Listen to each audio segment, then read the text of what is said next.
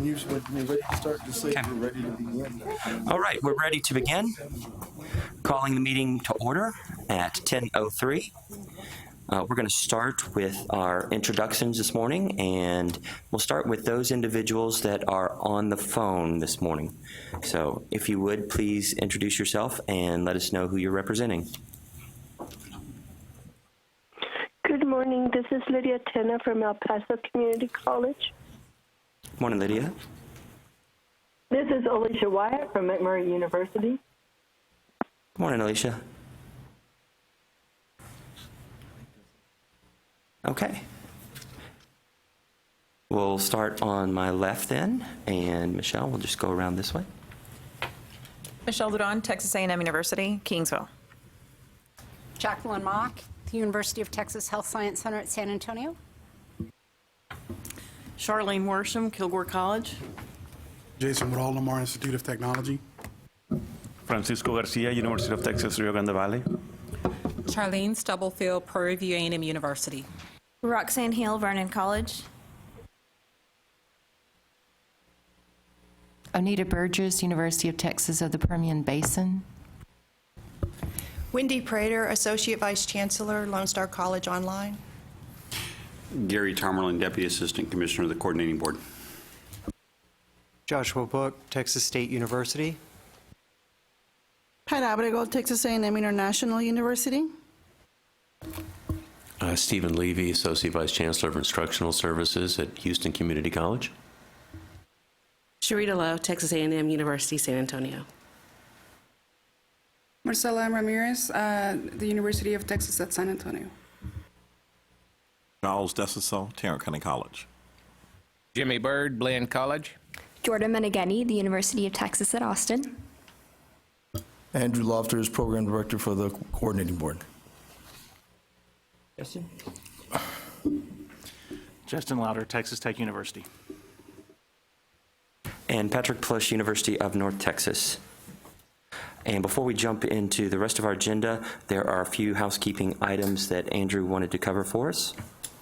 First, good morning to everyone. I'm glad to see everyone's here. Thank you for coming. And I look forward to the meeting. Those present, I just wanted to make sure that you remember to turn on your mics before you speak and have it in good proximity to your voice. Then in front of you is a green card. And the green card, what it's for is to take an account of how much it is costing the advisory committee to meet as far as your travel costs and so forth. And these are reported back to the board when we have a LTAC activities presentation during the year. So if you would just fill that out, you can leave it at your place and we'll pick them up and use that for our report. You have envelopes. If you haven't already done so, there are envelopes. Ms. Christina Kelly, who's our admin for LTAC, and for me, she has done an excellent job organizing everything and putting the envelopes in front of you. If you put your money inside the envelope, we'll make sure that we get it before lunch. Yes? A quick question about the green card. The last item asked for a time commitment. Is that time commitment overall or time commitment just for these meetings? Just for these meetings. That varies for individuals? I would say just for the meetings. Okay, thanks. If you need change, say so on your envelope for your lunch envelope. For those participating on the phone, if you want to make a comment, please state your name first before you make your statement so that we know who's speaking. And when you're not making any statements, please mute your phone so we can cut back on feedback. And I think that's it, Patrick. Hand it back over to you. All right, and for cell phones and other portable items that make noise, same with that, please put those on silence if you don't mind. All right, our next order of business is to review and consider approving the minutes from our last meeting, which was November 9th. So if you would, take just a moment to look at those. I know that you may have just received them yesterday, so I want to give you time to review those and note any changes that need to be made.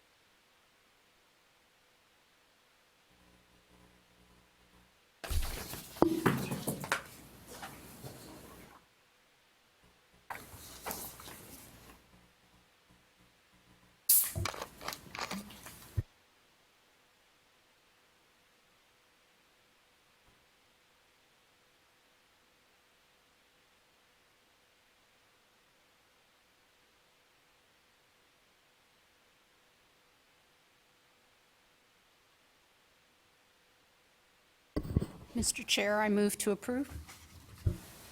Second. Okay. Any discussion? And were you able to record Jacqueline's motion and Jimmy's second? Okay, thank you. Any edits? Any questions? Okay. All in favor of approving the minutes, say aye. Aye. Any opposed, nay? Any abstentions? The motion carries. Minutes are approved as submitted.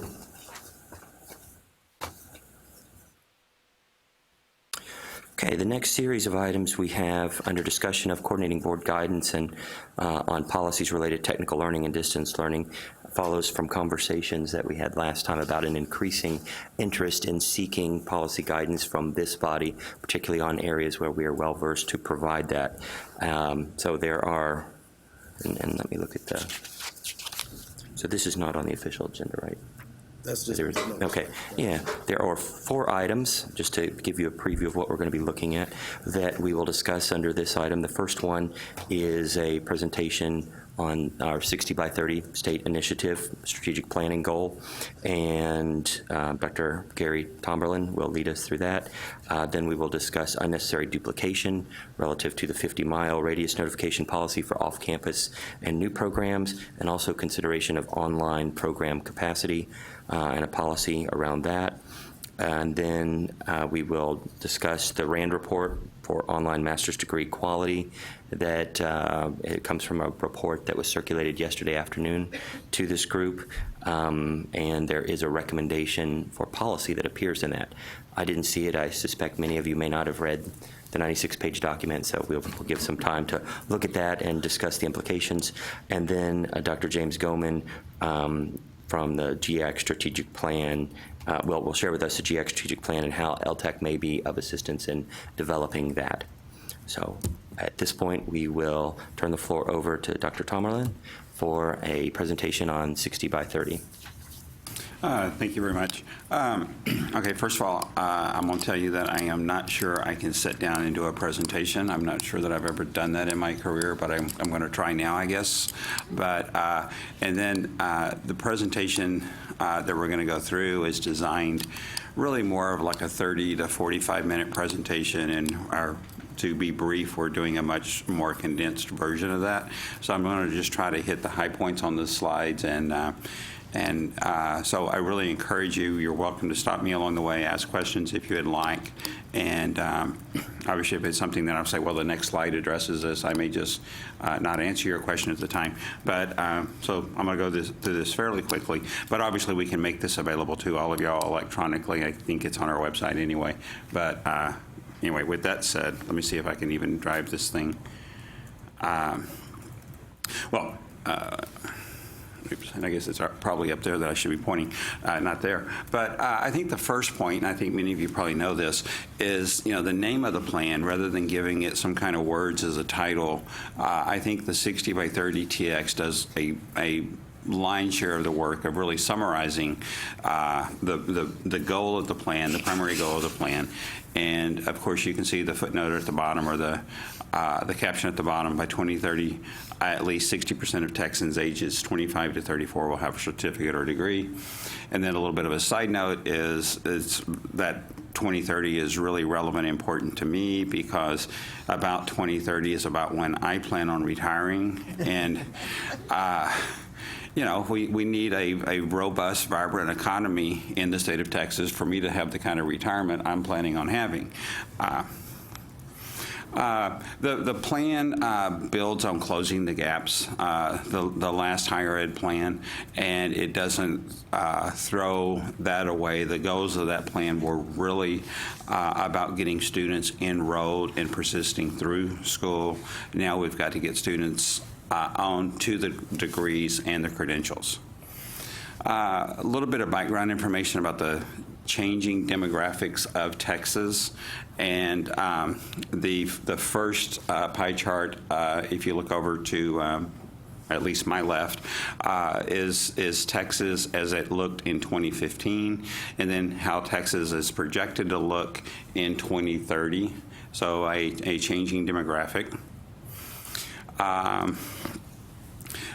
The plan, and I kind of alluded to this already, that Texas has to have an educated and an adaptable workforce.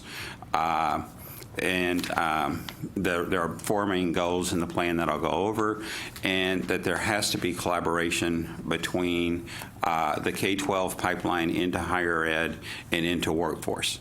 And we could get into a debate here, but really and truly, every PhD program in advanced micro, nano technology, whatever it is, the outcome of the program is that the students are either supposed to contribute more to research or get a job at another university or in the private sector or something, and all that collectively grows the economy.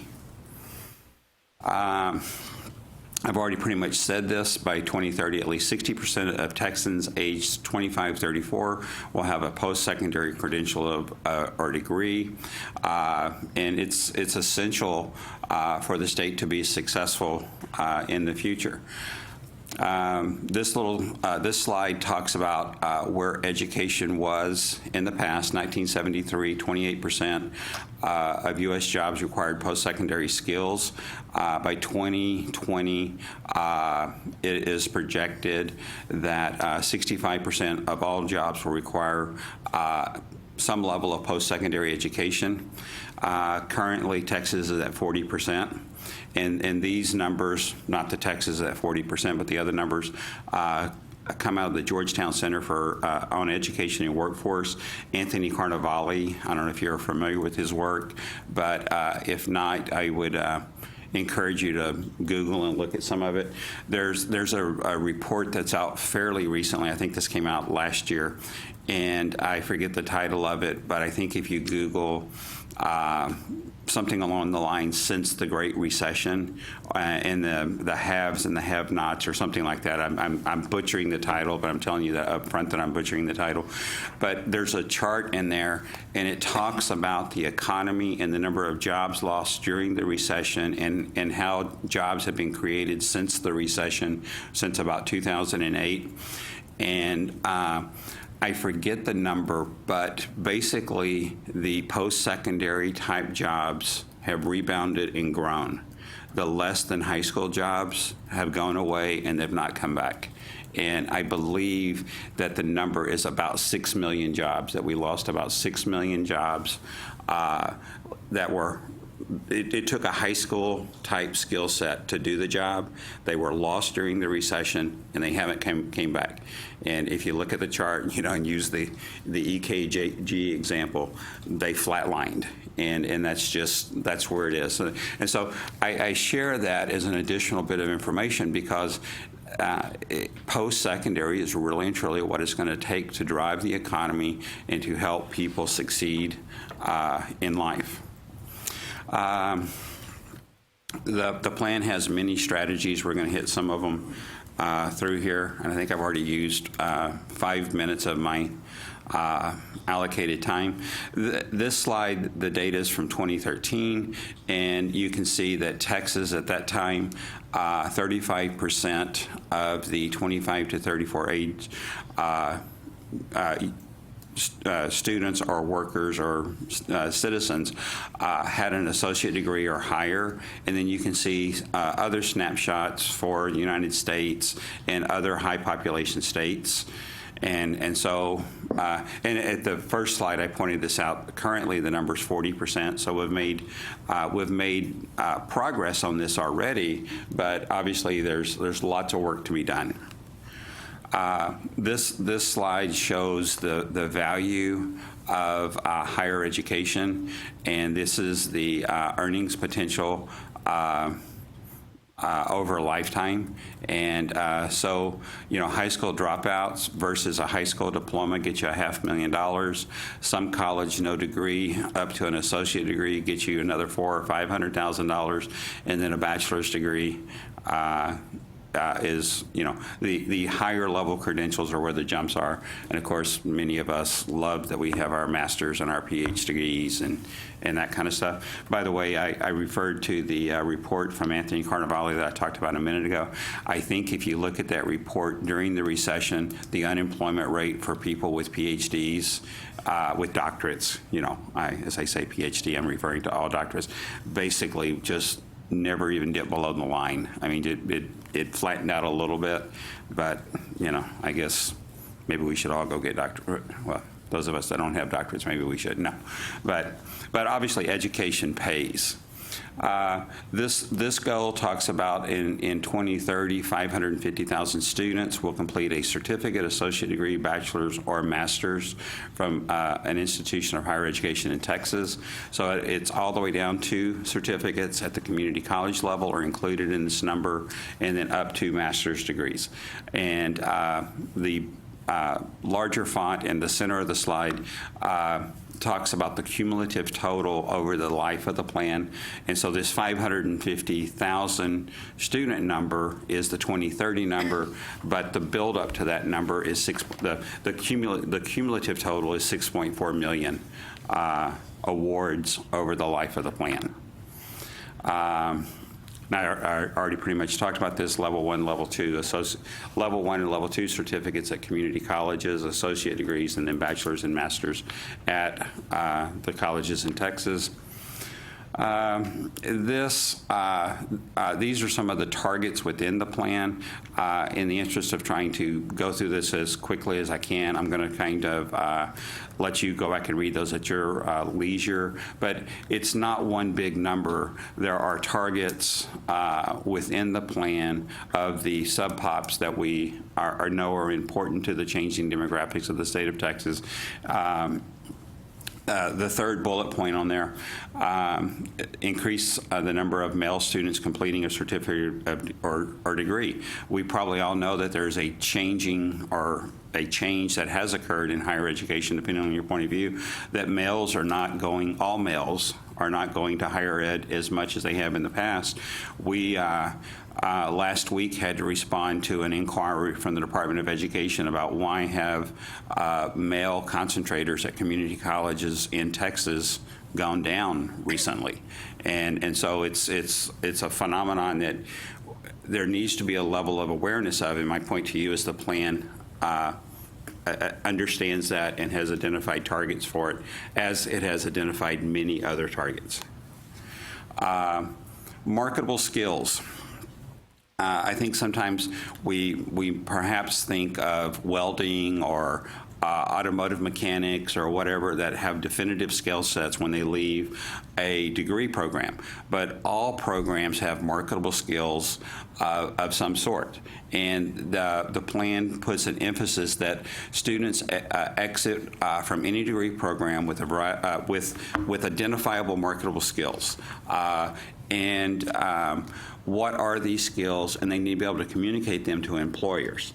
And as an example, some degrees, like perhaps a bachelor's degree in history, students probably have very good research skills, probably very good word processing skills, and those kind of things that are important in the marketplace.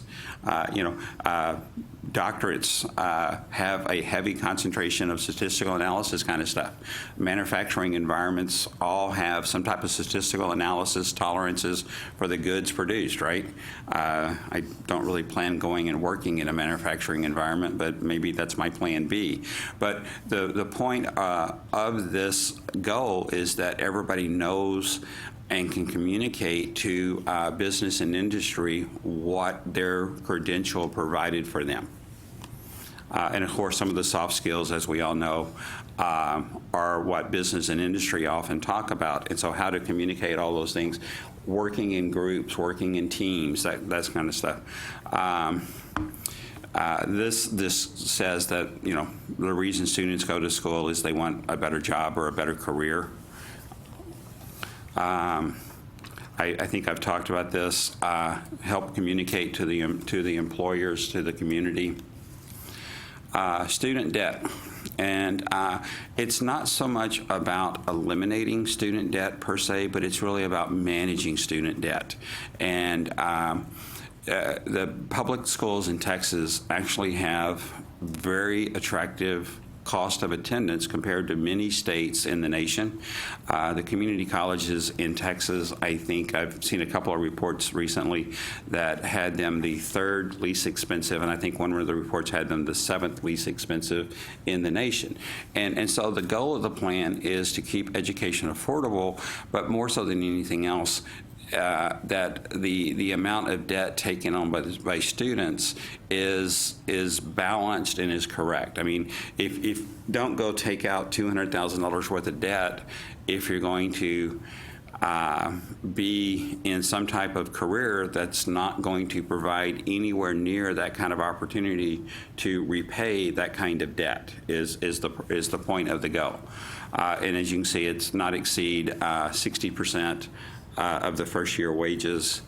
I think I'm about 12 minutes into this thing already, give or take a couple.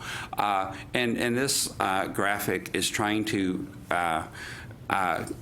show the relationship between funding, formula funding that is appropriated to the institutions, the state in investing in, if you will, the big goal, the 60 by 30 to drive the overall state economy.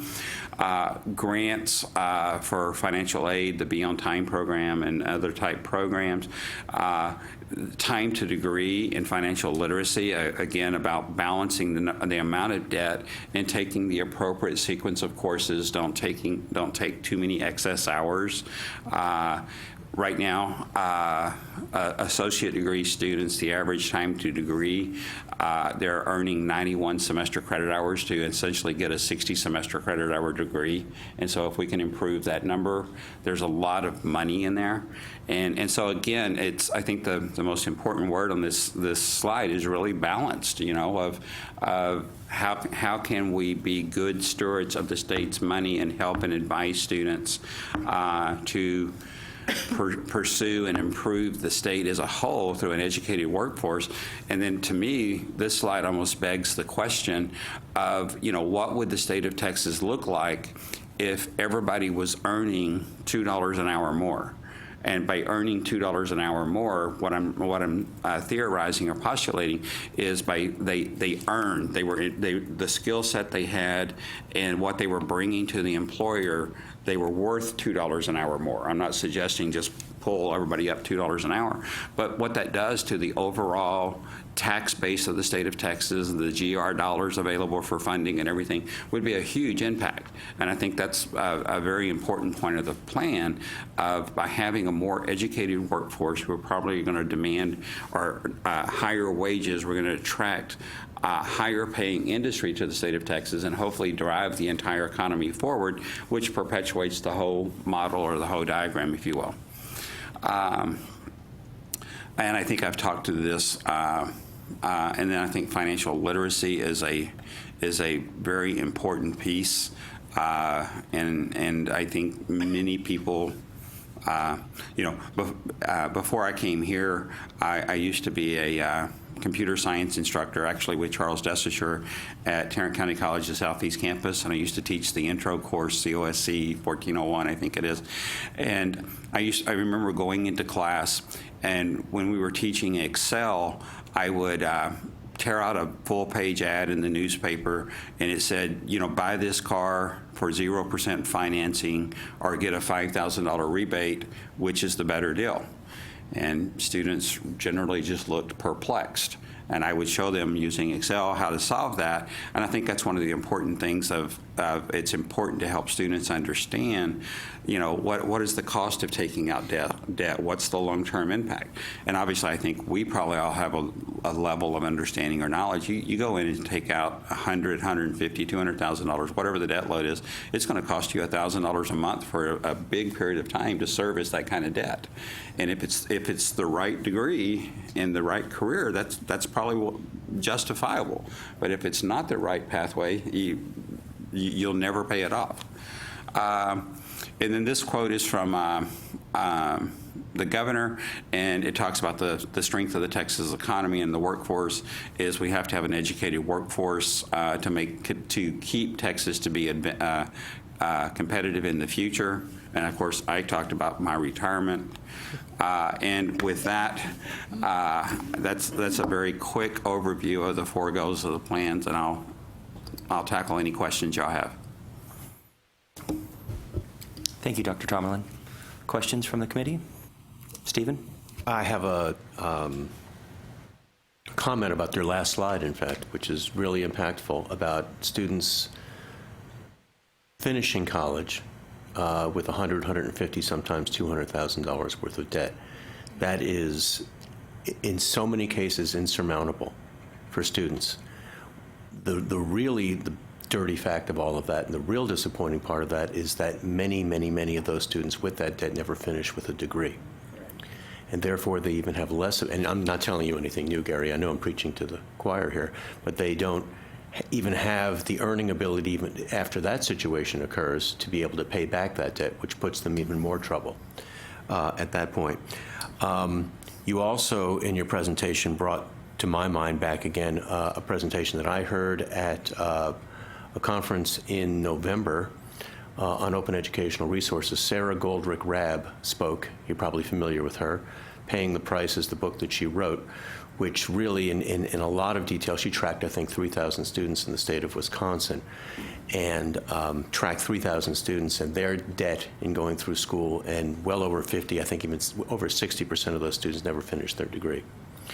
That's very disappointing, too. So really what I'm making a very complimentary, either with an I or with an E complimentary, that's both, comments to your presentation. I fully support what's happening with 60 by 30. I think it's a terrific plan.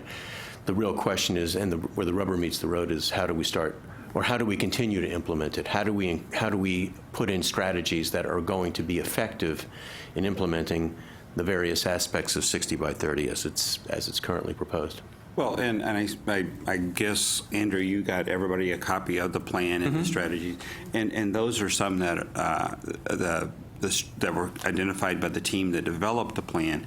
But then, as these are operationalized over time, obviously, y'all know we're in the legislative cycle. This agency, through the board, the financial aid strategies that are put forth at the state level are one piece of it, of trying to serve as many students as possible. From a lot of the work that we're prioritizing right now has to do with the fields of study and the programs of study. And we're trying to develop, we're looking at reviewing all of the existing fields of study, and we're trying to develop new fields of study. Like, as an example, there hasn't been a field of study in architecture previously. We have we're getting close to what we think will be the final version of the field of study of architecture, but really and truly, and many other disciplines. We've almost reviewed music, we've done Mexican-American studies, and we're working on the list of the other disciplines that we tackled.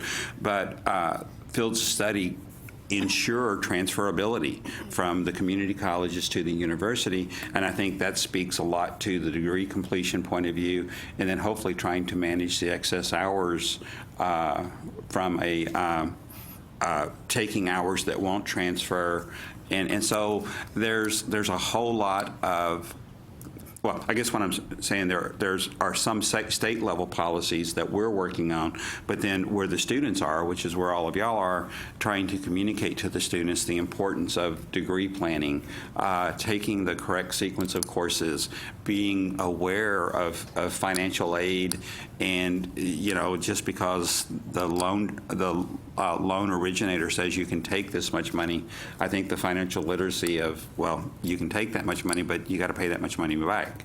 And those are all things that have to be communicated to the students, and y'all are closer to the students than we are, but we do some of it. Clearly defining academic pathways is critical. That's something that we're really working on very, very intensively right now, particularly to reduce the number of overall hours that it takes.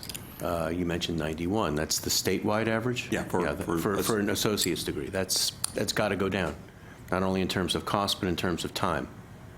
Those are both critical considerations for the students. I have one other question for you, too.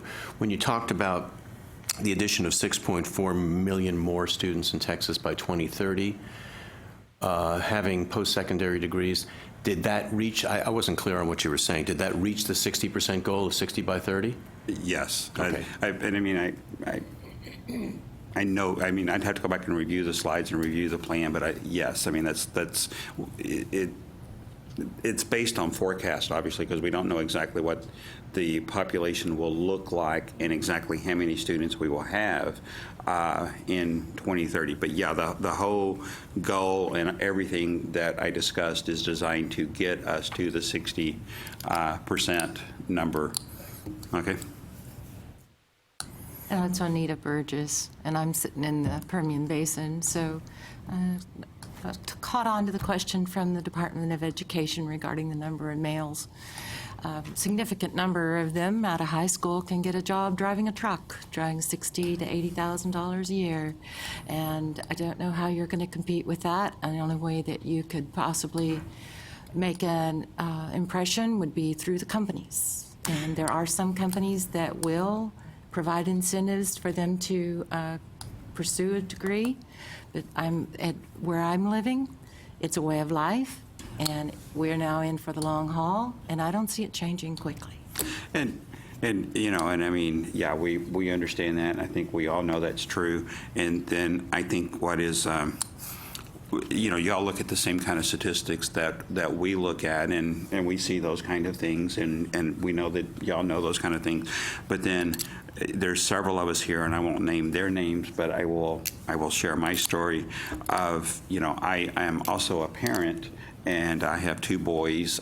One is turning 22 in about 3 weeks, and one is headed towards 24 in about 3 months. And the 22-year-old played around with college a little bit, but then he got one of those jobs that you're talking about that pays really well. And he is currently driving a 2016 Mustang GT, so he goes real fast and all those kind of things. And, I have told him and his brother both about, the state pays me pretty good to make decisions for about $750,000 in 2 students. And the $750,000 I don't know a whole lot about personally, but the 2, I'll do it for you for free. and I take the reports and stuff home that y'all see, and I show them. I'm like, look, yeah, you're making money now, but statistically speaking, education will pay off in the long run. And he's starting to talk about going back to college, and I'm trying to get him there, obviously. But of course, that's more of a personal relationship. And there's others here in the agency who they can share. They have similar stories, and we talk about it in meetings. That as we observe this at the state level and the national level, why would we really expect anything different in our households? And so it's I understand it, but I wish Colin was watching this and he would go, oh, my dad's talking about me, and all of y'all think that my dad's right. I think it's recorded. So there is an element that you bring in, and this kind of touches on one of the topics of today's discussion, and that is experiential learning. And that if we realize that that's where those young men are, or women, and the workforce, to entice them in and giving them some type of internship credits and so forth, and maybe a little more creativity on our degrees is possibly one discussion we could go. And I think, and I see that y'all are talking about competency-based education, but then I think also prior learning assessment and those kind of things are very important pieces of what can you give them appropriate credit for that they've done as life skills already. And then, of course, are there other things that perhaps are not quite up to a higher educational experience, but then because they do have these skill sets and these knowledges that they've learned, can you accelerate the opportunities? And so I think there's lots of that kind of stuff. And for what it's worth, whenever Colin first started doing what he's doing. He travels the nation a lot. I encouraged him to look at some online courses, and he didn't want to do that. And as we all know, he could do an online course in any hotel room in pretty much anywhere in the nation. But it's I think it's challenging for the students to understand that 50 years from now, this will be very important to me. And he's builds or something dealing with cell towers, and he's sent me pictures of like he's 1,000 foot in the air up in a cell tower. And of course, at some point when he's 60 years old or whatever, I either won't be able to do that, or I hope not want to do that, one or the two. But yeah, we all know these stories, and but I think that's why the plan is so important. We've got to try to figure out how do we reach as many of these people as possible. And the article I told you about Anthony Carnevale, and then that one slide in there about the income differential.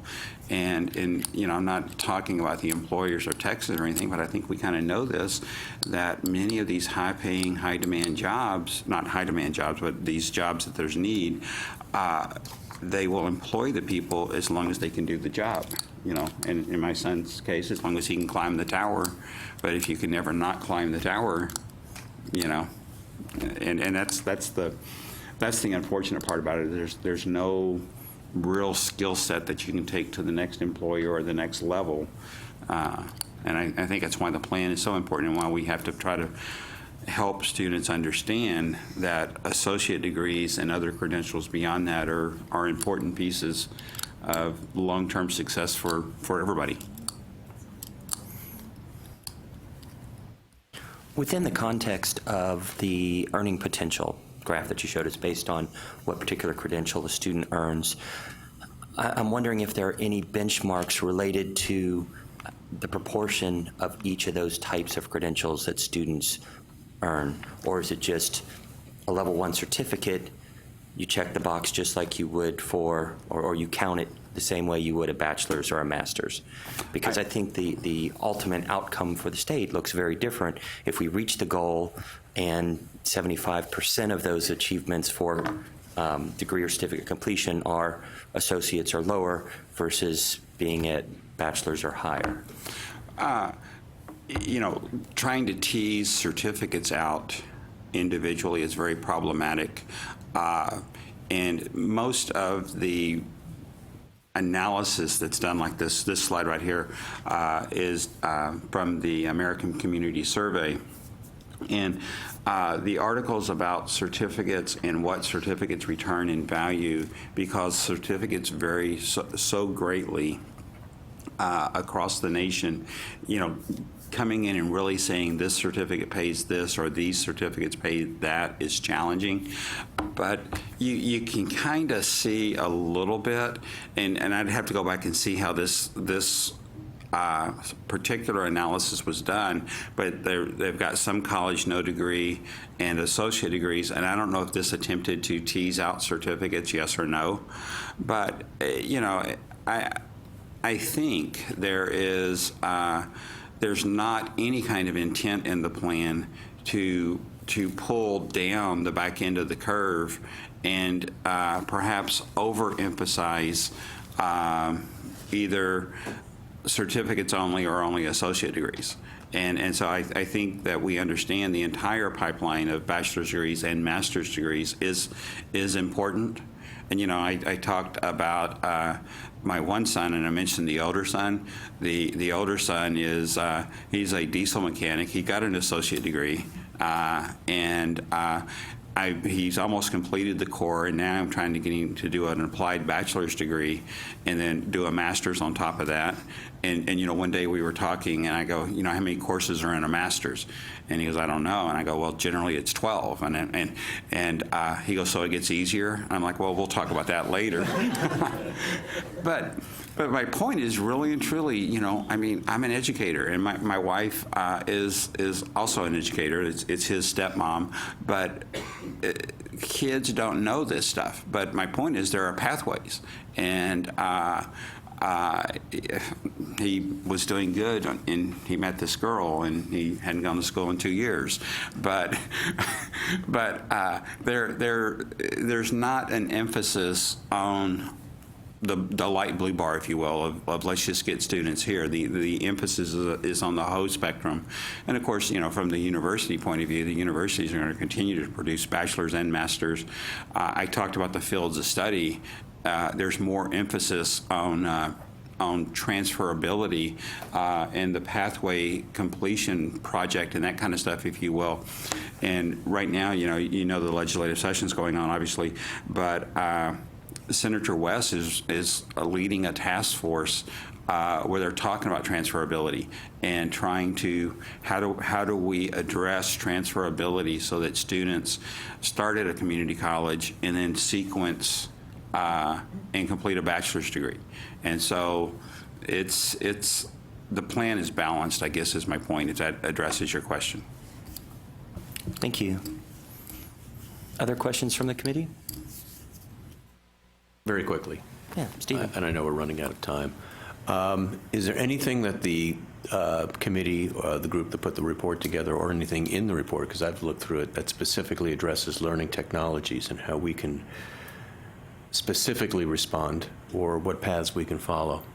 Well, nothing really readily comes to mind as a particular strategy, but, and if they have, it's just my that I haven't read the report or focused on those strategies. But I will tell you that our board has talked about the importance of making online programs available, and the efficiency and the flexibility and adaptability that those things online degrees afford to students. And I spoke about my own son, I encouraged him, hey, you can enroll at your local community college even while you're over in New Mexico and still take courses and all that kind of stuff, which, as I said, he didn't do. But I think there is if it's not specifically in the plan, I think we know there's an understanding of online is a platform of the future. And you talked about open resource books and things like that. And I talked about efficiency and use of state money. Well, obviously, those kind of things are merger points, if you will, that making the online resources available and, perhaps other ways of even recording lectures or whatever. And, some of the stuff that we came out a couple of years ago with the massive online courses that were just going to reinvent everything overnight. MOOCs, yeah. And I think that was a little bit overhyped, but I still think there's a lot of opportunity in that space of using technology to improve, customize, and enhance education. And I'm not real sure that we've reached anywhere near the full potential there as we get into more and more of incorporating gaming type things and perhaps even 3D type stuff and other things. So I think y'all's input will be very important in the future. When I look at the four goals, the four overarching goals, the door is wide open for learning technologies and online learning in particular. So this is a great opportunity for us to be able to make some contribution to this effort. And that's really what I'm looking to do from this advisory committee. And I think that's a good summary point for why we're all here. So thank you. Okay, thank y'all. And I'm going to leave and go upstairs, and y'all enjoy your rest of your meeting. And if I can help, just get Andrew to give me a shout. Thank you. I appreciate it. Thank you, Dr. Tomerlin. Okay, the next item under seeking guidance on policies is on unnecessary duplication, and I don't see another name on it, so I'm guessing that's you. That would be me. One of the tasks of the coordinating board is to ensure that there's not unnecessary duplication of courses and programs in the state in order to be good stewards of state funding, to make sure that we don't have too many programs or all the same in one particular area or inside the state.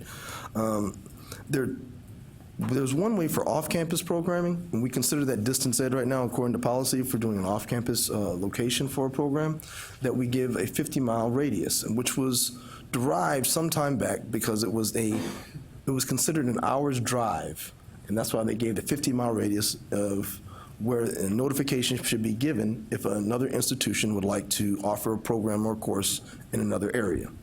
I think we've mentioned this before, that this needs to be something that I would like the LTAC to tackle, to give us more guidance on policy as far as whether or not that 50-mile radius is still a feasible measure. And we already have a committee that we're starting to talk about it, but I believe this is one that the LTAC could actually provide leadership or advice to the board in order to have a coherent policy for the rest of the state. Now, with unnecessary duplication, another one that has come up has been online programming. And the way I wanted to approach this is when an institution decides to offer their program in an online modality, is it automatically assumed that since the program is online, that it is statewide? That's my first question. Is the program being targeted towards an online audience or an online group to enroll in that program, or can an online program still be targeted for a small region? And that was one of the questions that has come up. The other question is, when is too many online programs, when do you reach a capacity level of online programs? Can every institution in the state all have an online Bachelor's of Business Administration program? Is that over duplication? Right now, in our current policies, in order for an institution to request an online delivery of a program, it's just a notification process. So for a bachelor's degree program, they just have to notify us that we're going to deliver our existing program, and this is existing programs online, and they're online. Is there a point where that becomes over duplication?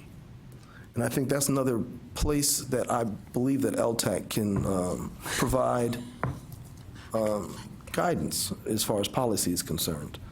And those are the two for an unnecessary duplication of programs that I believe the LTAC can provide assistance to the board. Yes, ma'am. I'm in a rural area, so we have online that do serve students that are within a 40-mile radius, and when we put it online, the assumption is it's available for anyone out there. That's the answer for the first one. Now, the second question, marketing and market analysis should be done for any program that's going online to see if there's a need. And then otherwise, your students, there you have their feet. They're going to go. That's your competition.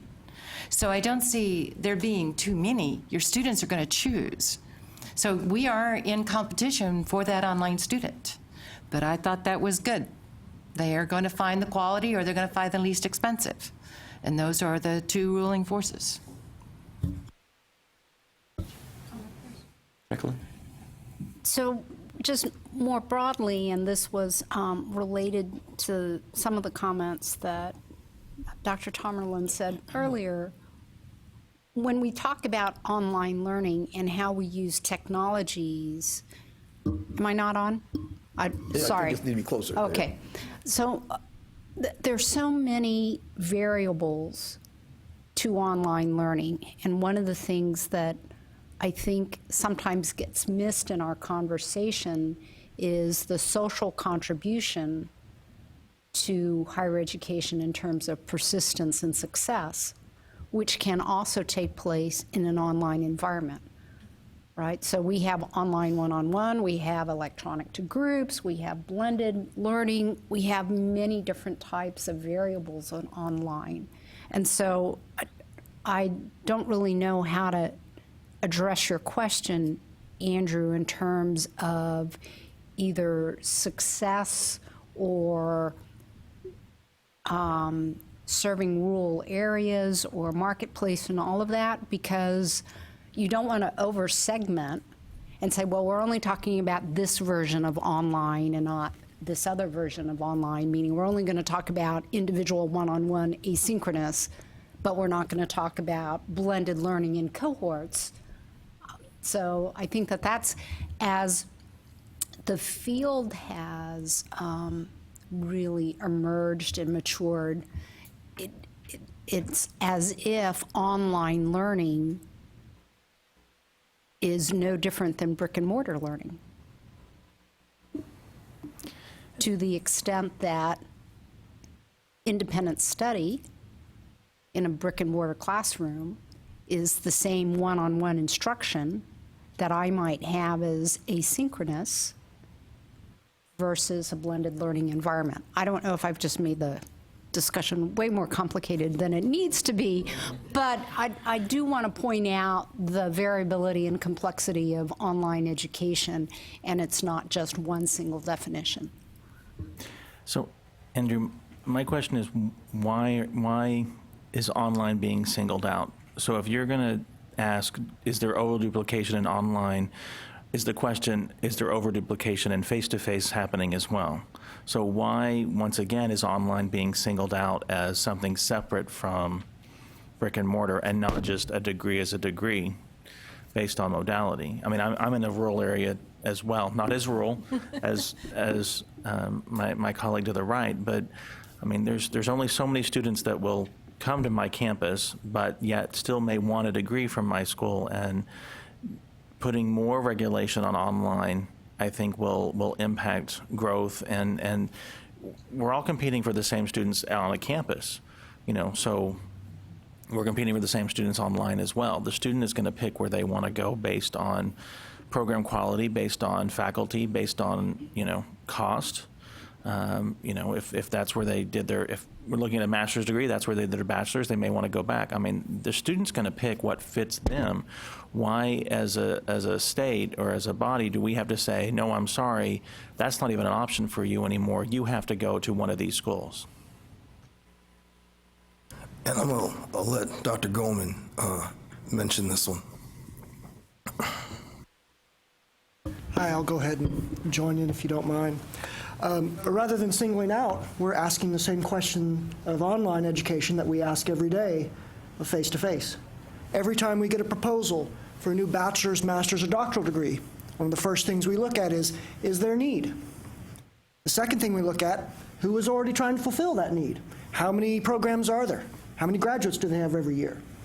So we're looking at the same thing. We want to look at the same thing for online education, right? Is it better to have 40 programs, all at 50% capacity online? Or isn't it better to maybe have 20 programs, all of which are fully subscribed? I'm not answering that question one way or another, but I'm saying we're going to look at those questions in online education the same way that we look at that for face-to-face. So I guess a follow-up is, how often is the coordinating board denying new programs because of there's already 40 or there's already 50 or there's this? Because of unnecessary duplication? Frequently. That's one of the more frequent reasons that we would deny a program. Principally, there's not enough workforce need to justify it. Or there is workforce need, but it's already being addressed by existing programs. That's one of the other very common reasons we would issue a denial for an application.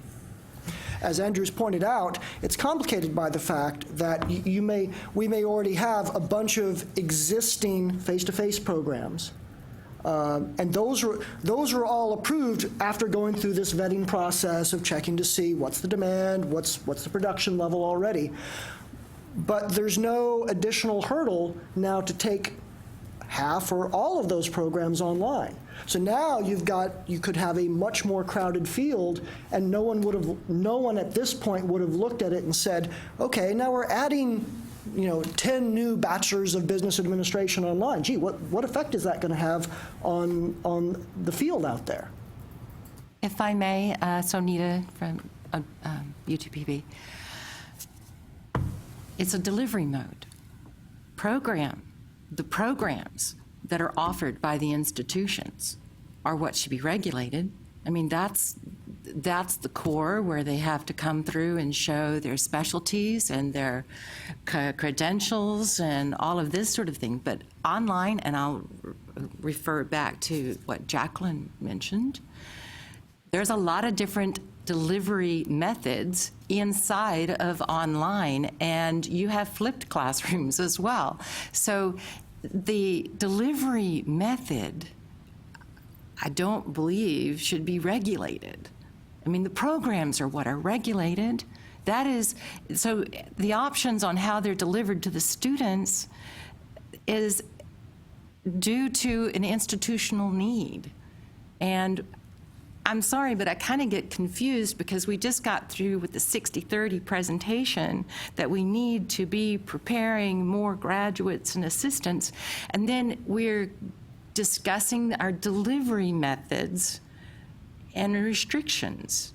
So I see a mixed message. Not really. I mean, surely we all recognize that time and resources are always limited, and that we can achieve goals best by directing our efforts and resources in certain directions versus others, right?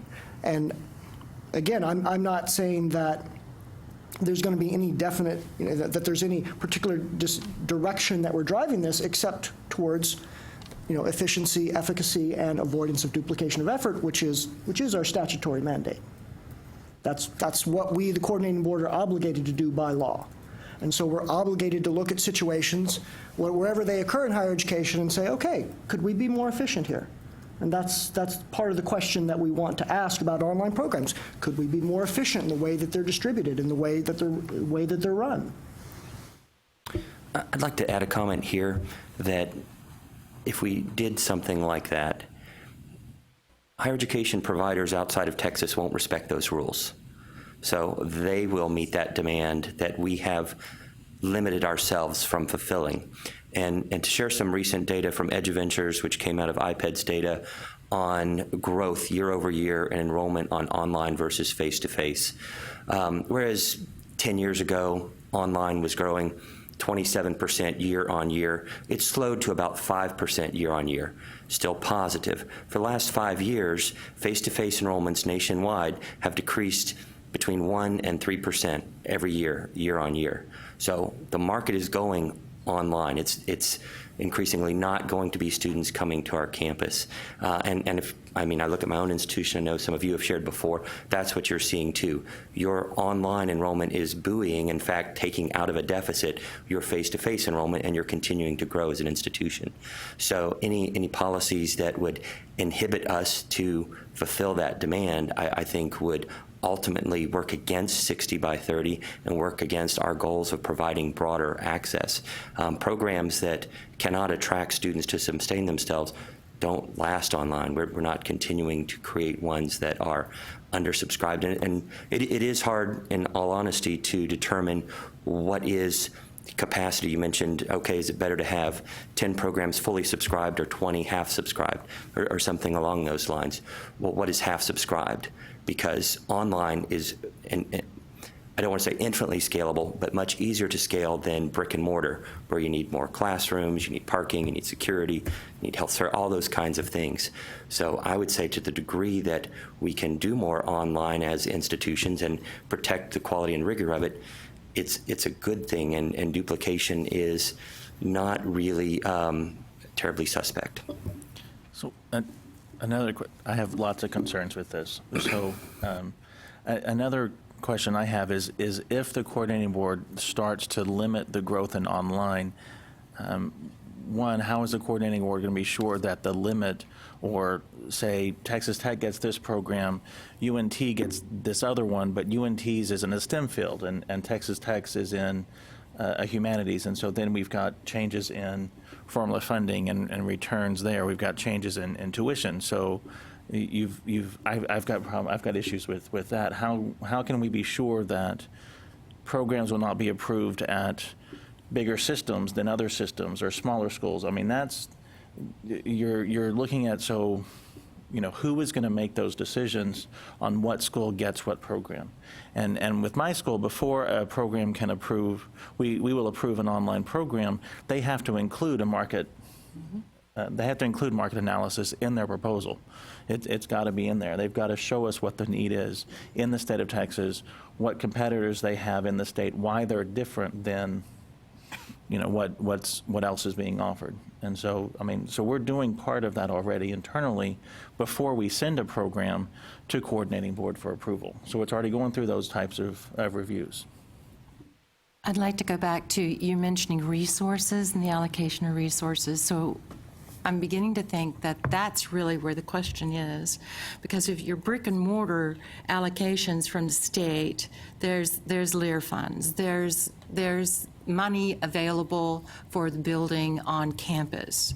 But if they start looking at online and say, oh, well, we'll just fund that less, I mean, I've got this conspiracy thought going on, and that if you're looking at it as an allocation of resources, if that might be what's really behind this. Yeah, I agree with very much of the comments that have been coming up so far. I think I have a lot of issues with it, as Justin mentioned also. And adding on to Patrick, what you said, the introduction of SARAs now as they become more and more popular, are going to, and if we start limiting the offerings from this state, the other states aren't going to do that, and with a whole lot more availability of courses across states for students with the SARAs, that would limit Texas's capabilities in the schools within Texas to be able to offer programs and be competitive with the other states. I think that would be one problem as a result of this. Putting on my community college hat for just a moment, community colleges are here to serve their district. Community colleges are here to serve our districts first, and the students and the industry needs and the programs that are necessary within those districts. And that's how we define what it is that we offer as a college, and I know other community colleges do the same thing. Yes, we offer the academic core leading to transfer. We even offer some academic AAs and AS degrees, of course, as well. But a lot of what we do is centered specifically on the industry needs of our district. If others enroll in our programs currently, that's okay. But the vast majority of students that we have right now at our college, the vast majority are in our service area or in our district area right now. Only a very small percentage come from the outside or even outside of the service or district areas.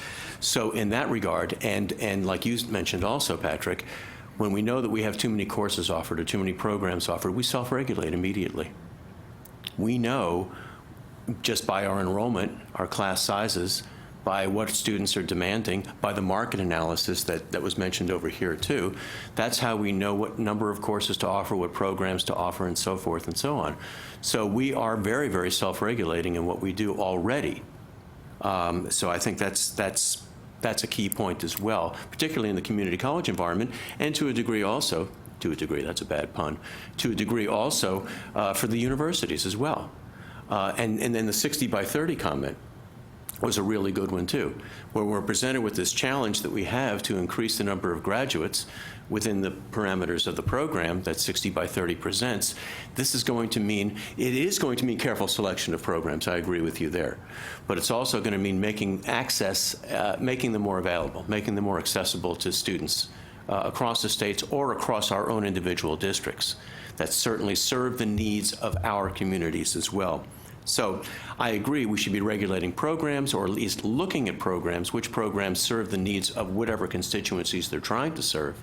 Regulate may be too strong a word, but we should not be regulating the delivery methods.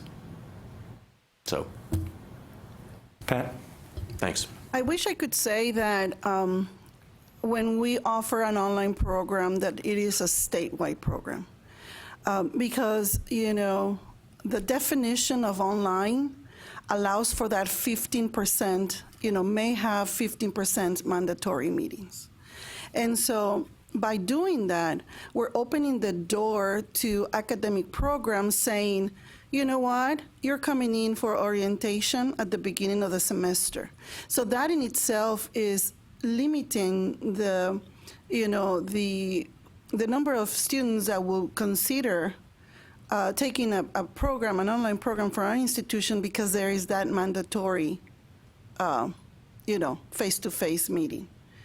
And then we go back to Jacqueline's comment about all of these other delivery methods, because then they come to us saying, I have a student that is, somewhere else. How can we fulfill that 15%, via other methods? And so, it gets kind of messy at times. And we fulfill their somehow, their requests, but I think that it goes back to that definition that online is really, being misinterpreted in the academic side of the house by, saying, hey, I can require my students to come into a face-to-face lab or orientation or meeting. So I don't know if that answers your question about the first question that you had, which was, is it automatically assumed that it is a statewide program when we put it out there? And I like to say from a regional perspective, it is not. And Pat, you mentioned the 15%, but actually it's the full 50%. Online is defined as more than 50%, and then we have two subcategories of that: fully online, 85 to 100, and hybrid or blended online, more than 50%, less than 85. And so to the degree you move further from 100% online, the more regionally focused it is likely to be because of geographic limitations of getting to campus. There are some programs that may have a summer residency or something where they concentrate that all around one period, but even those, I think, would limit it to being a regional or even a state program, but certainly would limit being a national program. So it's not automatic that when you put one out there, it is intended to be statewide. Charlie? Yes, I have a comment from the small community college perspective in that we've kind of already tried to address that deduplication by doing the, excuse me, the collaborative degrees through the Virtual College of Texas. And it was an idea that we spent a lot of time on and tried to organize, but it didn't ever really quite take off. And I don't know whether revisiting that somehow might be one way to address that, in that the students take basically the core courses at home and then the specialized courses at whatever school offers the degree. So I don't know whether maybe we should look at that again. With VCT, there were net providers and net receivers, I believe. And I think to a degree it's gotten to where people grew their own because they realized we can do this and this is the mainstream. And so to the degree VCT is still in place, it's kind of, I think, the exception. And it did alleviate a lot of administrative burden for students to get courses that they needed without having to worry about transferring or being admitted to another institution, paying different fees. But I think the robustness now is that many folks said, well, we need to be delivering online too. But from the smaller college perspective, if you don't have quite enough people to start a degree for that, but yet there's a small local need for it, the collaborative degree was the way to get through it.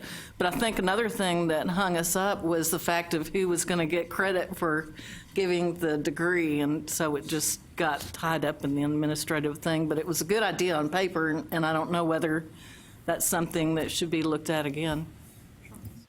Charles? Yes, I think the problem here is the term distant learning, because distant learning from one institution point of view versus another institution point of view may be completely different. Now, we all in this room may know because what distant learning may deal with, but what about our students who are our customers? They are completely confused. So let me give you an analogy. There could be another community college within the Dallas-Fort Worth area, and they might offer the same program that we offer. But the students that attend that college understand what distant learning means because the administrators explain to them that, hey, you can't complete this program completely online. Whereas at our college, we might say our program is completely online. So you have two different cities, really. And so it's not universal. So it's not the same that every institution in this room, distant learning mean the same thing. And I know, this is a spinoff of what Jacqueline said earlier, but that's the problem here. It's hard to implement something or regulate something when everything is not equally the same. That's the problem. And that's a major problem. And so, again, it's good for discussion, but I don't think that we should act on anything at this point. I think we need to do some more talking about this. I don't think it's the problem. I think it's the beauty of distance education, because it's like herding cats otherwise. But the people who have the creative minds on building their programs are the ones that see this through, and they put those requirements in there for particular reasons. And so I don't want to inhibit any of the creativity for program deliveries. That, I think, is the beauty of distance education. Just not have, my basic definition is the instructor is not at the same location as the students. That's it. And then whatever comes out from there, that's built into the programs. So. Jacqueline? So I really appreciate the conversation. And I guess one of the questions that I would have for you, Dr. Goman, and in the framing of the discussion is, I don't think there's any misunderstanding about the important role that the coordinating board has from a statutory standpoint.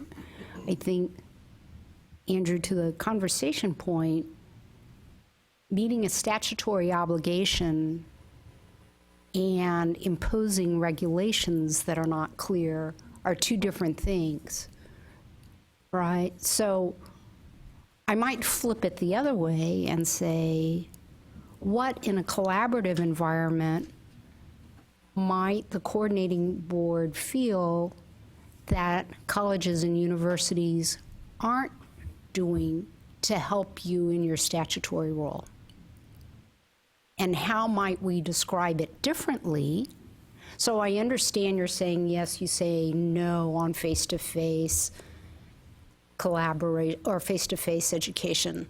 I don't know where to scale that. Is that 10% of the time, 20% of the time, in terms of where that is? Because then it would say 4 out of 5 times people do a really good job justifying a program in there, as opposed to 1 out of 5 they miss the mark, or 9 times out of 10 they do a great job, but 1 out of 10 they do something that doesn't work. So that would just be my suggestion as we're looking at this discussion item. Is it about statutory and regulations, or is it the statutory obligation of the coordinating board, and how are the institutions partnering with you to fulfill that statutory requirement? I do want to add one more thing. I believe the intention is great. And so on the other side, I know what the Texas Coordinating Board is trying to do, because right now we're proposing a new certificate, and we have to fill out all these forms, and the population, the market, how many students, the budget, how we understand that. And so I understand what you're trying to do, and the intent is good. And like I said, I think it's great for discussion. Back to the Virtual College of Texas, I was there at the beginning. And essentially what I think we have are a lot of different systems. We have a community college system, we have major college systems, and part of the UT system. We've tried collaborations across there, but for the same reason that Patrick says, we've grown our own. We've looked at those collaborations on an as-needed basis for the students.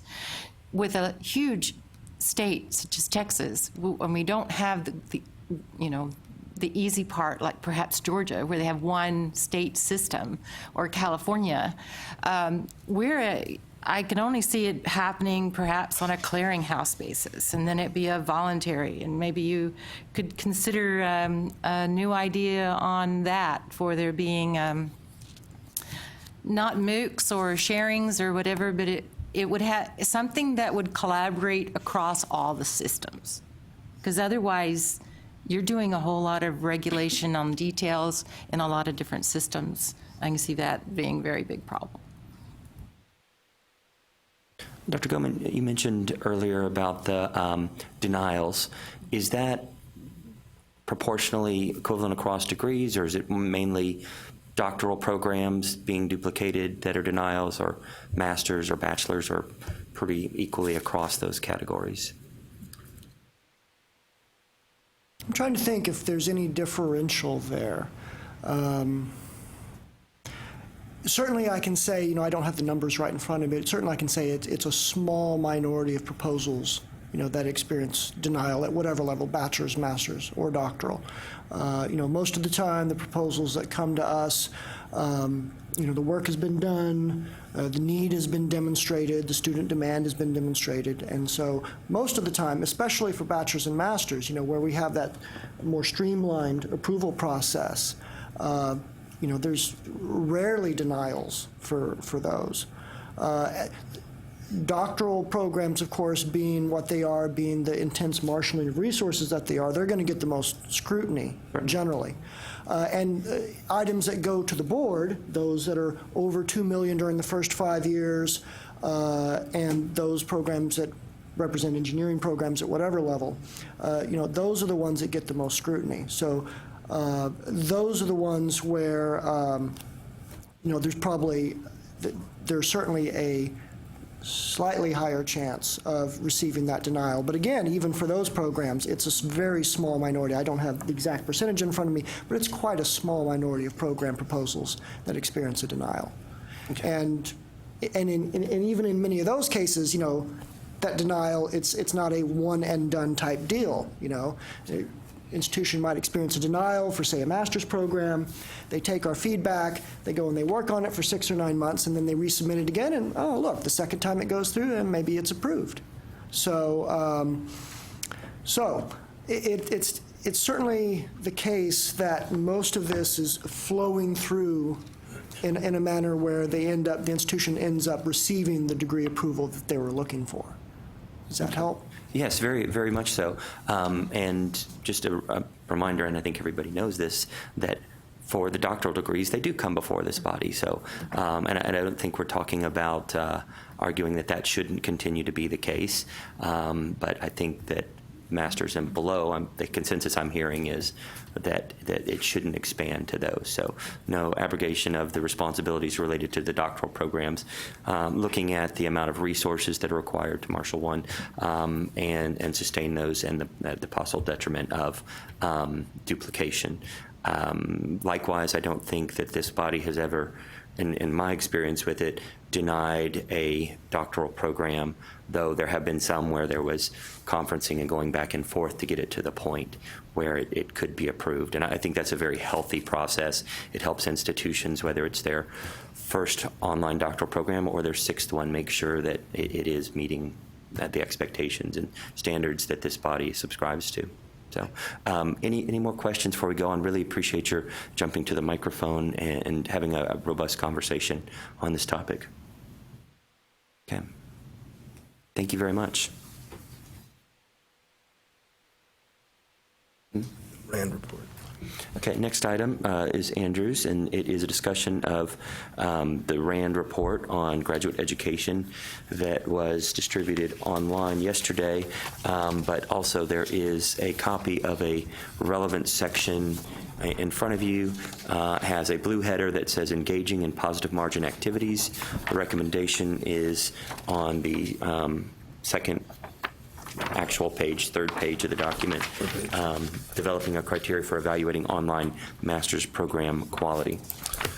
This report was completed by the RAND Corporation, and it was contracted by the coordinating board over a period of a couple of years. The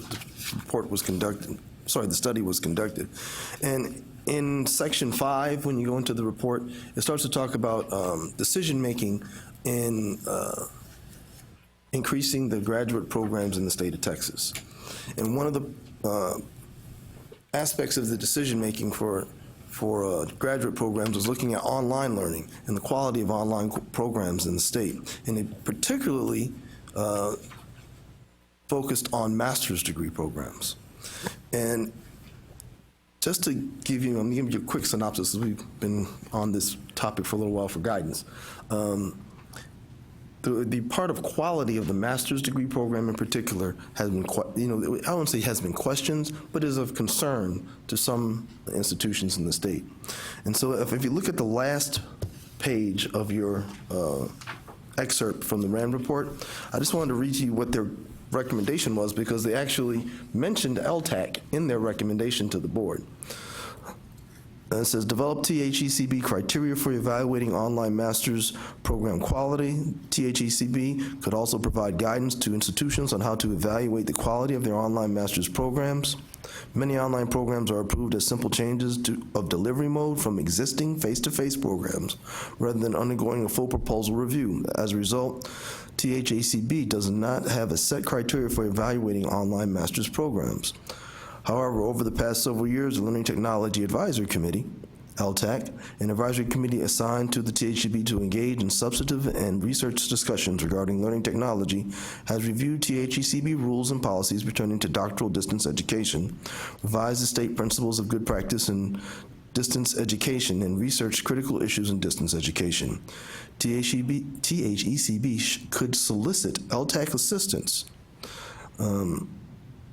to derive criteria to help institutions evaluate their own master's programs based on LTAC's review of online doctoral programs and overall research in distance learning. THECB and LTAC could also develop general criteria that could help institutions assess the quality of private partners, especially in aspects related to their role in program design and education delivery. Institutions could be involved in this process or asked to provide input regarding the criteria. And the reason I brought this one to the body was because we have the principles of good practice that I thought this would directly pertains to, where we're trying to help institutions or guide institutions in creating and maintaining a quality online program. And that was where I think we're asking for assistance from the LTAC to provide us with some policy recommendations towards the THCB. Go ahead, Jacqueline.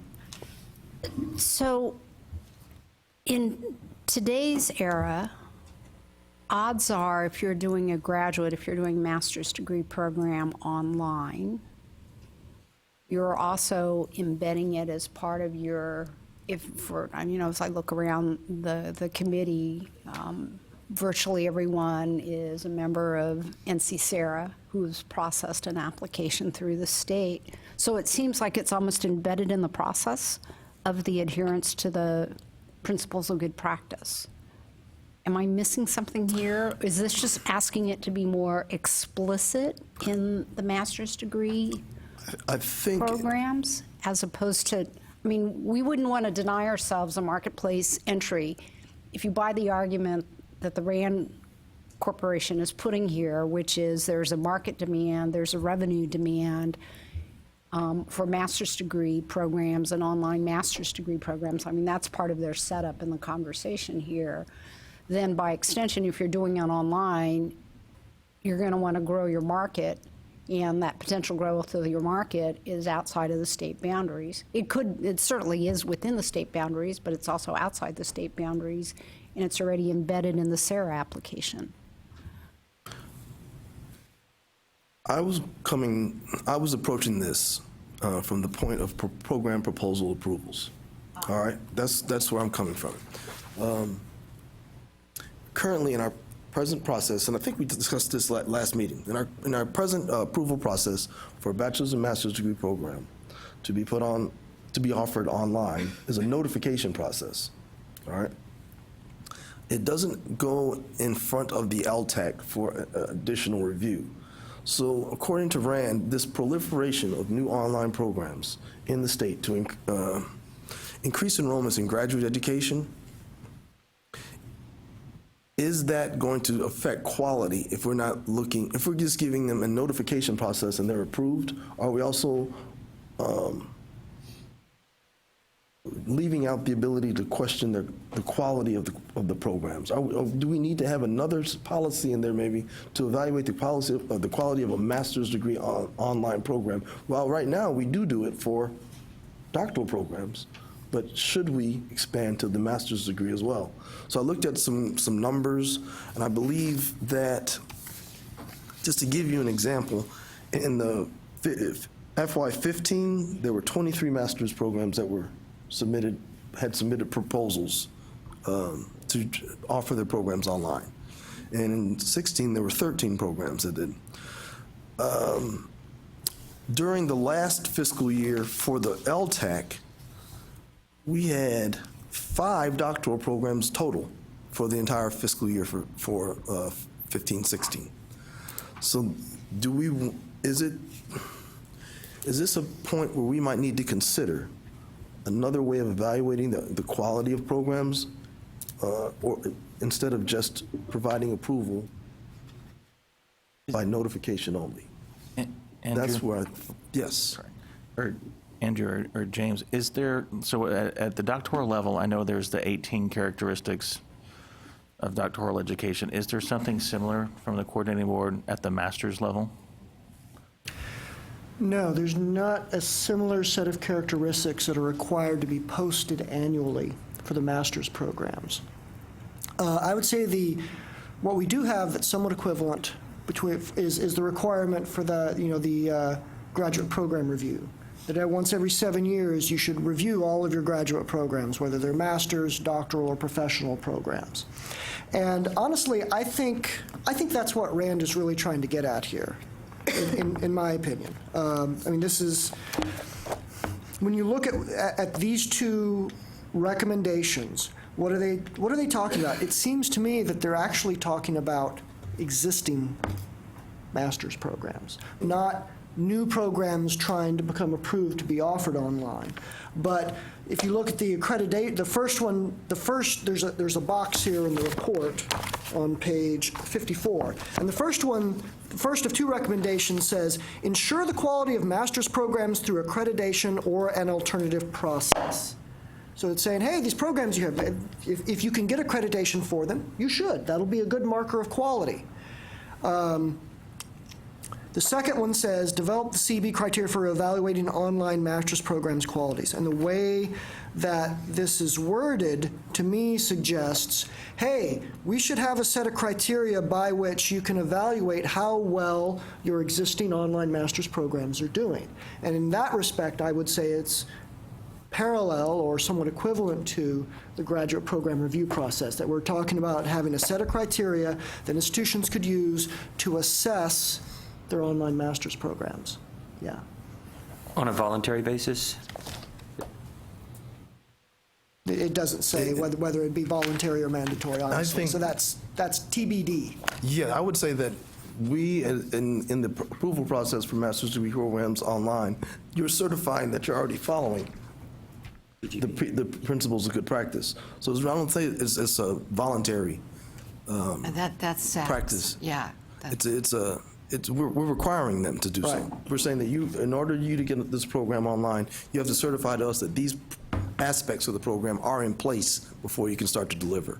So I think it's not a voluntary, it's a mandatory. Right. And that's not actually just related to SACS, it's a coordinating board thing. SACS has its own distance education guidelines that are now woven throughout all of the standards you have to meet. And then if you participate in NC-SARA, then you also have obligated to meet the CREC guidelines for quality distance education. So there are, in fact, already 3 things an institution is likely to be certifying that they meet in terms of quality standards for a degree program, regardless of level. There are other things on a voluntary basis that I think we could look at and suggest. I know the Online Learning Consortium, OLC's quality scorecard for online programs, and they've got a couple different flavors, something that Dr. Kay Shelton did as her dissertation work. Many of you may have contributed to either that initial project or some of the innovations that have happened with it since then. Those are really good diagnostic and often self-study tools. But those are voluntary.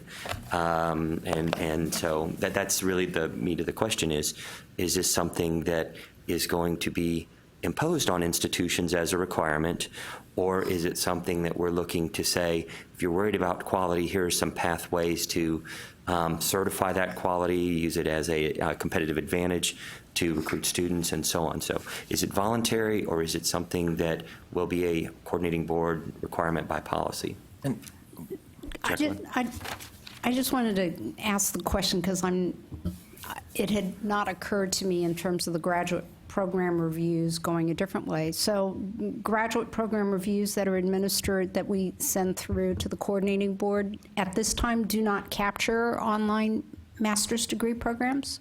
No, Not a delivery. No, I didn't say that. Okay. The process we have now covers all masters. Right, so it's and it's regardless. agnostic of delivery, right? Yes, it's So this regardless is of delivery method. Okay, that's what I thought. So we're already on a periodic review. If you're not professionally accredited through another one, which is also another marker of meeting standards, we already have an embedded process of the graduate program reviews. That's Right. what I thought was happening. So the question is... Do we need to have another process of just for online? And is this, so program quality, so is that design, is that support, is that instruction, is that everything? Outcomes? Is it outcomes, is it graduation rate? What is quality, or, and what's, there you go, thank you. What's the measure? Well, that's what we're asking for your input on, right? I mean, several times in discussion, it almost seems to me like you're under the misimpression that we're coming to you with a policy already. Here it is, live with it. No, these are just recommendations that we've received, and we're coming to you and say, hey, how would this work? What would this look like? What would be the criteria? What aspects of the program would be covered by the criteria? Well, from all of the different measures that Patrick mentioned, there's institutional measures, there's student services, there's the faculty credentialing, all of that. I think from support level, if I'm hearing right, you're asking us to merge together from different resources and create a unique one for the coordinating board. Yeah. Is that sort of where we're at? I'm going to interject in the conversation real quick. I'm sorry, I was trying to get everybody's feedback before I jumped in and said what the status is of the Principles of Good Practice Revision Task Force. So this is a fantastic idea. In fact, we all thought of this about 3 meetings ago. So kudos for predicting the future on that. So in reality, we are currently working on revising the PGP, which will include a map to the SAC COC requirements, CRAG guidelines, Online Learning Consortium Quality Scorecard, as well as Quality Matters. So it will literally be mapped in that process. I think what the question is right now is how do we utilize that instrument during the approval process for graduate programs. Right now I'm hearing that there is a checkmark box that says we abide by the PGP when we do that. Maybe do they provide evidence of how that is done, or is it just one statement that says this is done? I apologize for not being clear on that process. I think that would help me out a little bit as well. So if it's just a check mark box that says we abide by the PGP, that's one thing. If it's actually the way that Onita mentioned, that it separates everything and asks for how this is met, similar to the way we do with SAC, similar to the way we do with all these other things, of these are the things we have in place, that may already satisfy that requirement if it is part of the program proposal. If it's only a checkmark box, we run into the idea that we've spoken on many different times when looking at PhD programs of, you say that there is a training requirement, or you train your faculty. Is that a training requirement? How many hours is that? Are you training your faculty in the online modality? Is that prior to program development? Questions we've all asked at this table before. Originally, when this conversation came up, I think it was last meeting, and I'm pretty sure I'm the one that brought it up, but I've slept since then. So it came from the idea of we have this rigorous process to look at quality for our PhD programs. And a lot of the questions that we talk about are the support. Is it in your university mission? Are we acknowledging that this is a process that is more than just designing a course? It is a university backing of these different courses. And is that same intensity considered when we're looking at the master's level program? That's, I think, where some of these conversations are coming up. The PGP instrument that we are looking at is designed to cover everything that we are talking about. And it is an intense process that has been being developed over 2 years now to get to this new document. So we are hoping this will be that holistic instrument that we are looking for. How it is incorporated into the process will have a lot to do with that. And I think maybe that is what you're looking to us for, is if there's evidentiary proof in it, then we should be covered, and it doesn't necessarily have to come to us, because 23 program approvals in a year may be a lot for us to undertake on top of the doctoral. As long as it's clearly stated in an institution, it would also help all the practitioners having those guidelines to make sure that when we're developing these programs, we can go to administration and say, these are our requirements. We need to have these in place before we go. Just to give everybody a summary. Jerry, go ahead. You sure? James, my question is, so from my understanding, because I think what Michelle shared, I missed something during the process. Are you saying right now for the master's program that we do not have any method in place to verify any quality or anything? Once you approve, you approve. Online and then, If I may, I think there's a difference between, do we have any way of looking at the quality of a master's degree program, or do we look at the quality of the online delivery of the master's degree program? Those are the two different things. We do look at the quality of master's degree programs and graduate degree programs in general over that 7-year period for the graduate program review. I think what the report was looking at, it was what Michelle just eloquently said, is that is there another method that we should use to require the institutions to look at those different parts of this PGP in the approval process so that they know that these are the quality aspects of the online program in the master's degree? We already know you have a good face-to-face, but are you doing it in a quality matters way or a quality way to deliver it on an online platform? I think that's where we're going. We do look at the online, but we don't look at the quality of the delivery of the online master's degree program. Not at this point. We just ask them to certify that the principles of good practice are being utilized when you are delivering the program. Okay. I'm happy that you clarified that because this morning we just heard a presentation by Mr. Tummerlin, and the key word is quality. And so I think we need to listen to that word. Do we want quality education in the state of Texas, or we don't? And if we do, I don't care if we get 50 applicants. It doesn't matter. It is quality that we're trying to accomplish. And if that's our goal as this committee, then I think that we should move forward. That's just my idea. Recommendation. But again, the key word is quality. What are we trying to accomplish? Time value or quality?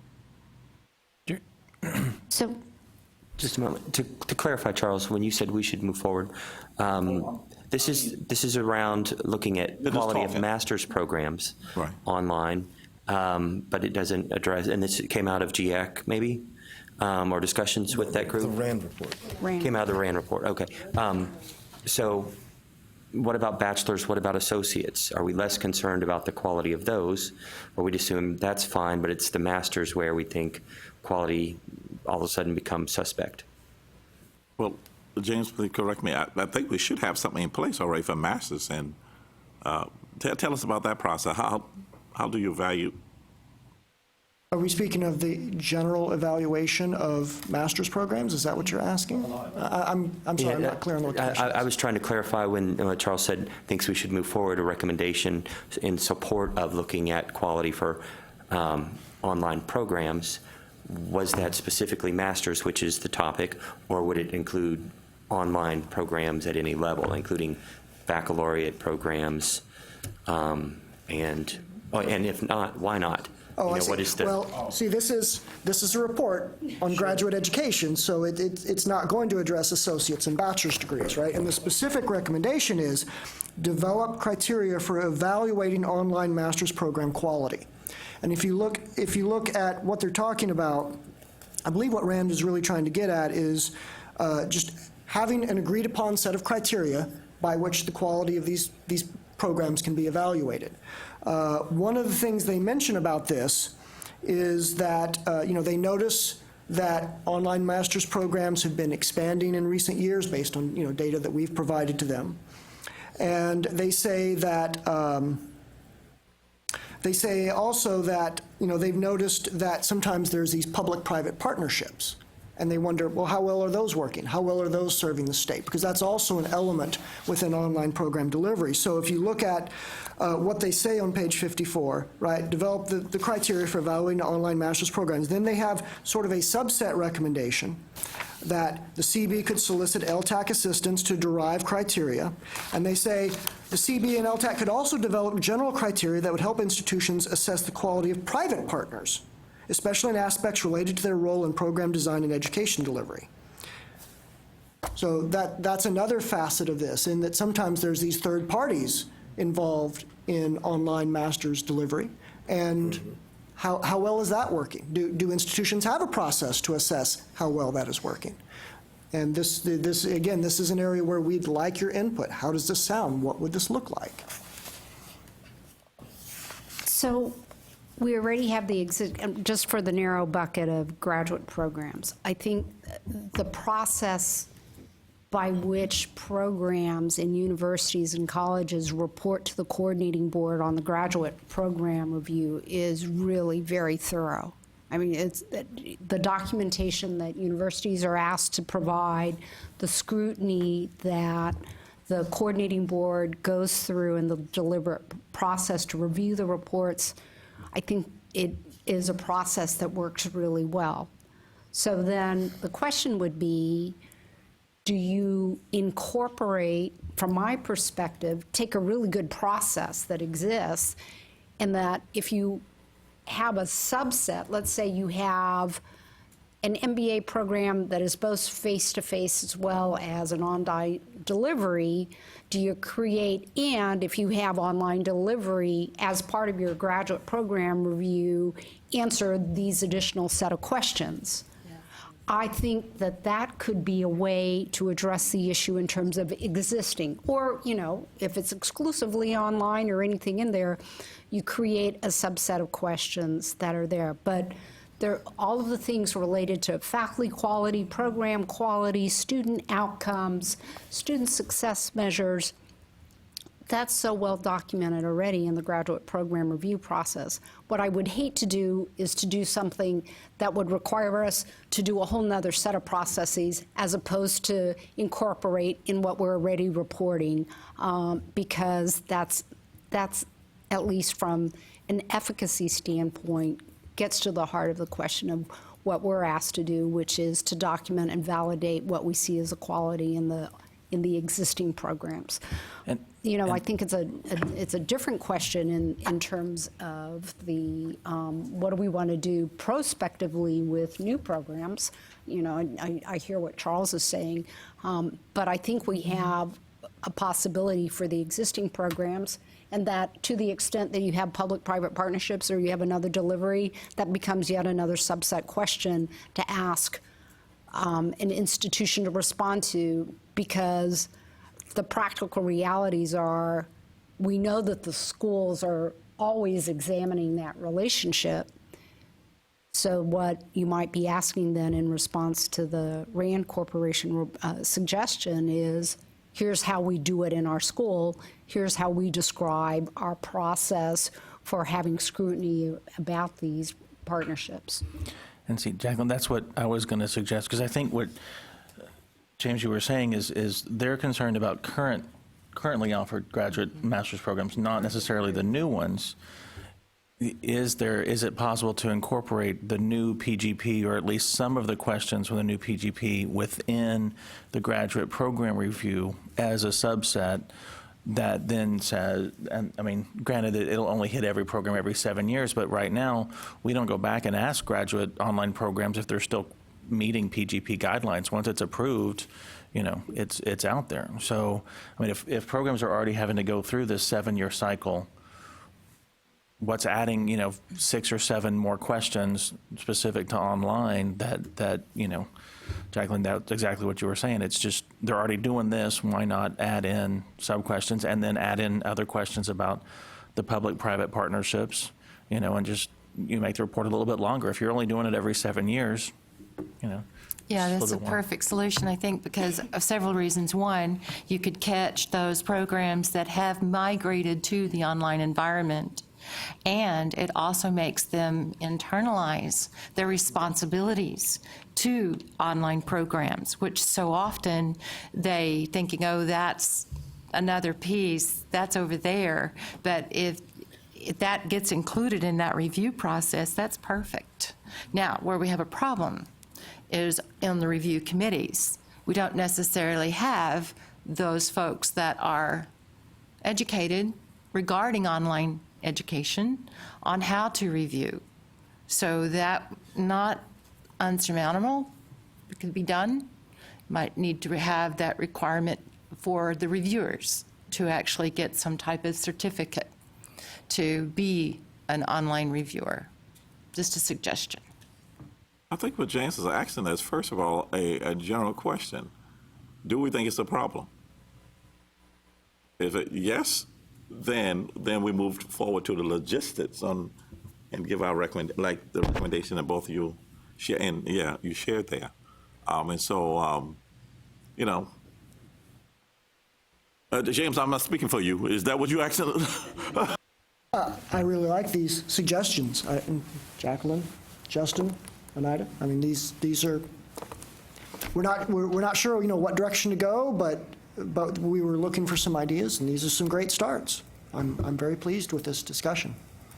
I think an integrative approach is, as you said, perfect. I mean, it really does help us accomplish the mainstreaming of online delivery. It really is just delivery of higher education. So to put it in the processes we already have and say, this is how you have to address these things that you're already having to address for program quality is, it shouldn't be seen as burdensome. It should be seen as helpful and expository in how you actually do that. So I like the idea of providing some type of training for folks who will be new to that integrative type approach, because it's not everywhere. Would it be helpful to have a formal recommendation from LTAC, or was the context of this discussion helpful in helping you move forward in and of itself? I think you've given us some ideas to start with. I think we'd like to continue the discussion, but I don't think any of us are quite ready to recommend specific policies or actions yet. This is just kind of the preliminary discussion. I think we all ought to think about it a little bit more. But I like the idea of keeping it efficient, keeping it less burdensome for you guys. Let's take an existing document or a document that's already in process, and let's see what we can adapt to an already existing graduate program review process. That's brilliant. I mean, that's really great, because we don't want this to promote efficiency, not be a hamper to efficiency, because you're having to do a whole separate parallel process to try to evaluate it. Well, if you think about the way SACS does it now, distance ed is integrated into every question as you're going on. So it's not separate distance ed questions, it's library resources, distance ed, and all of that. Does the RAND report, I'm sorry, I have not read the whole RAND report, 95 pages, and I got it yesterday, so I've only read 92 so far. No. Does the RAND report talk about any benchmarking that they have done with other states and how they are handling this and where they are in this process? No, there's not any, I don't think anyone out there they haven't found anyone that's got it all figured out for us, or anything that's, easily comparable.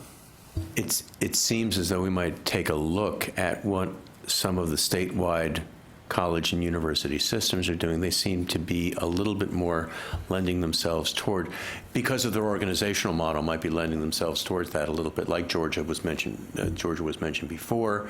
California systems, even though there's three, but they're very cohesive. Florida is another. And there's a number of others that are statewide systems, much unlike the way Texas is organized.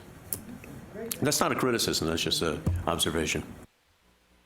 Yeah, you're absolutely right that organizing higher education in Texas is always a little bit more of a challenge, because we're a huge state, and we've got more institutions and more systems than most 3 or 4 other states combined. And we're Texas. What's that? Yes.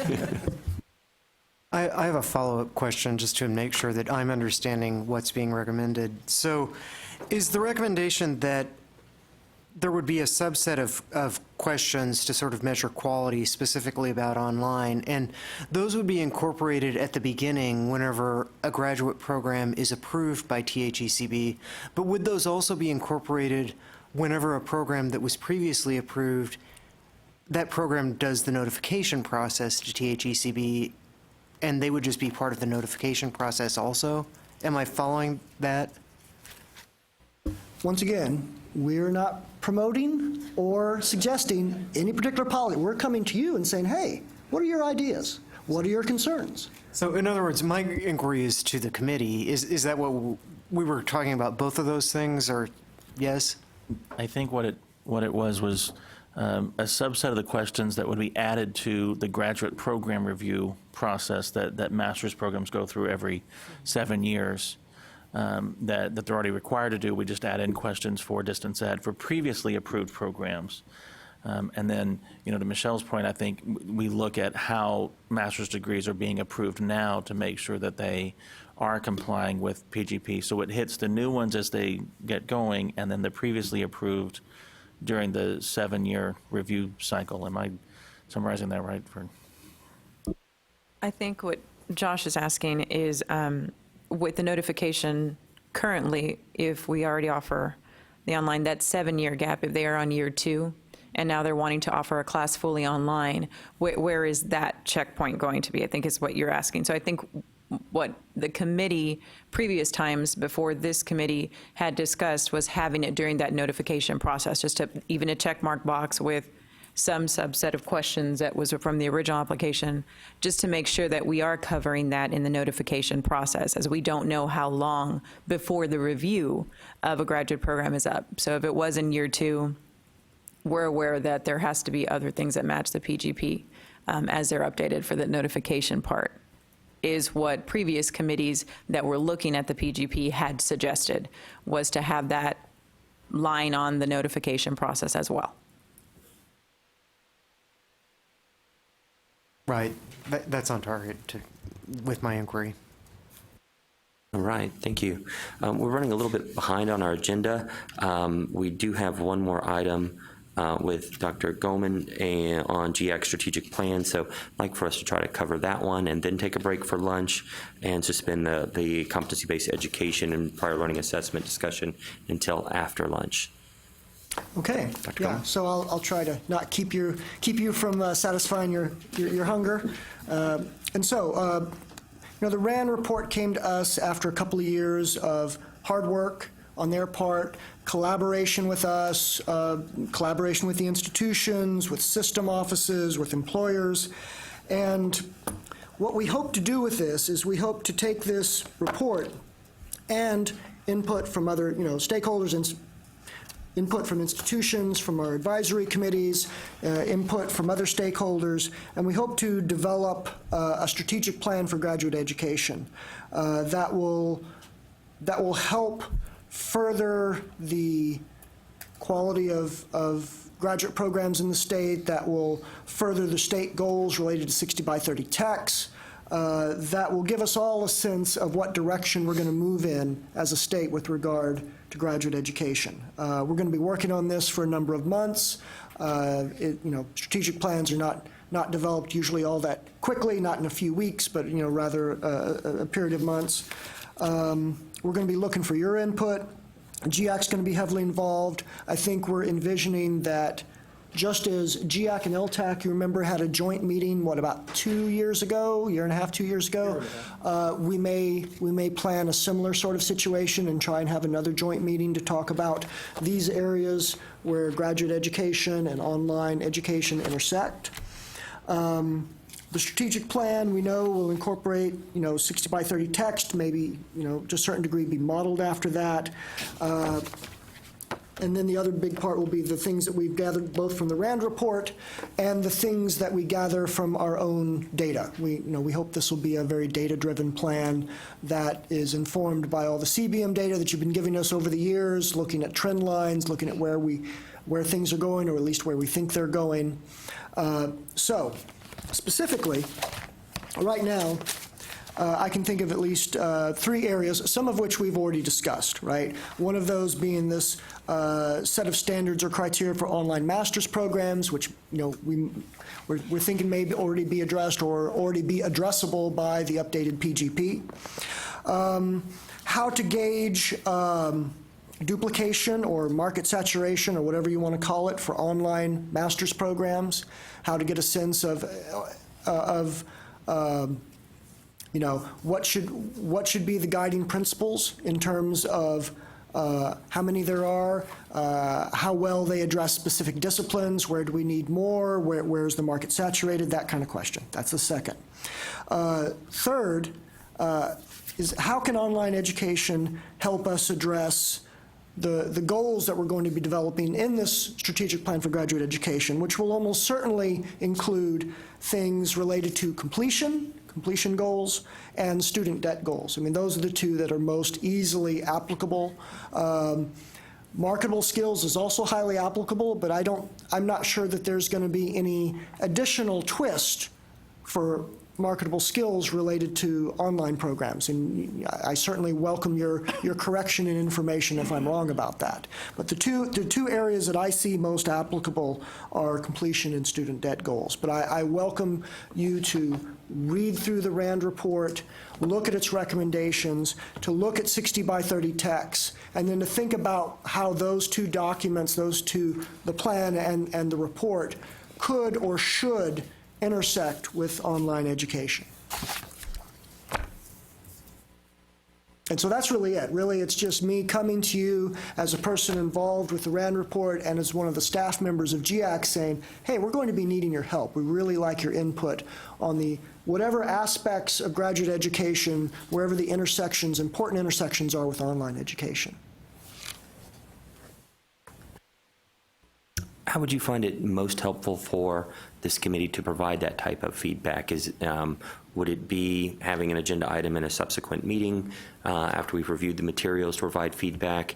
Is it something you have particular focused questions you'd like us to respond to individually, perhaps? Is it a scheduling of GIAC to meet with LTAC at some point in the future, or perhaps even some combination of those or something else? Yeah, I think it'll be some combination of all three of those. I think in the near term, yes, it would be helpful if it's your, right now we're introducing the topic, so please, members, go and read the documents, use your time to think about what input you might want to give, where you think those intersections are going to be most fruitful and productive. And then, at your next meeting, let's have a discussion line about it and think about how that might work. I'll be working with GIAC, inviting them to do the same thing. So hopefully the two groups will come up with a list of, here's some things we could address or should address. Once that's happened, then maybe in a little further down the road, then we might have that joint meeting. Or we might come to you from GIAC with some specific questions or issues to address.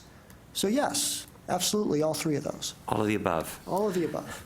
And if I understood item 2 correctly around market feasibility, market saturation, are those the types of services that RAND could provide, or that we might seek others that specialize in that in higher ed? Hanover, Edge Ventures to be a couple that I'm familiar with, but the kind of services we may enlist individually as institutions when we go, okay, is our MBA competitive? And they go out and they survey other institutions who offer it, what price points, what their capacity is, what our capacity is. Is that the kind of stuff that might be helpful for a state-level inquiry in terms of hiring someone to provide that information and go, okay, here's what I see as the online landscape in Texas that is provided by, that has online higher ed providers, and here's places where the need is not being met online, or it is perhaps relatively saturated. Is that something that might be considered in the future, is getting that competitive or business intelligence at a statewide level that many of us are doing as one-offs as we consider programs? It could be, although, going to outside bodies always requires some funding, and pending funding, that might be the case. Taking a step back from that's maybe a little further down the road. That's a possibility that we might consider. I think more at this earlier stage is more a question related to the first one, which is criteria. What would be the criteria for evaluating, where we need more online master's programs versus where does the market already seem to be saturated? How would we know? What would be the criteria by which we would try to make those judgments? I think that's more the preliminary kind of issues that we need to address. Thank you. Any questions or comments at this point? Great, thank you. All right. Thank you. All right, we are just past noon, 12:02. We will take a 30-minute break for lunch and reconvene by 12:32, if that's not too odd a time for anybody. We are on break for lunch. Thank you, everybody.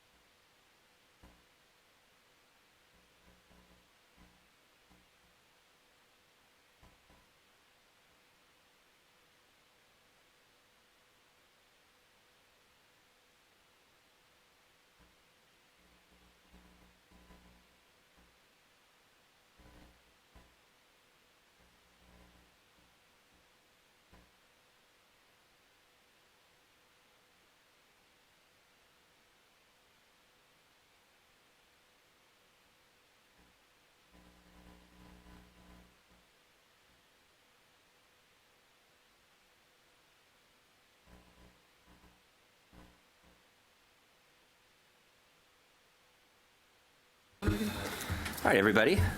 That lunch period flew by quicker than we thought, so we're getting started at 12:36, a few minutes after our target time. I want to check in with our folks on the phone line, make sure they got a chance to tune back in. Lydia, are you there? Yes, I am. Thank you. Hope you had a good lunch. We had cookies here that were delightful. I'll have to grab some over here then. And Alicia, are you back online? Yes, sir. All right, and everybody else, I think, is here in person, so I don't expect anybody else to be online. We're going to pick up with our agenda where we left off before lunch, and that is item number 4. We're going to have a discussion of competency-based education and prior learning assessment. I appreciate the lack of alphabet soup here, CBA, PLA. We hear that all the time, and now we've got CTE and other things going on. And Dr. Jennifer Nalos is going to lead this discussion, so the floor is yours. Thank you. Thank you for having me today. I am a program director in academic quality and workforce, and Dr. Lofters invited me to come and give a brief overview and have maybe a shorter conversation to start talking about competency-based education and prior learning assessment. I work with the Texas Affordable Baccalaureate Grant Program. You may remember it for your last meeting. I came down and talked a little bit about the call for applications for that program, which incentivizes schools to make affordable degree programs and to consider using competency-based education approaches within those programs. And I also serve on the Competency-Based Education Network, which is a national group that is trying to develop resources. Well, they are developing resources and materials and best practices across the nation for schools that are currently offering or interested in developing competency-based education. First, I was interested in which of your campuses already have programs that incorporate competency-based education? Maybe sort of like, do you know if they do, or sort of some schools? Just a few. Okay. And are any of your schools already having conversations about planning to use competency-based education? Okay. I think they provided you with a handout with some definitions and overview things. So they asked me to talk about, one, what is competency-based education? What are some current activities or that are happening with competency-based education programs? And then to provide some resources for further information. So SAC-CLC is defining a competency is a clearly defined and measurable statement of knowledge, skill, and ability a student has acquired in a designated program. This morning, when we were talking about the strategic plan with marketable skills, you can see that there's a good alignment of, can we identify what that skill or ability is? Can we articulate it very clearly? And specifically for competency-based education programs, can we measure it? And at what level can we say that the student has mastered or been able to demonstrate their skill? And that's really the guiding force of competency-based education programs, that it's a mode of measuring and articulating specifics of what a student can demonstrate that they can do. And you can see it across disciplines. It's not we often hear the argument that it's trade specific or a technical type of program, but you can see it in the humanities, in the sciences, in the fine arts, et cetera, that it's very broad because it's more about how we're measuring and how students are demonstrating and not necessarily the content or context of the program. So current activities in competency-based education. SAC-COC has a policy statement on direct assessment, competency-based educational programs. This includes instructions for institutions that are planning to incorporate competency-based education or planning to develop programs. Their position is that the initiation of a direct assessment or a hybrid program constitutes the addition of courses or programs that represent a significant departure either in content or method of delivery from those offered when the institution was last evaluated. And each program is considered a substantive change that requires approval by SACS COC Board of Trustees. So I encourage you to go to the SACS website for the resources on their policy statement. It's pretty short, but it includes a lot of their standard definitions that they're using for schools in our state, as well as policy guidelines if a program was going to incorporate just 25% of their program as competency-based, or all the way up to total program change. Nationally, the federal government has looked to the accreditors and the Council of Regional Accrediting Commissions for the joint statement on what competency-based education is, and really that the accreditors are conducting those quality review and upholding the standards for their institutions. Though there has been some incentive through the experimental site programs, which I'll talk about in a minute.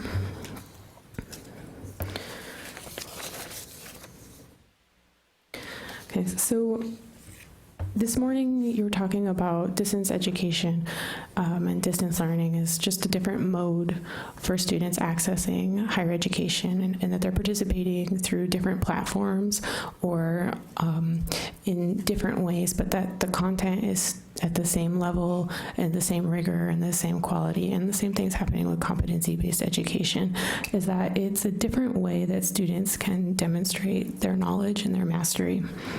And within the umbrella of competency-based education, there's the prior learning assessment, and then a broad category of then direct assessment. And those two components are really distinguishing the time point of the learning activities that are then measured to award the credits or credentials for that knowledge. So prior learning assessment, if you think of demonstrating things I already know right before I start my program or in the initial parts of my program, so things I learned before I'm enrolling.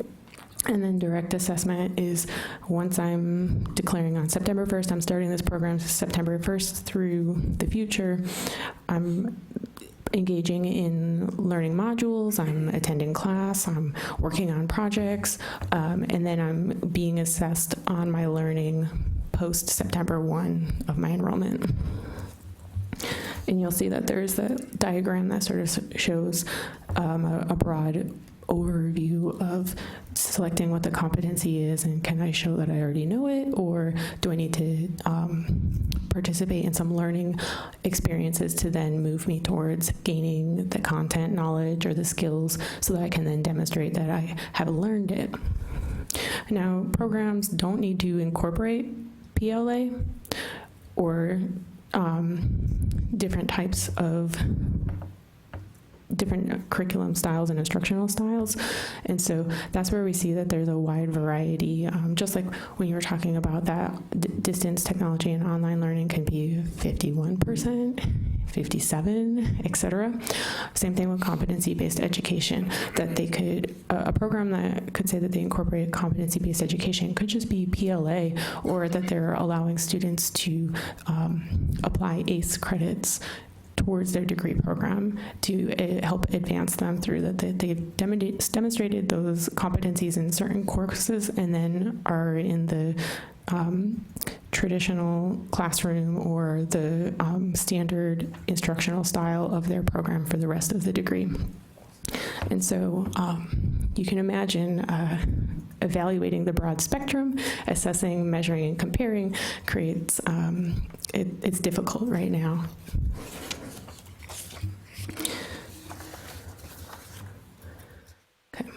And so that's where organizations like SACS COC and the Competency-Based Education Network come in to get that broader scope of what's happening across a state, across a region, or nationally, to try to start moving towards a shared understanding of similar components across programs, and then shared norms and guidelines for how are we operationalizing our activity, how are we explaining this to others, how are we explaining this to students, so that there is that peer quality control and also the accreditors' quality control of our programs. One of the other challenges that institutions are facing is that they're deconstructing the curriculum to identify the competencies that are within a course or within a broad program, but then are mapping it back to the credits or to courses because of the way that transcripting works, the way that financial aid works, and the way that registration on campus works. And so there's a lot of architecture that is needed to identify what the components are, how the student is progressing and completing those components, and then also how does that translate to the current way that we're measuring students by the credit hour typically. And that's where with the credit hour and then enrollment, that's where the experimental sites are coming in, where the federal government is looking at Title IV funding, financial aid, and financial support. And if they're in a model that allows them to accelerate, that we can't necessarily map it to our traditional semesters or degree terms because they're enrolling, completing, and then adding on more courses or competencies at a faster pace than other students are. How do we determine financial aid distribution? Because it was traditionally anchored to full-time student status, which looks very different for these students in certain programs. And so the experimental sites are allowing institutions that applied to evaluate their process and to test out different types of disbursement schedule for them. In Texas, Mary Hardin Baylor is a subscription period disbursement experimental site, and then I'm not sure if there are any other institutions right now that are approved for experimental sites for their programs. One of the other things that the accreditation bodies look at is the irregular and substantive interaction, and I'm sure, like, yes, tell us more about that. And they're also sort of applying that level of scrutiny to these programs, that it needs to be by the faculty, it needs to be the same quality, rigor, value of academic experience, and they're taking that very seriously. And so that is also in their policy statement and how they're looking at programs or schools that are submitting the substantive change for allowing competency-based education programs or programs with those components. So some other themes that we're seeing in the conversations with the Competency-Based Education Network nationally and also sort of within Texas is that schools are working with various vendors to develop tools and resources to support and administer these programs, and particularly if they're shifting away from the model of course timelines and aid disbursement and the academic calendar that the institution uses, and that there need to come up with Gapware usually, which is just software that fills in information or connects between your student information system and your registrar or your financial disbursement and things like that. And there's been challenges to find technologies that meet the needs for schools when they're moving away from the model that they're using for their other students or their other programs. And so that is also influencing the cost of developing these programs, and that's another conversation that's been happening with a lot of institutions. Well, what is the cost? Because there's infrastructure, there's instruction, there's curriculum design, then there's scaling up, recruiting. Are these students coming in with 0 credits? Are they transferring in a lot of credits? Who are retargeting? And so some schools have said, well, it's only cost a couple $100,000, whereas other schools have invested millions. And so, again, it's really hard to capture. If we agree that we want to develop a competency-based program, what is it that we're really getting ourselves into? And so schools are now sort of starting to be reflective on, well, what do we have in place, and strategically, how are we going to go about considering this as an option for our students and students that we would like to target.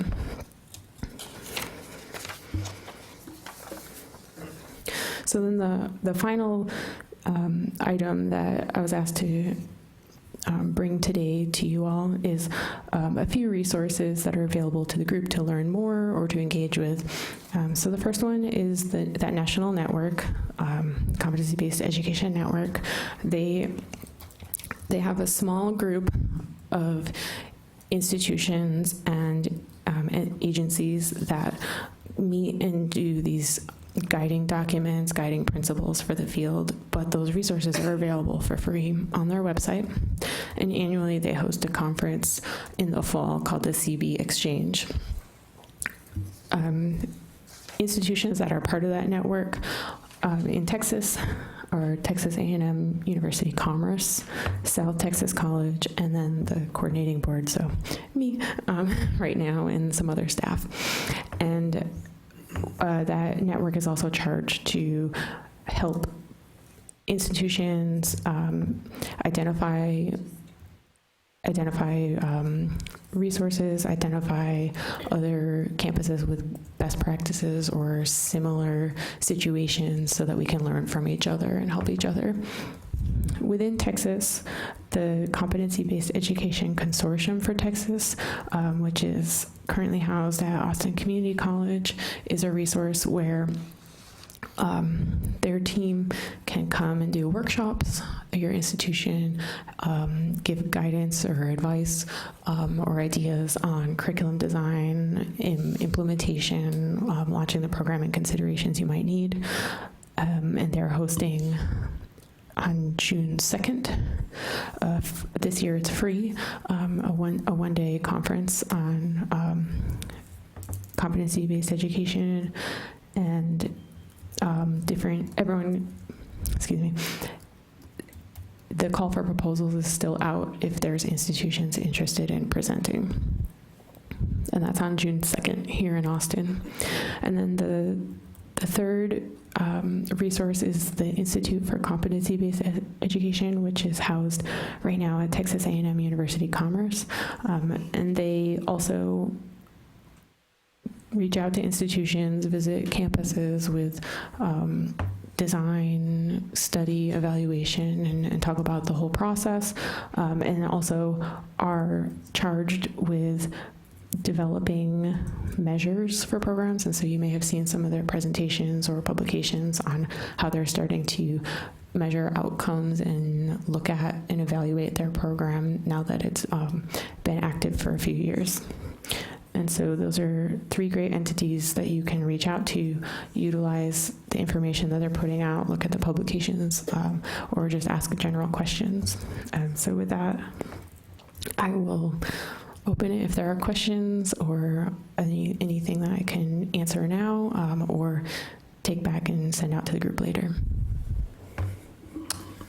Thank you for that report. Appreciate that very much. There was a resource I didn't see on your list that I know that we've looked to for leadership around PLA and CBE, and that's the CALE, Council for Adult and Experiential Learning. And I wondered if there was a specific reason they weren't included under this recommendation for references. I wanted to keep the list short. Yeah, they're certainly a good resource, and AAC&U has resources as well for designing things, but specifically two of the three that I listed are here in state, and so they would be accessible, and we may know the people that work there already. Sure, but there's no. There's no obligation to use them. But it's not on grounds that CALE was left out, that there's no negative experience or anything like that. No, Okay. they're great resources. Very good. Excellent. Questions from the committee? Yeah. Jennifer. Yeah. Is there any data to show how, well, first of all, what four-year colleges in the state of Texas that implement competency-based education? I mean, do they do a course or entire program? And then I'll give a comment after that. Go ahead, please. Sure. So you're asking, is there data on these Yeah, are there any data, and what four-year colleges? I know you have Western Governors University, but I'm not, like, any other four-year college?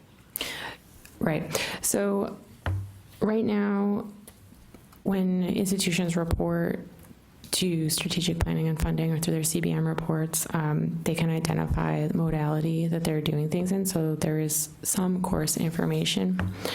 I'd have to ask that area for more specifics on how they're tracking programs as a whole. I do know that there are institutions that offer four-year programs or even graduate programs with competency-based education as a modality, either in part or in whole. Obviously, the programs that are under the Texas Affordable Baccalaureate, so the organizational leadership programs at Texas A&M University of Commerce and South Texas College are using that. And one of the things that is exciting and we're looking at is how to identify other programs as they develop, because if it's just a course and you're offering it in a face-to-face format and then an online format and then in possibly an accelerated CBE format, how are you distinguishing between those students and then putting that to scale? So I can look into that and provide that information to send out about how we're currently monitoring statewide. And I asked that, just want to share with the committee, we are looking at hopefully implementing competency-based education for a course to see. In the past, before they received this fancy term, we had tried this a few years, and the result was not good. And we tried with our computer literacy class first, just to try that, and that's Microsoft Office. And many of those applicants who came in, those students, said, "Oh yes, I know it very well." Okay, and they couldn't do basic tabs, tables, mail merge, and so they did not do well. Then they had to go and take the course there. Again, also I attended the SACS conference in Georgia in December, and there was a school out of Georgia that was approved by SACS, and the entire engineering program is computer-based. And it was a well-attended presentation. Until they showed a slide which showed the overall grade point average of the student who complete the program at 2.3. Now, in the technical area, you're not going to get accepted normally into our bachelor's program with that kind of cumulative grade point average there. And so they said they're still doing some research on that, and they know that that's a challenge. But I just want to share that with the committee from that point of view. But no, I support the competency-based if there's certain other components that includes, face-to-face or some type, but it's just self-paced all the way through. That's the challenge there. Yes, and thank you. And you raised a good point too about what is set as the criteria for continuing in the program. So different schools may set different thresholds, such as that you need to earn a C or higher, which is what you would see in a face-to-face program for many of your first or second year courses. You need a C average to continue on, whereas other schools may set that it needs to be a 90% or it needs to be higher. And so figuring out how does that fit with what the degree is, and do you need, if you're going to do a medical program, do you want a student with a 65% average or a 90% average, or engineering or English or business or whatnot? And so really determining those thresholds, and is it course by course or is it program specific, and what are you asserting that students will know when they leave that program? So that's a great point. Thank you.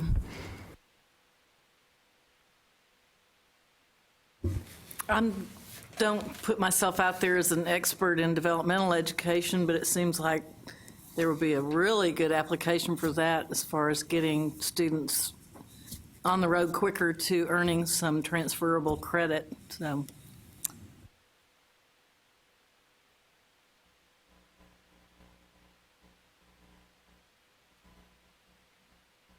Dr. Nelis, in your report, you mentioned a number of significant barriers including the requirement for SAC-COC substantive change if you put forward a competency-based program. The reporting frameworks don't necessarily align well for state reporting, nor for financial aid consideration. And it's not mentioned, but certainly the role of faculty changes in this kind of structure, and that's not always an easy area for change for many of us. So it seems like some really significant barriers to do this well, move forward. I know that we've held the Texas Affordable Baccalaureate program as kind of a innovative and envelope-pushing initiative.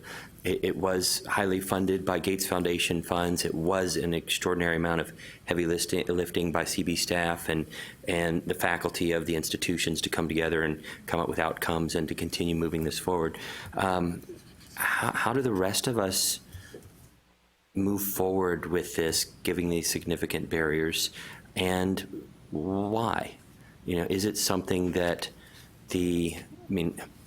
Western Governors University, Texas, they don't have many of the same limitations we do when considering these things. They don't have the 15-week semester barrier to overcome and use an ill-suited information system to support what they do. Can we compete effectively with those who have made it their strategic advantage or competitive advantage? Or are we really chasing something that we're just not well tailored to? And not to be a naysayer about it, but we've been talking about competency education for at least the last 5 years with progressive levels of understanding around it, but it doesn't seem to be reaching any type of terminal velocity or escape velocity, that it's really something that public institutions are getting a handle on. We continue to look at Southern New Hampshire University, State University, which is, Southern New Hampshire University, which is a nonprofit, but it is not a public institution. It's not state funded. So what are the opportunities for 2-year and 4-year institutions in Texas around CBE? Okay, thank you. If I don't answer one of your sub-questions, remind me. I tried to write them down. Okay. All right. So one of the first things that I was thinking of was some of those challenges arise as you move further, as an institution moves further and further away from how they're currently operating. And so if you are on a semester model and want to offer a program on a 7-week term, that's much different. Some institutions are keeping that semester model and allowing you to accelerate in the course or stretch the components and the sort of micro units that you're working on at a more flexible pace. Austin Community College has a little bit of flexibility, but in one of their programs, they have a fixed end date. Like everything needs to be due by this date for their one of their programs that they're offering, and so it allows the students to accelerate, but it doesn't allow them to take forever to finish it. And so that's one of the strategies the institution is to look at is how far away from our current framework do we want to get, or what modifications within it can we allow for some of that flexibility. Public schools, University of Wisconsin would be a good example with their flexible campus model as a public institution that has programs. I believe that they're launching a nursing program as well as some other undergraduate programs that they offer for CBE programs there. So why would an institution want to do it? I think sort of echoing the conversation this morning of looking at what the mission is, what is your service region, who's your target audience, and what are their needs, and being adaptive to this, as we're seeing more and more programs go into distance learning and to online programs, does that also mean adapting to the skills that they're coming in with. Our campuses typically enrolling post-traditional students, adult learners that already have maybe some credits, no degree, or substantial work experience that they can demonstrate applies to the degree program or their certificate program they're pursuing. And that really is the incentive for institutions. If that's not your target audience, if that's not your mission, then you would be misaligning your efforts and your resources. And it is a significant investment for many institutions as well, with working on the curriculum design, the investment and buy-in from faculty, and offering courses in a different way. So it's very, as you pointed out, it's complicated, and to see the value in it, there's a lot of costs as well for an institution for making these changes. Another thing that institutions could look at is, are there components of CBE or different sub-elements that could work on their campus? So prior learning assessment, is that the way to go? Because we have a lot of older students coming in, or students that can demonstrate they already know things. I know from my undergraduate experience, I went to University of Massachusetts. I sat in for placement exams and tested out of things. And that applied towards my degree program. And it wasn't called competency-based education at the time, but I was showing my mastery of a whole bunch of different topics, and then moved faster through my degree program in that way. And that was a public institution and a 4-year degree program in English. And so those are certainly options that schools could look at as well, if they're trying to incorporate different components to help students reach their academic goals, and also helping institutions reach the goals of 60 by 30 texts. Kind of answered some of your questions. Were there some? No, I appreciate that very much. Charles? Yeah, thank you, Jennifer. And I just want to comment on some of those barriers that you shared there, Patrick. Western Governors University is a great model. And we study that model at Tarrant County College because one of the campus president comes from the campus there. He was a president there, and he's now with Tarrant County College. And one of the barriers, and one of the things that this institution does is they have a success coach that work with every student, call them, email, monitor with them. Now, we tried that at Tarrant County College, and our budget, yes, it went before the board, and obviously, taxpayers packed the boardroom, okay? Because you are not going to increase our property tax. And so that word you say investment, yeah, it's a different, there. Some public schools probably can, but it's very challenging there because it costs money. So we will have to hire about 100 more additional counselors, and they will work in a cohort group, and that was going to be too expensive there. I just want to share that comment there. But no, I thank you for your comment. I just want to share that. I have a question there, though. I understand that the model, the faculty developed the course, but they're not teaching it. So you have a faculty cost savings that would be replaced with a success coach. Is that not what y'all did? No, you do have a regular faculty who actually teach the course, but you also have a success coach that follow up with the student from the day you enroll. They follow up with you. Are you doing your homework? Well, I hate the word monitoring, but that's what they're really doing. In other words, they're a cheerleader on the side. Mm-hmm. Do your homework. The due date is coming up, and they keep up with them until they go through, and they have a good success rate there. And we look at that model, and again, it came down to costs. We love that. It's great, and we wish we could do it, but it just...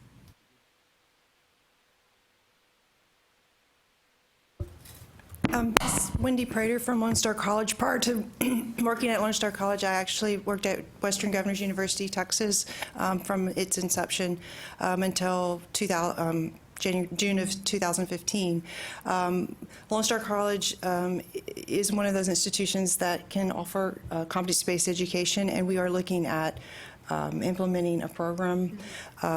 We do have it right now for our online teaching certification program, so any faculty member that is going to teach online goes through training, and we've developed it in a CBE model. I just want to make sure, one of the things that we are also looking at, we've talked about different modalities for course delivery and degree program delivery.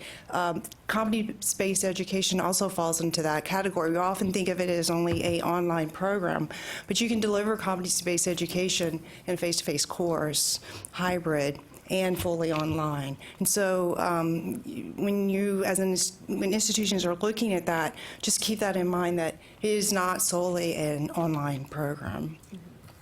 Mm-hmm. Yeah, I'm glad you shared that. We do implement it in our face-to-face for development courses. If a student is not qualified to take the algebra course, they go through a self-paced MyIT lab, reading lab, and it's completely self-paced. Now it's a physical lab, so we have individuals in the lab. So if they have questions, someone's there, and we can staff the lab, with 5 people or something like that. But yeah.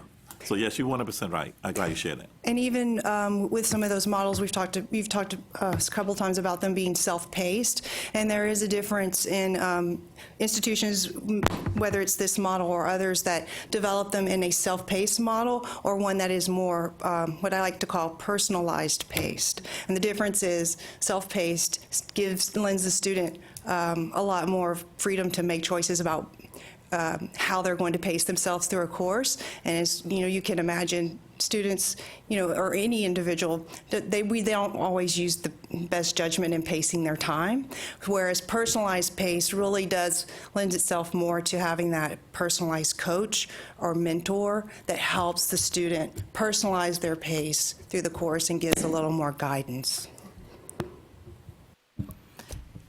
Wendy, as you're looking at this and ancillary costs of success coaches, are you seeing other things that pop up too? Like, is advising likely to be different for students that are pursuing this path?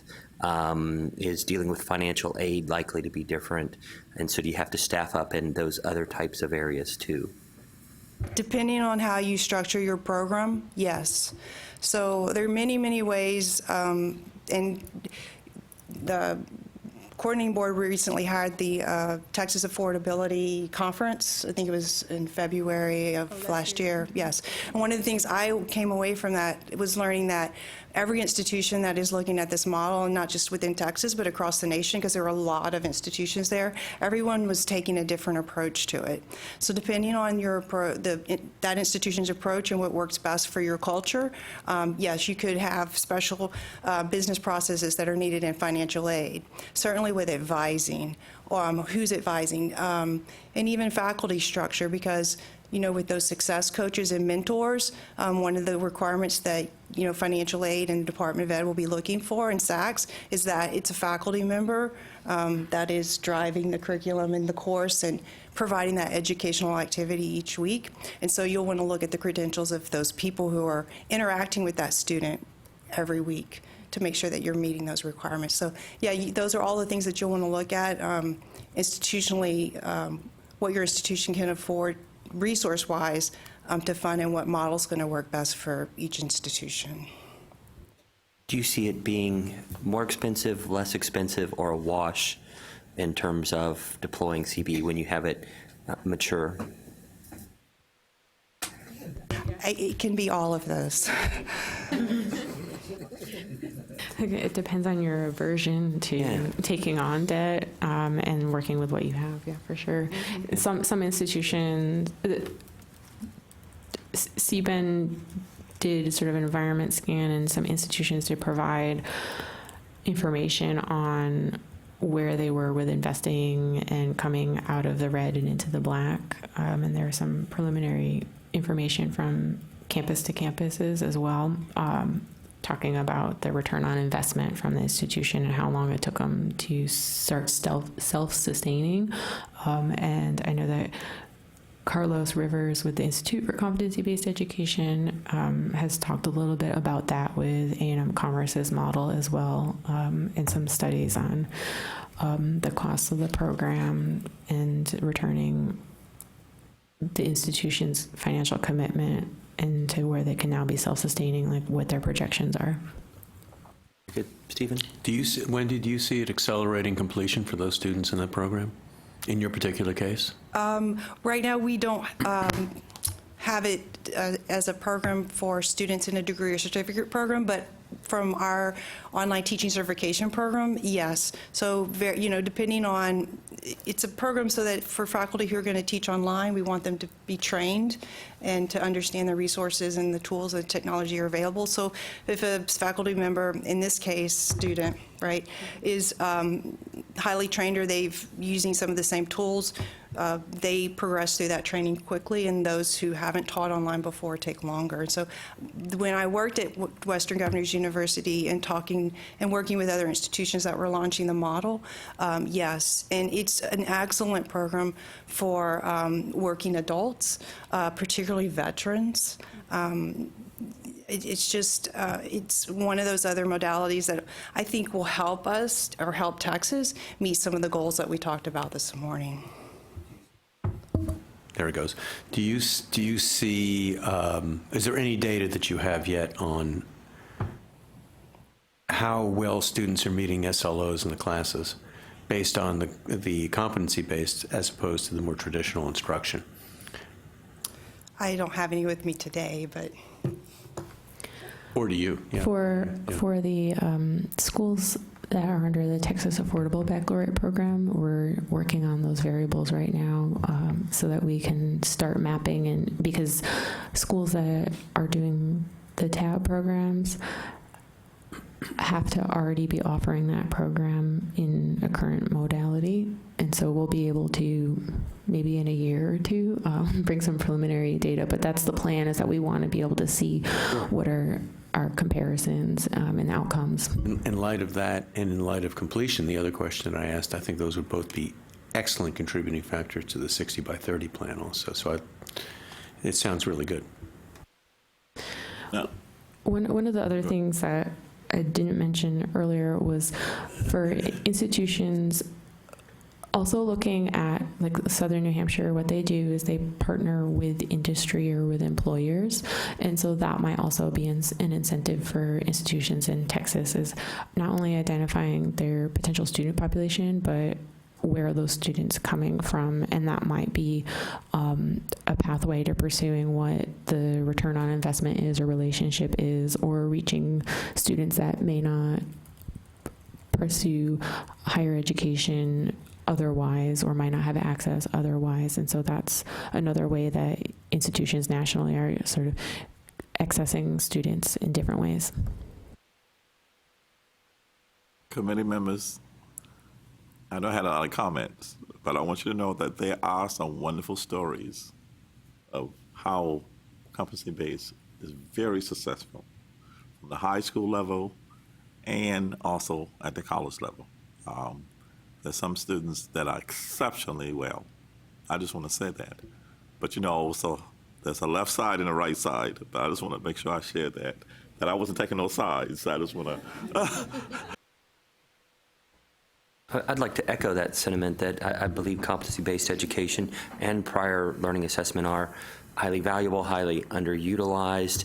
I think if you can maybe regularly report back to this body with data that comes available that kind of explores some of these issues about costs, about comparable achievement of learning outcomes.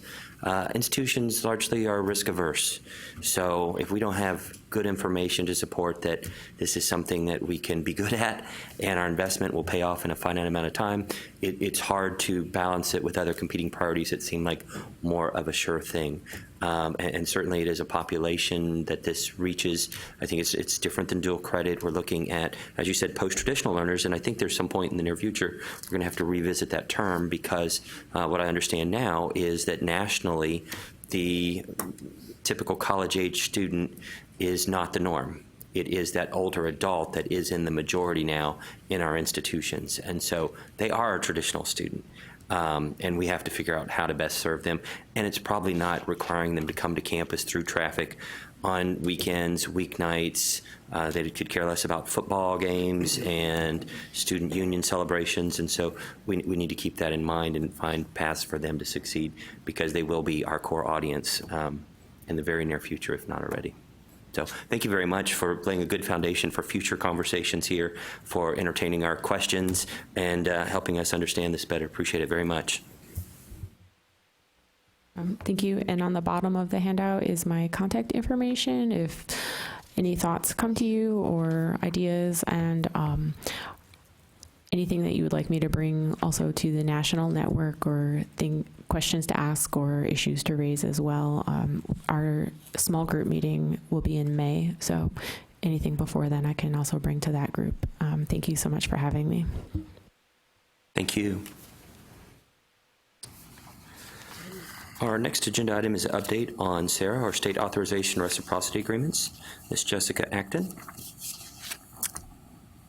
And magically, her name sign changed. That's so cool.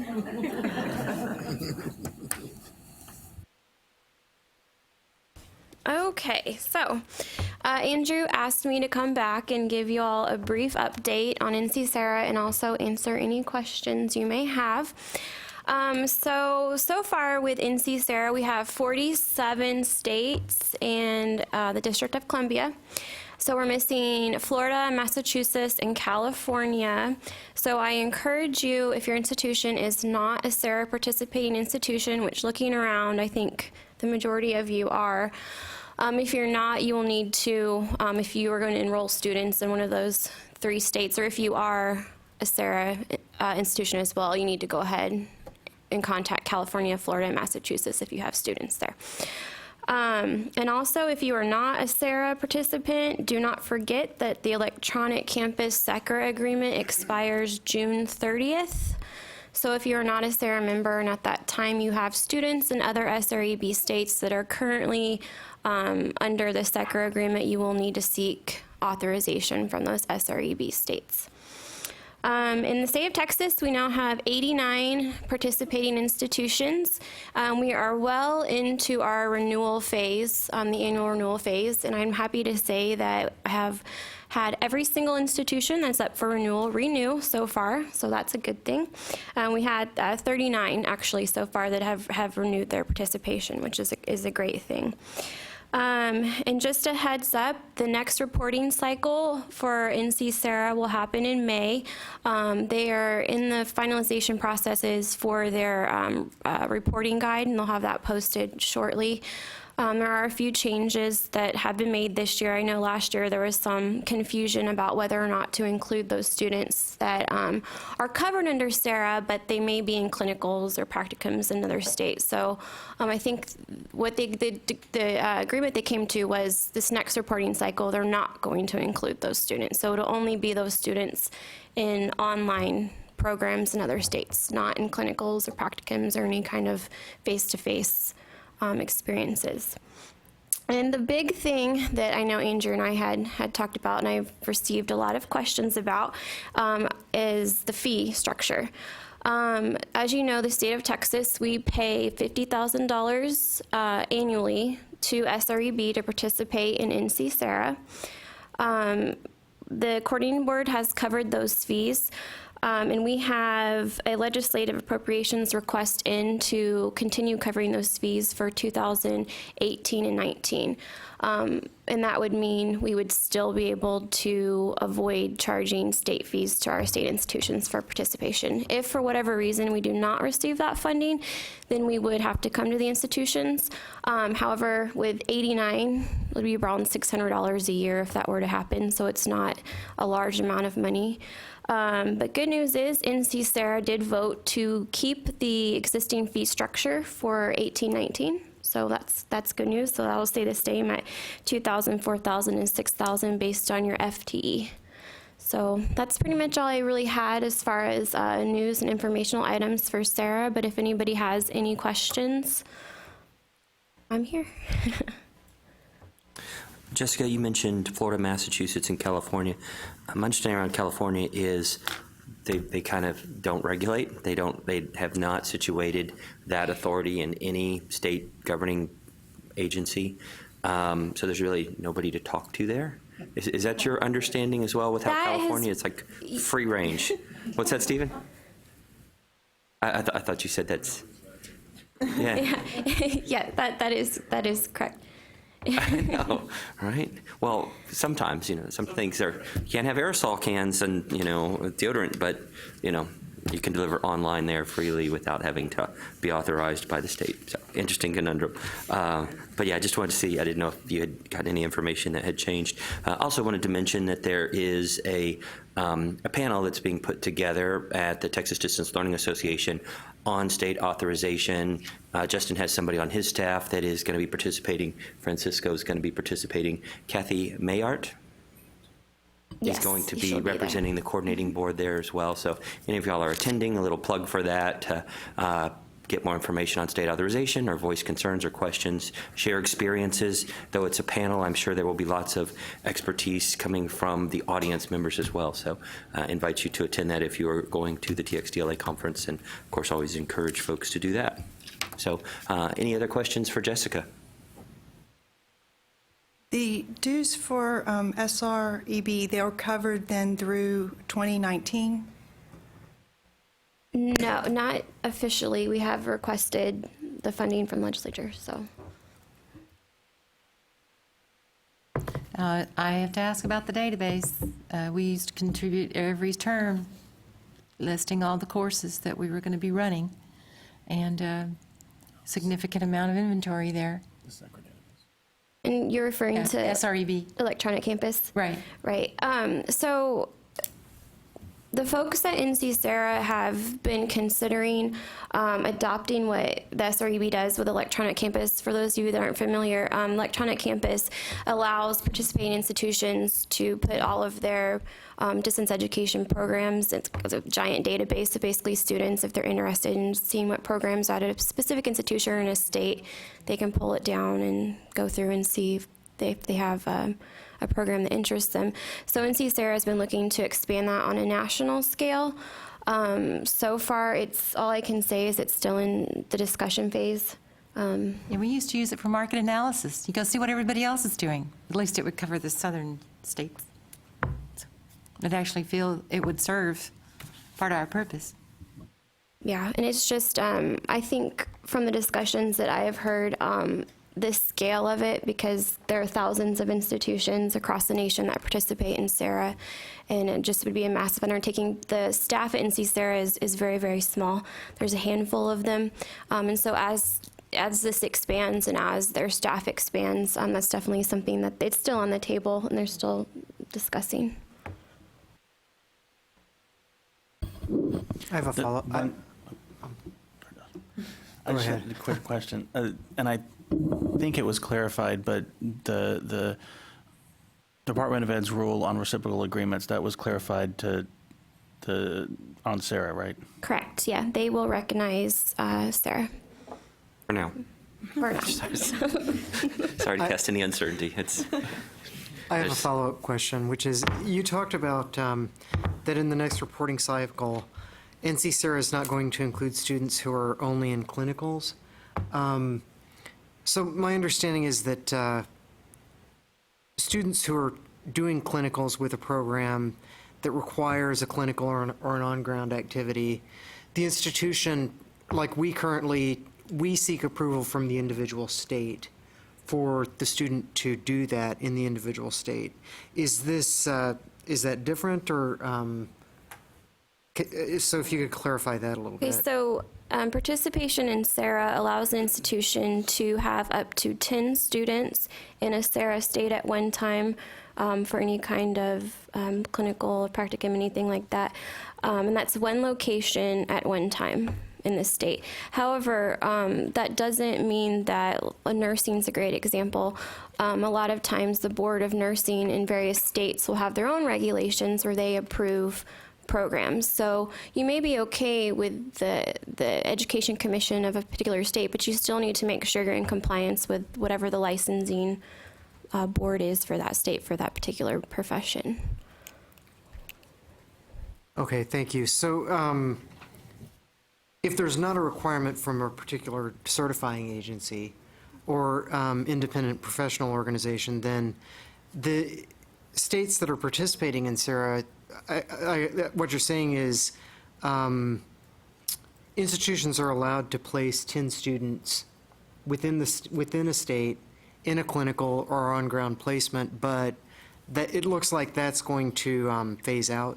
No, that will stay the same. It's just the reporting, the annual reporting to SARA.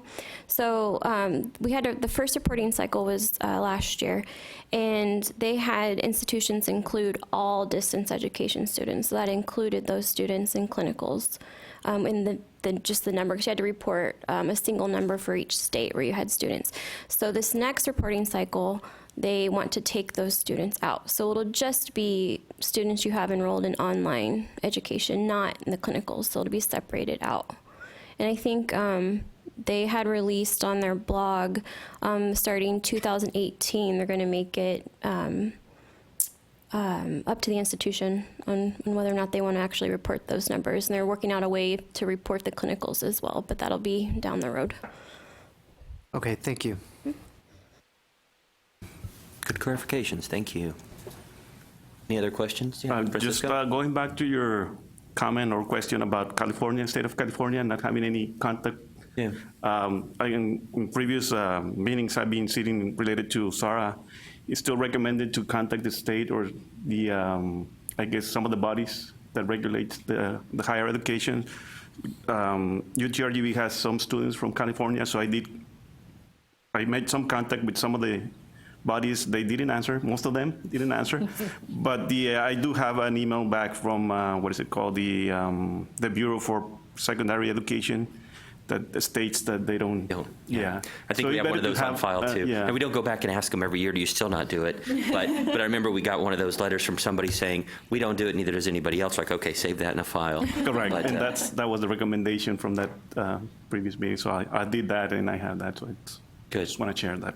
Yeah, that I would encourage institutions to do that. Just with the new regulations coming down from the Department of Ed, it's a good idea, I think, to have that on file. Yeah.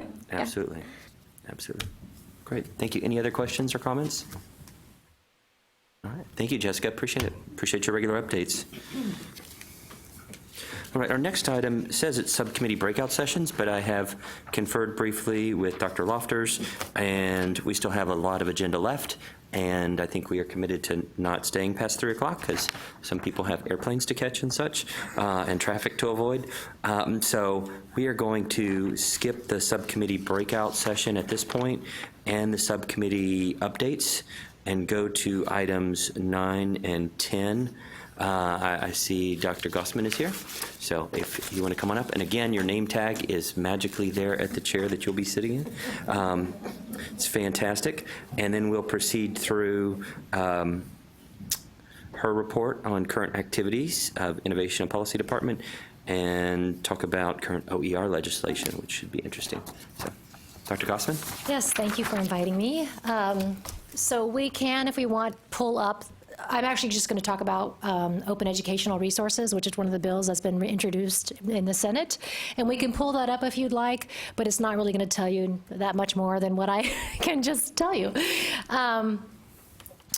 So our ER department was in contact with Senator Kolkhorst's office, and they were interested in proposing legislation related to open educational resources. So part of this story will sound familiar to you, but part of it won't. Lisette Montiel and I talked with the staffers in her office and explained, there is some background for OER in Texas. Now, just a side note, this is not one of our legislative priorities as an agency.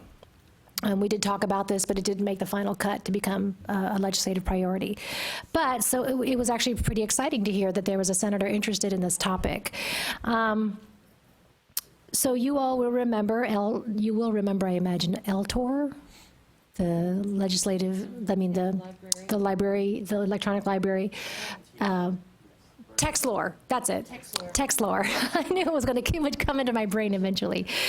So when we were talking with the Senator Colcourt's office, the person was asking, what could we do to encourage OER? Why don't we have a state database, and what can we do to move towards that? And what are some other ideas that you've read about or heard about, my division anyway, in terms of OER? So we talked with them and shared what we knew. And essentially the bill it's actually a long bill, and it has 9 sections, which is pretty long compared to the other bills that I've reviewed. So the first thing it does is it defines OER, and it uses the William and Flora Hewlett Foundation definition, which is a really solid definition. It's pretty widely accepted. You'll see it right there.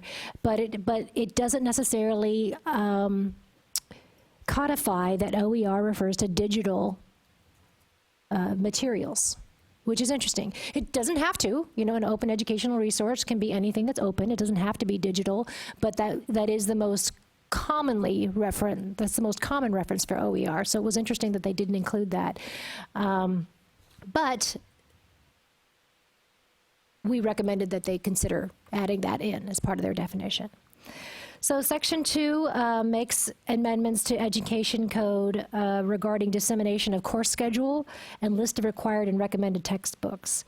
So what this does is it says, in that Education Code, there's a requirement that textbook descriptions include the author, the publisher, the copyright dates, and basic information about any textbook. This adds that should also include whether or not the textbook is available as an OER. Another section, Section 3, amends Education Code 51.453, and that is about textbook assistance for students.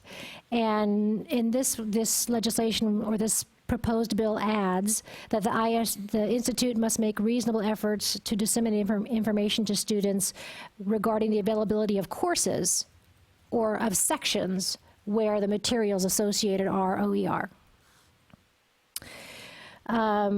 Section 4 amends, again, Education Code, and it asks that textbook publishers, that the availability about OER is also made available to faculty. The way that publishers make information of regular textbook information to faculty, they now want OER to be added to that as well.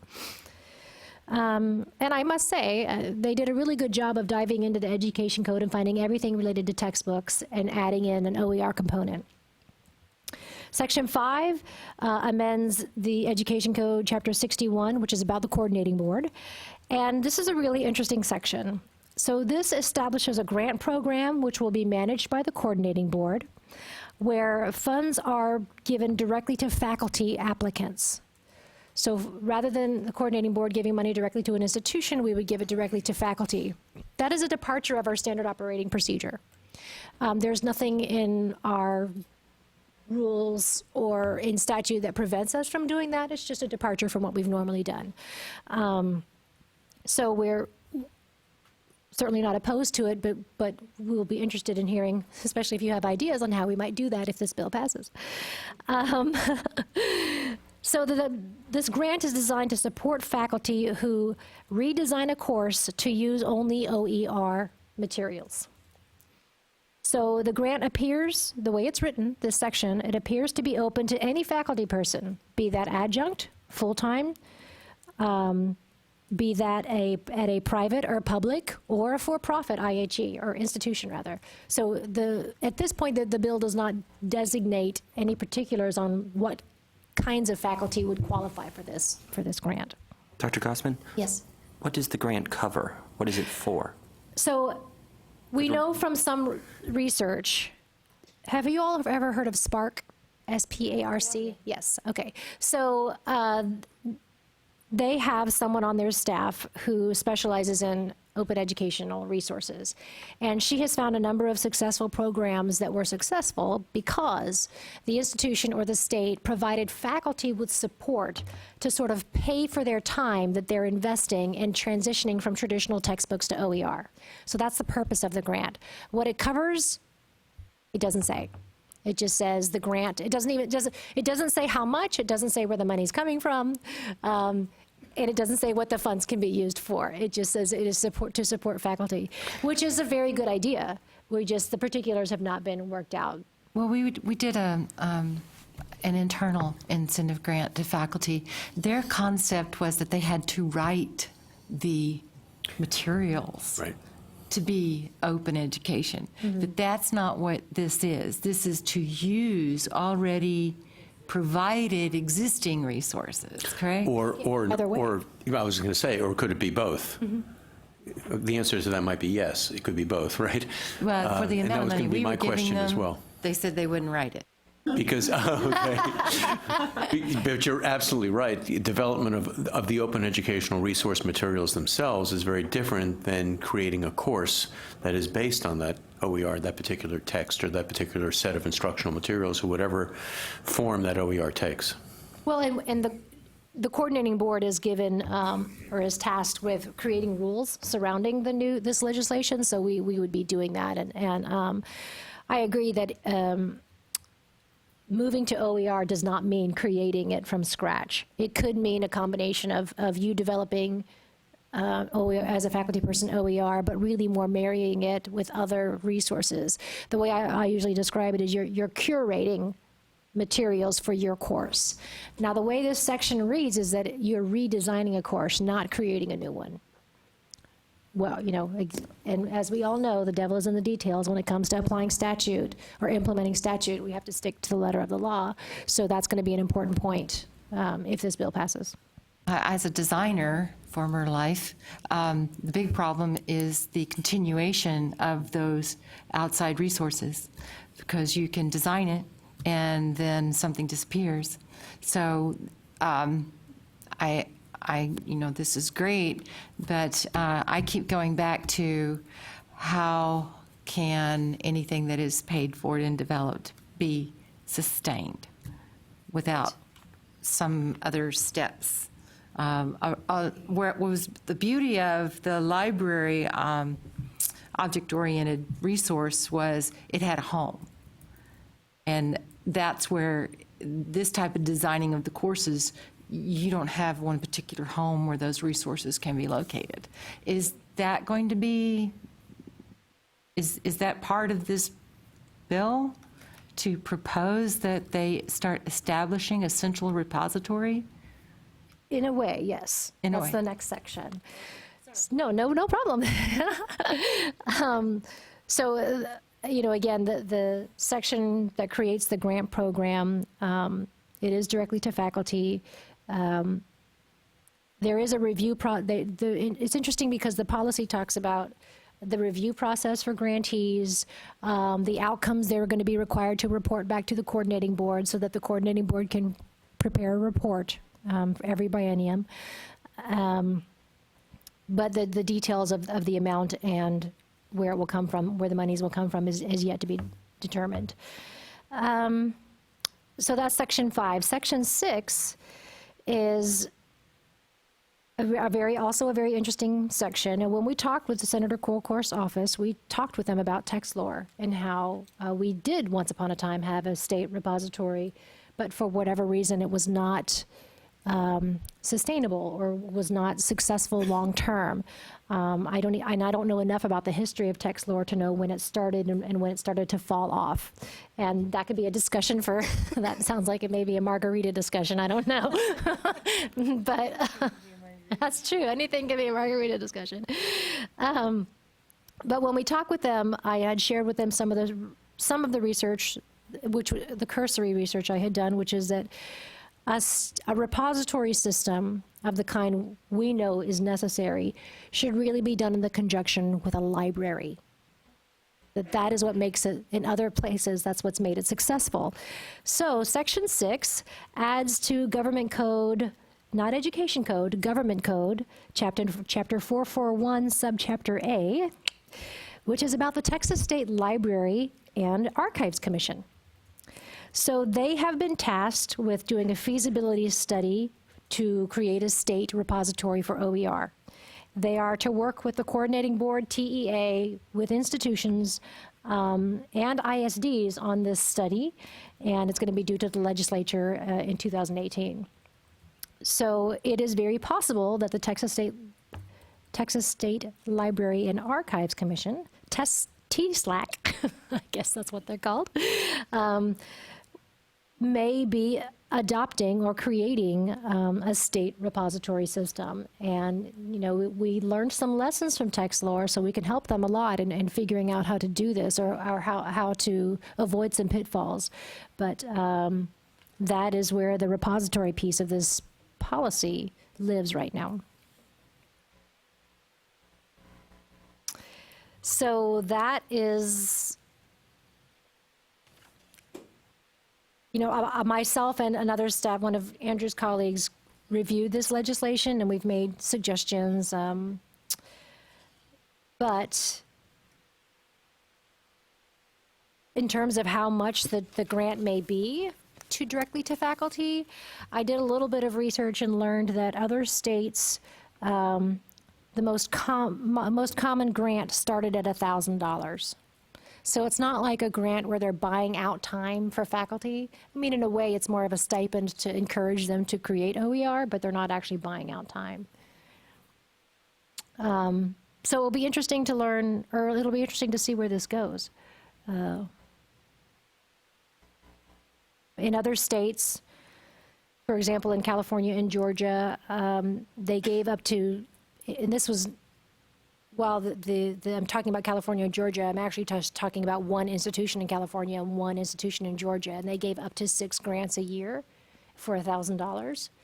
So that's kind of my benchmark for making recommendations on what amount of funding might be needed for this grant to be successful. It is not much until you think about it from the state perspective, and we have 140-something institutions, times 6, times 1,000. Then it becomes much. So you're talking about per institution? I don't know. I don't know. I mean, there's no cap in the legislation or in the proposed legislation on how many faculty might get it. But if one institution had 6 faculty willing to do it, I can imagine we'd have many more than that as a state. So I'm thinking that when this policy gets put into place, it may have to, or maybe it will be up to the coordinating board to create rules around the maximum number of awards per year, which we would be interested in hearing from you about what you think about that. What should our max be if this bill gets passed? We'll be talking again, I can tell now. I'm concerned that it may not have the intended impact in funding faculty directly, that you may fund something that is a one-off. It is cult of personality, and so you teach 90 sections of English comp. Well, probably bad example because those are going to be aligned curriculum. You're not going to be able to do just one of those. So you may not see the biggest bang for your buck going for one faculty member when you need to look at those large enrollment, multi-section type courses to get the really power of adoption. Mm-hmm. If you're talking about somebody adopting an open textbook for a upper division 40-seat course, well, why? You know, it's not going to have that much impact. Your cost-benefit analysis for the $1,000, yeah, maybe you save students that much and it's great, but it's not the type of endemic success you could see. And so I'm wondering if you looked at other successful statewide initiatives like Open Washington. That's one when we did a white paper on this, I think a couple legislative sessions again, that we looked at, and they actually put the money into faculty, putting time together, coming together across institutions, but around common disciplines and organizing materials or creating their own. And then all of those are in their open textbook library. And they have 100 textbooks there. There's nothing says we couldn't just start with what they've already got. So there's that. Of course, there's the work that Rice does at Connections. Minnesota, I think, has a program too. In fact, we tried something on a local scale, analogous to what you're doing with the Open Textbook Network. And basically, it's a $5,000 annual membership, a one-time membership, and they come to campus, do some training with faculty about open textbook initiatives, and then we also made $250 stipends available to faculty, not to adopt or have any type of ongoing reporting requirements for outcomes or anything, but $250 to write a review of the materials in their discipline. Mm-hmm. So just get them to taste it, get them to try it. I think some of the uphill battles that it's not that we haven't thought OER was a really good idea. Institutionally, it may not be aligned with some of our other priorities as well.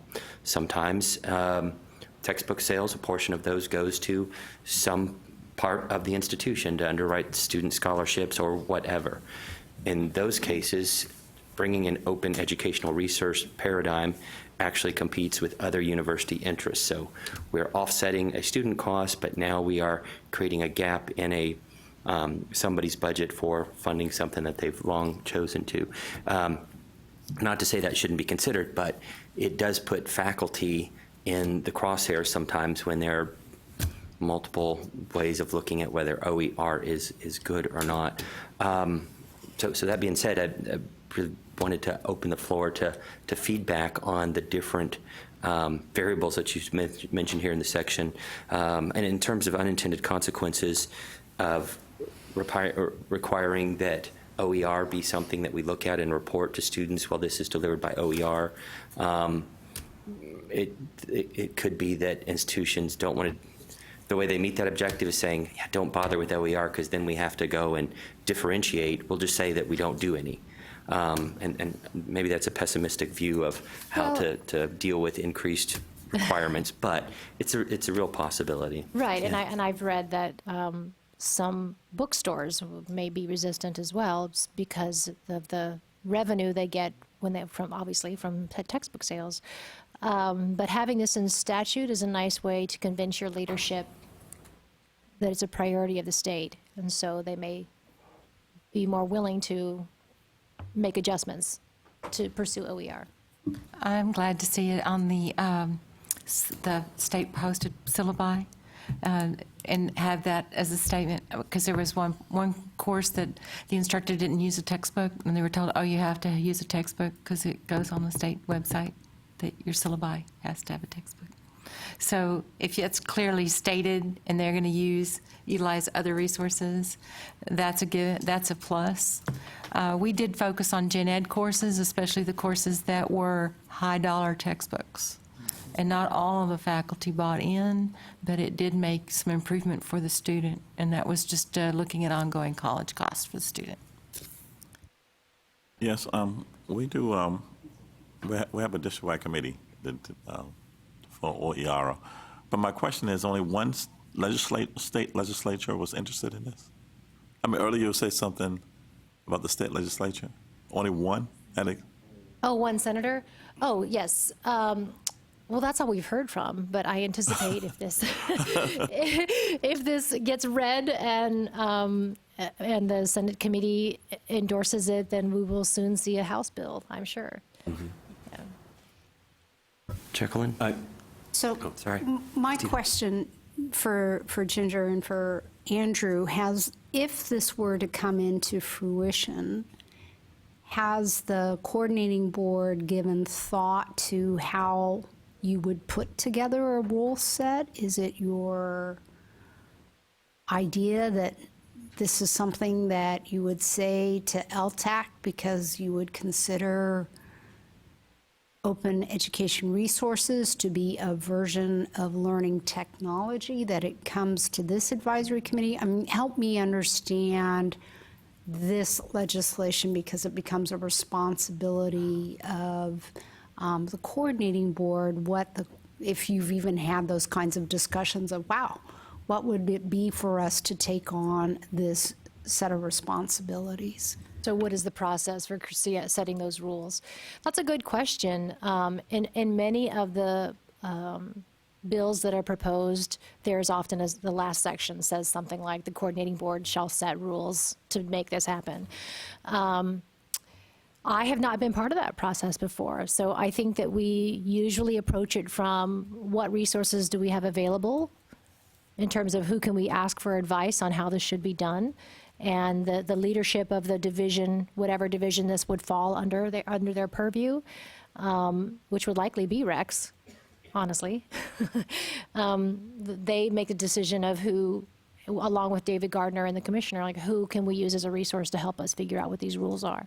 But then we have, an official rulemaking process now where there has to be, there's a standard process once we get to that point.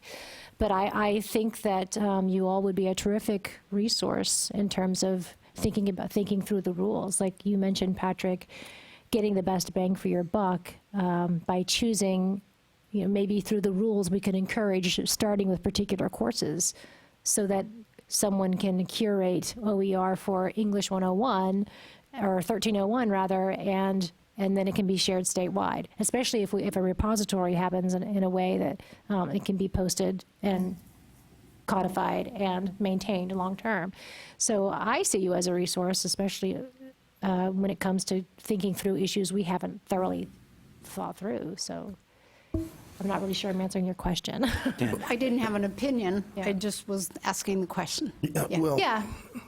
I might want to add, once again, this has just been introduced, so it has a lot of time before we get to a final version of what it might be.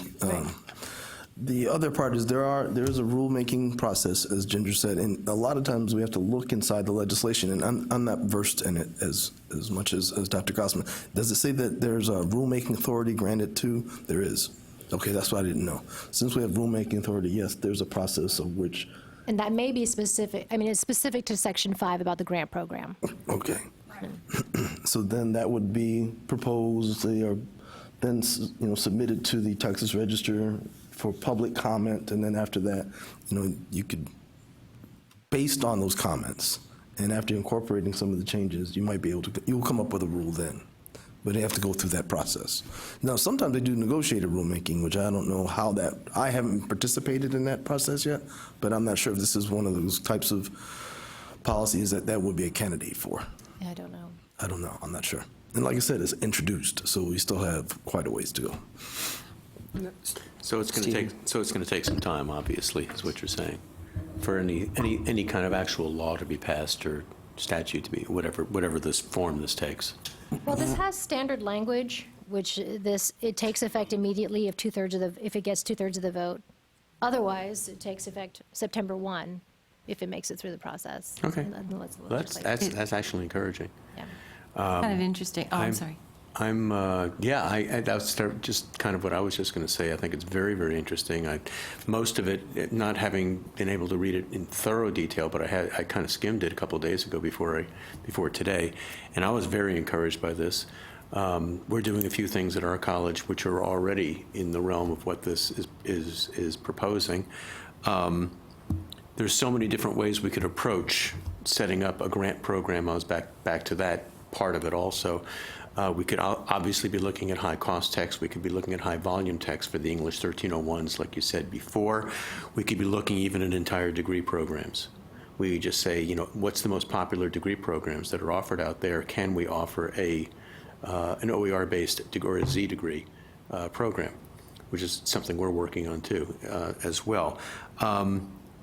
Yes, if it takes hold, it will affect revenues from bookstores, as Patrick pointed out.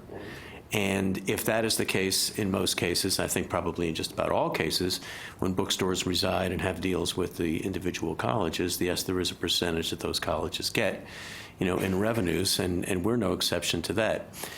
I'm happy to say, however, that our board has fully endorsed the adoption of open educational resources and the development of a Z degree. They want our students to have lower costs, because as you all know, in many cases, the cost of textbooks at a community college can exceed tuition.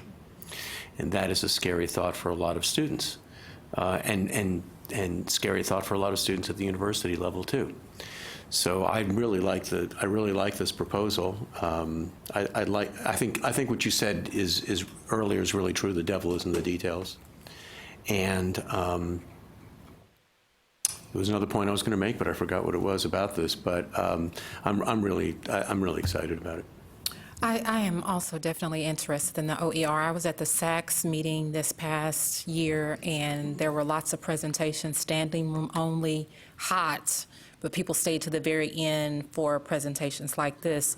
Also, something that was discussed is bookstores really don't count anymore because most parents are going to the websites to buy the books anyway. No one's going to the bookstores. I mean, seriously. So that's not even whatever deals they're making, They're making them. It's freshmen who don't know about the websites, but all the other parents are sending their kids to the websites to get the cheaper books for renting, which I wish I would have thought of that idea. I'd be a millionaire now. So this is definitely a direction that is going very heavily in this OER direction. So. And I just want to make a comment. This is not new in professional, and you have third-party accreditors for health information. For example, there is something called CourseShare. And as a registered health information administrator, I contribute to that repository to where you can create assignments and you write them yourselves and you contribute them to the CourseShare. It can be a course in its entirety, meaning that it meets rigor and it meets the required domains and subdomains of the accrediting body, and you can pull those assignments by just 1 or 2 units, an entire assignment or an entire course.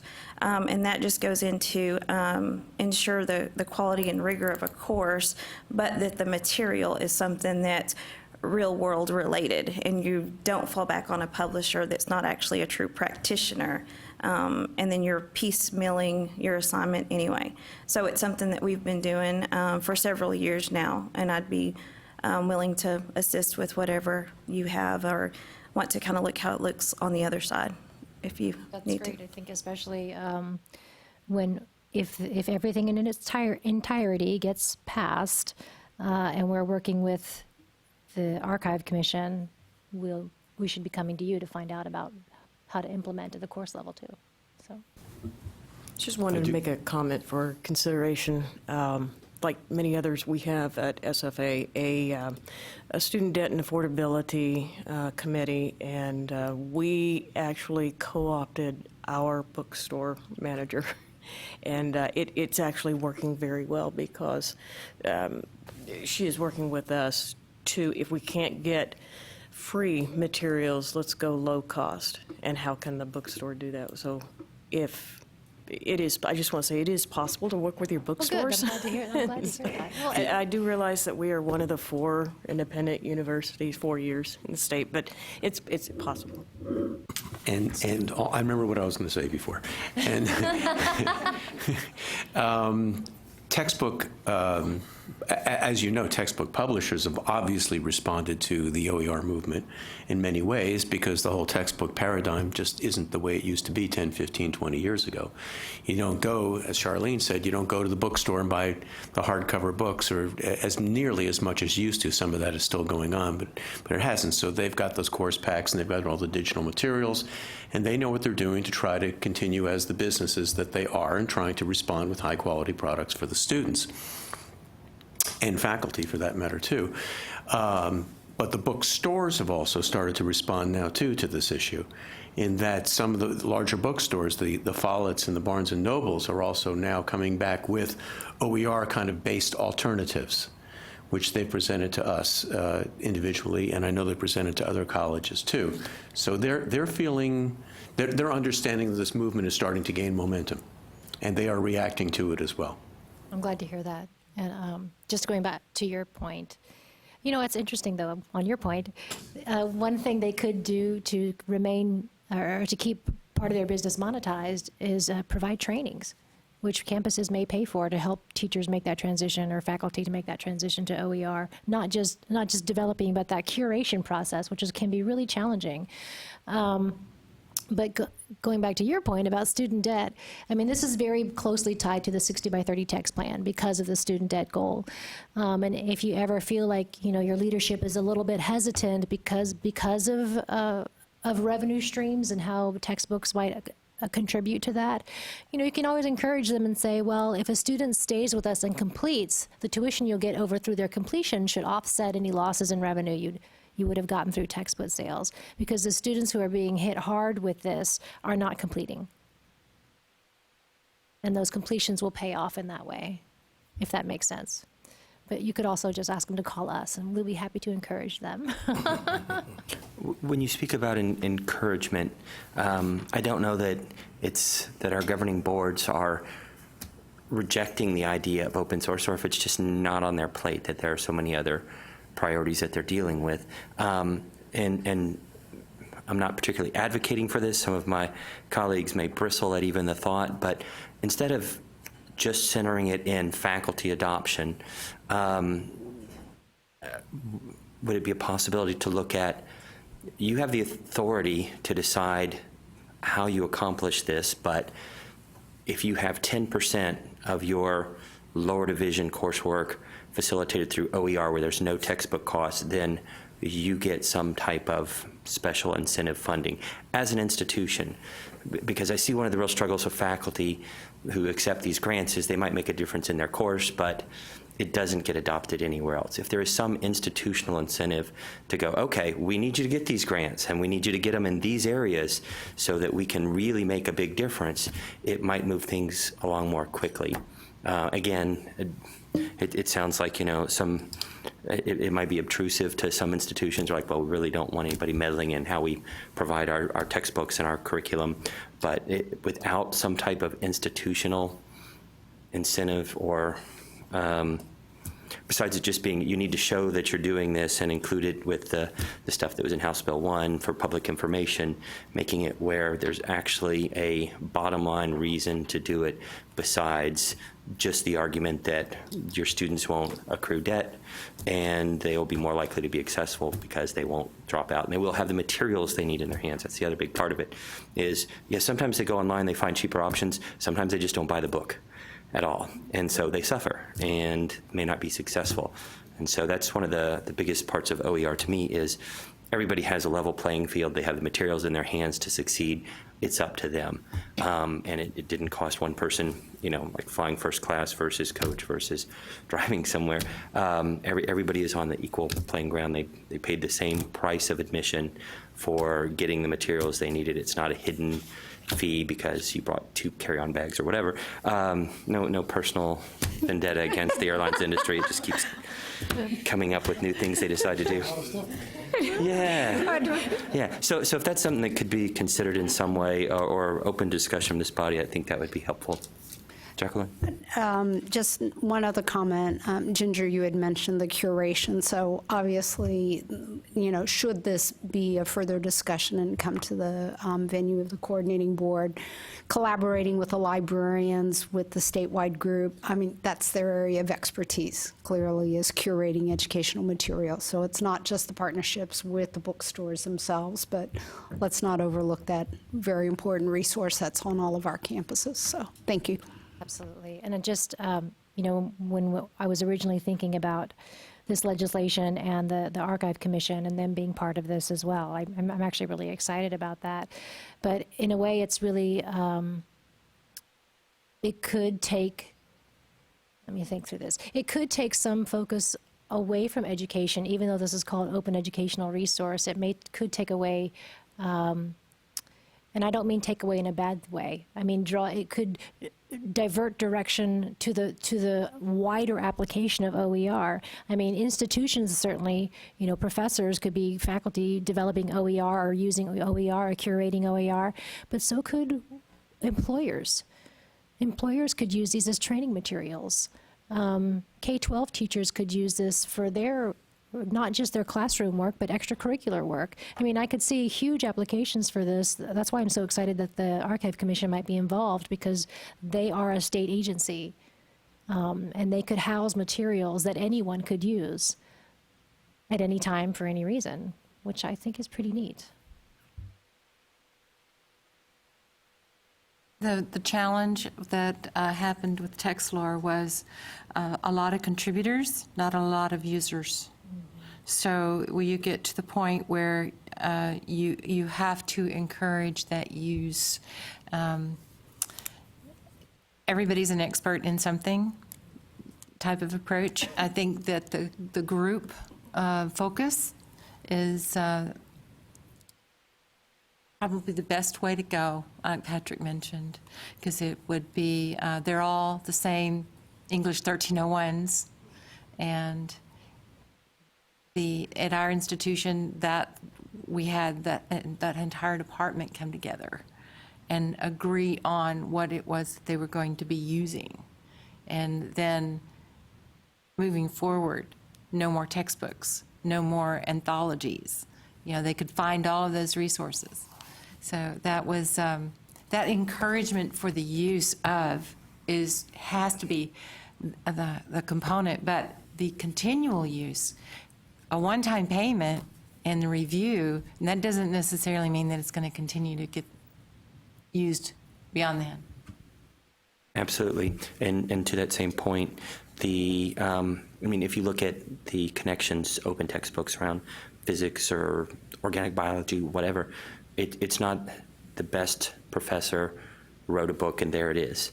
It may well be that he contributed or she contributed, but it is 15 renowned people in that field that got together and contributed. And so there is a sense of buy-in. It is a best of many minds, not the best of one mind. And in the same way, if you're creating it on your campus from scratch, you would be best served to bring together everybody who is going to use that textbook to contribute, even if their contribution is small, because they're part of it. Otherwise, they will reject it simply because they were not part of it, even though they recognize it's better than anything they individually could have created. So there's a lot to be said for respecting faculty culture to get adoption by letting them be participatory. Sounded like a lecture, sorry. Well, I have not yet hit send on my feedback on this bill yet, so this is good. Other comments, questions? Thank you very much for bringing this to us for input and feedback and just general knowledge to know what is of interest right now. That's I would love nothing more than to see us something that would help all institutions, mine in particular, get off center and really make some progress towards lowering textbook costs for students. So anything that can do that, I am 100% behind. Thank you. Thank you.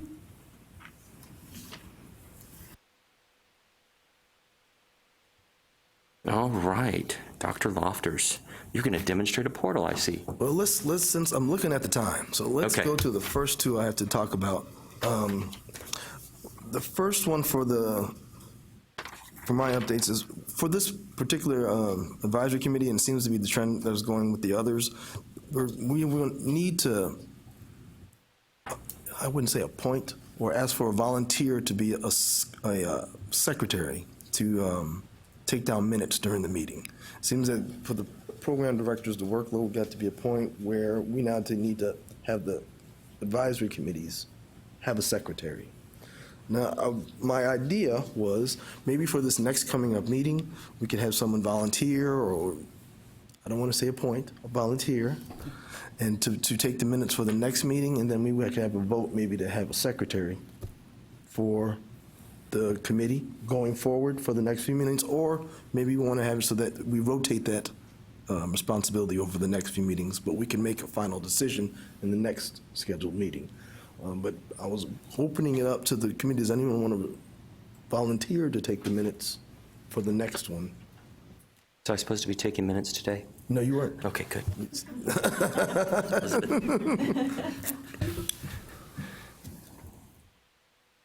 Well, maybe not. Right, look underneath your seat. Somebody has a red dot on their chair.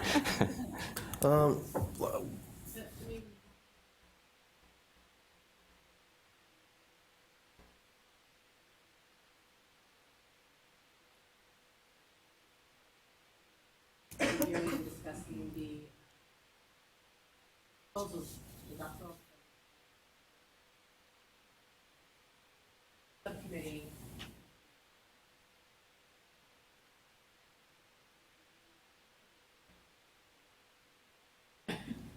Correct. You can come back and look at them.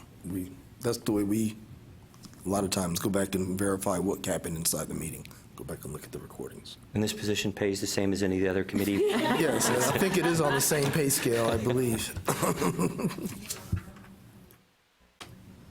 I can volunteer. Charlene? Just for that one. Just one. We're asking Thank you. for that one. So what made you step forward? I'm just curious. It was just quiet. Everybody was holding. Oh, good. It was the money. It was the money. We'll give you double what we're paying you now. How about that?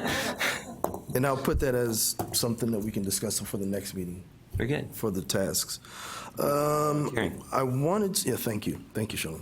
I wanted to also talk about, it was a email stream that we were talking prior about participation in the meetings through distance means, teleconference. So I looked into the statute, and there are certain ways that you can have a teleconference with an advisory committee. The way I'm going to approach this is that we encourage face-to-face participation in advisory meetings because I believe it has value added for everyone being here and able to discuss issues in a face-to-face manner. But if there are times where there's an issue that comes up, for instance, we had one of our committee members that was not feeling well this time, they were able to participate and still be counted in the quorum and vote. So I just want to let you know that is the ability for the committee to meet through teleconference. There's specific ones inside statute. There's teleconference and there's video conference, which has different kind of rules. For the teleconference, we could do it that way. It's possible for you to participate in the meeting through teleconference and still be counted in the quorum and vote. For video conference, you can't? Video conference has Make no different, sense. I'm not sure if anybody else is aware of those, but they're different kind of rules. If I recall correctly, for the video conference, you had to have the chair at a certain spot, or you had to have a quorum of people at a certain spot, and we just didn't, right, and it's different requirements, physically be there. And then we didn't have the technology, I don't think we still do at this present moment, because whenever you speak, the person has to be seen. It has to change with whoever's talking. Voice switching. Right.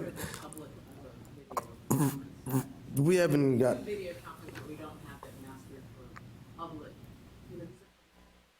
Right, so you could do closed circuit, 24 people getting together on web conference, but then you couldn't simultaneously allow non-participants to see that stream at the same time. correct. So we're still, we have some challenges on that still to address. So I just want to give that clarification on the teleconference for meeting participation. And the context for this was, there was in December a meeting of CAUSE, which CAUSE is the Committee on Academic and Workforce Success. Microphone. There was a December meeting of the Committee on Academic and Workforce Success, and I was asked to present there on our activities in LTAC. And one of the items that staff prepared for me was the cost of these meetings, on what it costs for people individually paying out of their institutional funds to come and be a part of this. And one of the committee members of CAUSE asked about the possibility, and encouraged us, in fact, to have an upcoming meeting by telecommunications. And we did note that we often have at least one a year, especially when we're considering something that needs to move forward, like a doctoral proposal, in that fashion. But there was an encouragement to perhaps do more, and sought some clarification from council that was there. And they said should be allowable. And so afterwards, Andrew went and got some additional information, and that's what he is bringing to us. And so I know that when I kind of set off that little email bomb of everybody going, well, I can come, should we, what do we, yeah, sorry about that. But I think the thing that we need to decide as a group is, do we really find the value in coming together face-to-face to do these, or should we pursue doing more of it through a mediated format, through a teleconference? And I think we need to also consider that, for instance, if we had the time today, we would have had the breakout sessions for the committees. That might be a concern, especially to meet face to face, because you can't do that through teleconference means. So it's something else to consider. Go ahead.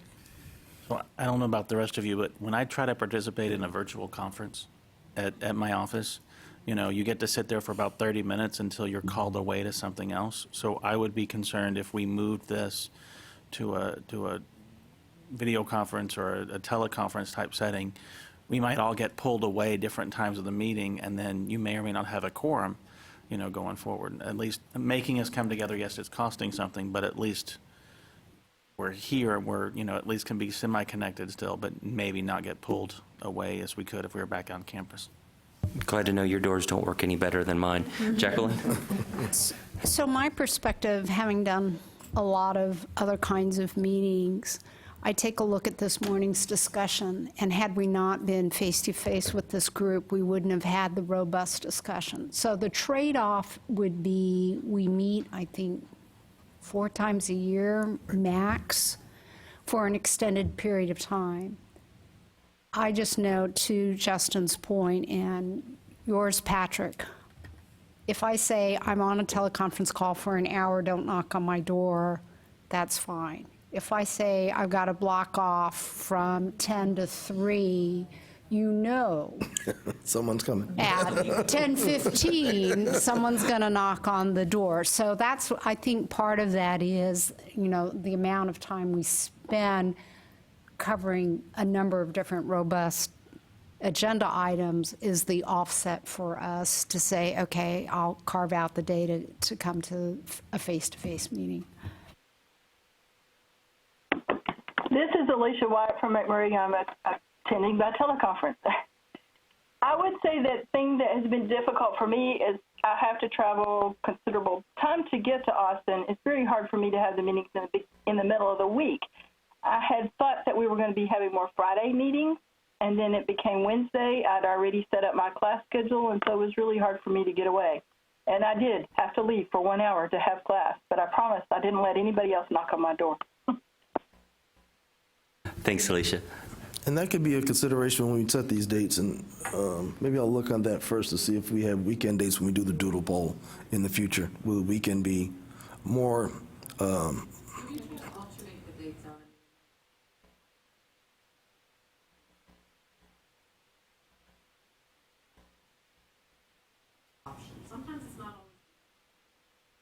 sometimes it's not just not a possible day, because these meetings have to be televised, or, web streamed. So therefore, we have to have the boardroom, and this room fills up quickly. So sometimes we have to look at whenever we have availability, right? With those being said, what I wanted to tell you about is the distance education portal. That's what's on the screen and behind you. My plan, it was to give you a short introduction of what it's going to look like on your side. I'm going to send each of you a link. And basically, we're at the stage now that you will be able to see what we have, at least, what we put inside the distance education inventory for each of your institutions. What I would ask you to do is look at it, see if those things are valid, and make updates as necessary. So for me to do this, I need to borrow somebody's fight. I need to see if anybody would be willing to be a guinea pig for just a second, and if I can borrow Onita's microphone, and then I could show you on the screen here what it would look like. And you're fine? Okay, we'll do that. So I'm gonna move over here just to give you an example.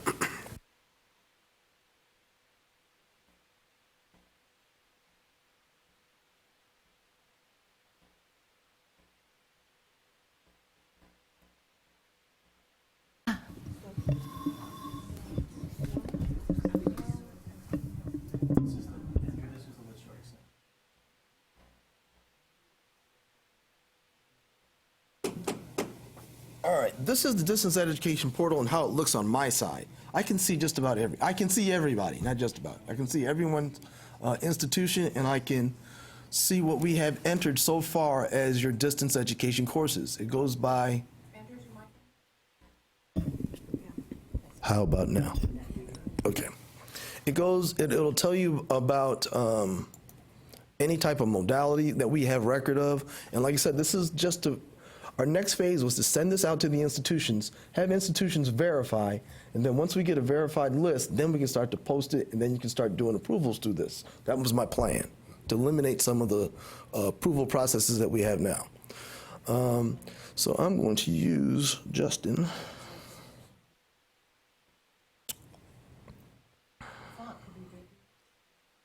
Oh yeah, that's just for me. I probably can do it on here a little bit bigger. Let me see if I can get to them first. Okay. Yeah, see, this is different. This one here, if I was to click on you on this side, it's more telling me what you did. It'll show me that, okay, Texas Tech went in and they asked for a new program and it's off campus, and it'll say it's pending until I see that you had all the records in. But what I'm going to do, oops, sorry. Oh, that's wonderful.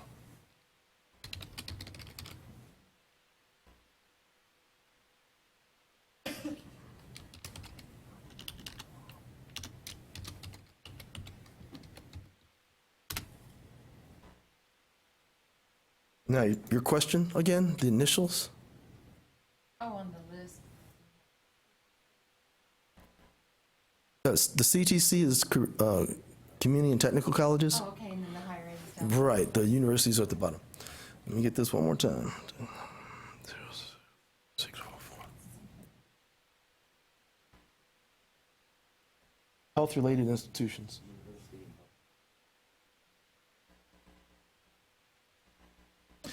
You'll get, all right, this gives you an example of what it's going to look like. It'll give you the name, then the zip code of, let me see if I can make it a little bigger.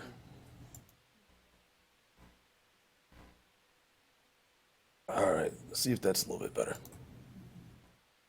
It'll show you the names of your programs. It'll have the zip code of the program, the type of award that you're awarding for each program, and then it'll have an X on whatever modality you currently offer that program in. So, but my request to you is to, once you get the link, look at these programs that you have for your institution. See if these match what you have as far as your records as distance ed offerings at your institution. Now, you do have the ability to edit it and update it. So if I was to look at,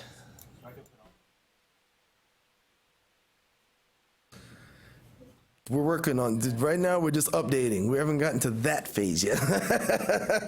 But really, truthfully, if they were online, they could. So for instance here, let me give you one. Applied Behavior Analysis. This is a graduate certificate, and it is 100% online. I could, if I view and edit, I can edit this Applied Behavior Analysis online. I can edit it. I can mark it as inactive. When I mean edit, I probably can add another modality, like fully online, hybrid, blended. You can do electronic to group, off-campus, face-to-face, self-supporting, or not offered by distance education. You can flag it. Now be aware, the ones that have electronic to group and off-campus, face-to-face, they will require a location. You got to tell me where it is. Now there is a pull-down menu. If I can get back to it, hopefully I can. Oh, that's wonderful.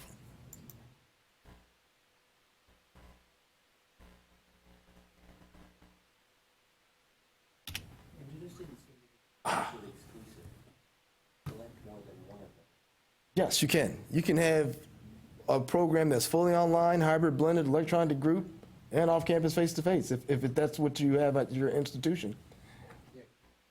You might have multiple modalities.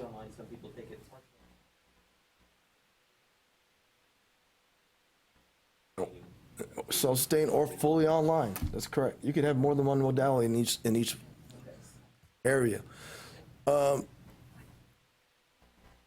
Oops, sorry. When you say off-campus, face-to-face, is Yes. that's not including like satellite campus, like Prairie View has the College of Nursing in the medical center. So that's not An off-campus site. Most of these are going to be like an off-campus site. I think you have one that is it's in the Houston side. Northwest, right. That's in here. That would be, okay, thank you. Right. If I wanted to add a new program, say for instance, one more feature. You can look at this and you can pull this information out in Excel. So then you can sort it and manipulate it. Can you upload from Excel back into it? So if there are mistakes and you need to... That I have not done. No, we haven't done that. This is just allows you to bring it out, but So and make it easier. my other question is, so typically with off-campus, face-to-face, or electronic to group, or at least off campus. We also do regional notification for some of these things. Do you have to upload that document as well? No, you would have to still right now, at this point, you send that to me, and then what happens, give you an example. Let's do that. Let's see, does Tech have one of these? Yeah, the architecture program.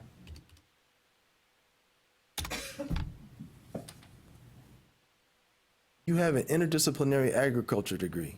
It's right now not offered by distance education. But now, well, I'm gonna give you another one. Let's do this. Let's do this. Now, this is just mine. I mean, like I said, this is not going into your inventory. This is just distance ed. I'm not doing anything. Yeah, we're gonna. You've already met all the. So for instance, you say you want to offer this off-campus face-to-face. Let's just say it's going to be at one of your regional groups. Add. I want to tell what location I want to put it at. It only brings up, supposedly, just the places that you're going. So I want to send it to Fredericksburg. We can put start date. First, oops. That was beautiful. Start date, 2017. Start month, we'll say April. We'll just leave the end open. Now, this is what it's going to show to you. It'll show that you now have the interdisciplinary agriculture degree. You now have it. You're telling me you're having it at Fredericksburg, but it's now pending until staff will determine that you've turned in your area notifications, and then after a certain amount of time, 30 days, at least a 30-day period, it'll then allow me to approve based on what I have on your records. Area notification is still separate. Area notification right now is still separate. Right now, what I'm working on is trying to get each institution to update it, so then when you do these updates, then you can tell me what's not working. And then once we go full blown, we'll already have those worked out. So you'll be receiving a link, and it's the community colleges are in here too. So all of you can do it, and just check what you have as far as your distance ed. Yes. Yes. As a matter of fact, I want you to cause it. How am I gonna say this? Provide it with challenges. Okay. Provide it with challenges. So I just want to give you an idea of what it's going to look like. Now, for the ones that are online at the current moment, it does track when you make changes, so I can see when you did it, but it doesn't really doesn't put it pending for online due to the fact that right now our online policy is notification. So therefore, you can just say if your program is an online modality. That's the notification. So, Right, that's the notification right now. so once this goes live and we do that, we don't have to do the. That's my plan. Okay. See, this is the issue that I have. Currently, even if you send me a notification, sorry, everybody can't see me. Currently, if you send me a notification for an online program, I still respond back to you. Well, I shouldn't say that. A letter is generated to you that says thank you, and we acknowledge your notification that you now are offering interdisciplinary agriculture online. That's the part I'm working on now. If the portal takes care of that notification, how are we going to send you a receipt that shows that yes, this transaction did happen. This did happen, and you have knowledge of it, and you have a letter of either notification or of approval, and that's where I am now. But in the meantime, I just was asking you just to update and then provide me some feedback for the next meeting. Technically, with the functionality of this, can I add a online program which I do not have approved as a program? No. Okay, because that was one of the You can only add objectives programs that are in the inside inventory. your inventory. Great. If it's not in your inventory, you can't just say, all right, well, I know I don't have a medical degree, but, well, right now I have one. I'm sorry. Oh, I can't. No, it's only going to give you programs that are from your inventory only. Andrew, I have two questions. Yes, go ahead, sir. The first question, will we be required to have a username and password? Yes, that's what, You can submit I a will link? send you that, and you will go through an approval process through us or me. Okay. Yes. The second question is, do you have a due date when you want us to? Well, I'd like, it would be not, it depends on how big your online offerings are. I know some are larger than others. That's okay, set a due date. But I mean, I'd like to just have, at least if you go in and start trying to update the information and can give me some feedback, at least by the next meeting. Or even earlier, if you can give me, if you find something that's wrong, that you think needs to be addressed, you can even email me so I can go ahead and start trying to get those things fixed. This is like, you're my test, yeah, well, I wasn't gonna say that word. I wasn't gonna say that word, but you're my test group. So I'm glad it's gotten to this point at least. It's been a long time in the making, and the IT department has worked really, really closely with us, and we've gone through different iterations of this where this needs to be fixed. We put it back in testing, and now it's out for production. So please, if you get a chance, once you get the link, go in and take a look, and then I'll be able to see what you're doing, supposedly. And this allows you to do impersonations? Probably won't be till next week, because this one is sort of weird. What's that? This software allows you to do impersonations, Andrew? I can impersonate. Yes. You can't. We don't get that function on ours. You will only be able to see, oh, that's a good point, though. I've never seen that on You will only be able to see just yours. on a menu. That's Yeah, awesome. You'll only be able to see just your Impersonate. offerings. Yeah, it's like, cool.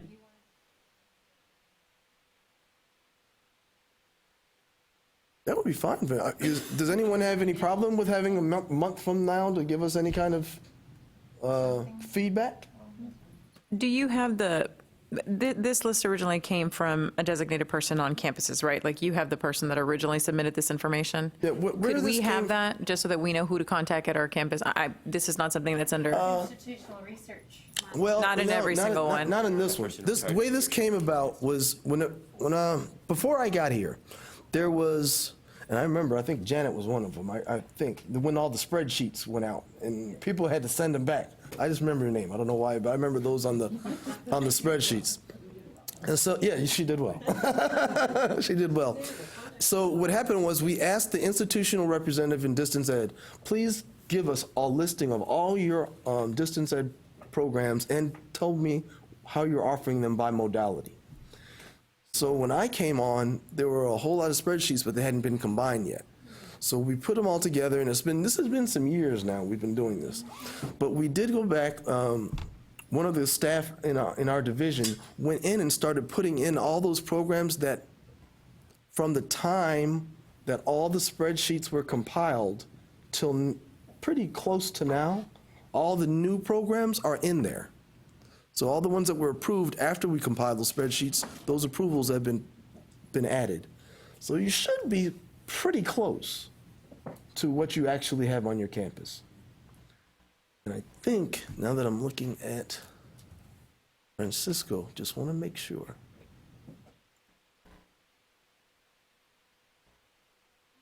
UT RGV. Because of the merger. Right, I just want to make sure, because of UT RGV, because at the time the spreadsheets came in. It was Bronzeville and... Correct, you were still separated, but now you're in here as RGV, so you should be fine. Anybody have any questions? And it's going to be something that you work through. I've also talked to IT about providing you some written instructions so that you can go through it as well. And I'll be available for any kind of technical support. As we go through it, I know that we're going to give you feedback on our programs that may be right or wrong, but can we give you feedback on the actual application, what we believe it should be doing? Sure, we can. Yeah, yes. If we, wait, is it worth our time? Exactly. I think Our user interface is important, and if there are things that we can do, sure. some of the things that we're going to look at, some changes and maybe some improvements that need to be made, but they have to go through a certain process here with the coordinating board. It's not like an overnight thing. So, but yes, I would welcome your feedback in the application. Well, that takes care of that. All right. Congratulations. I know this has been a long time in coming. I don't know if I can call it a labor of love, but congratulations. And thanks to your IT staff, too. I know you've been through multiple people in those positions in IT, and so each time it's kind of like, okay, start over, especially with a programming project. So seeing it come to fruition is especially gratifying. All right. We have 15 minutes? 17 minutes being generous, and 3 committee reports and breakouts and discussion of next items, next times items and meeting dates. Which ones do we want to do, Andrew?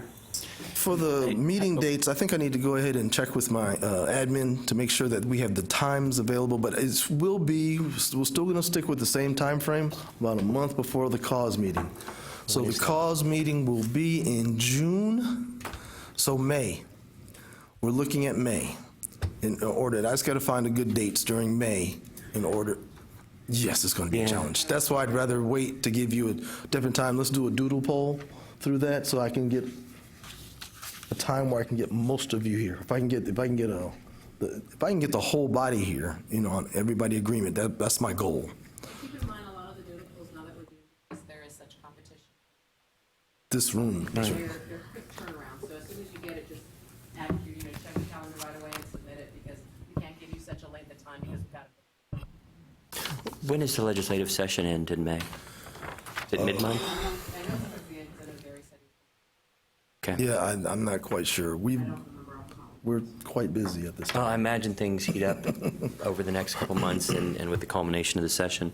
So I was just wondering, and of course on our own campuses, it's busy time with graduation and those kind of things. So often a bind there too.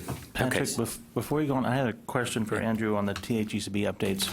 And it was on the email I sent you about Academy One.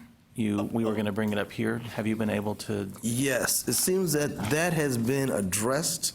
Okay. That came from, you were correct. That was the company that was running the Grad Texas site in the past. They've been contacted.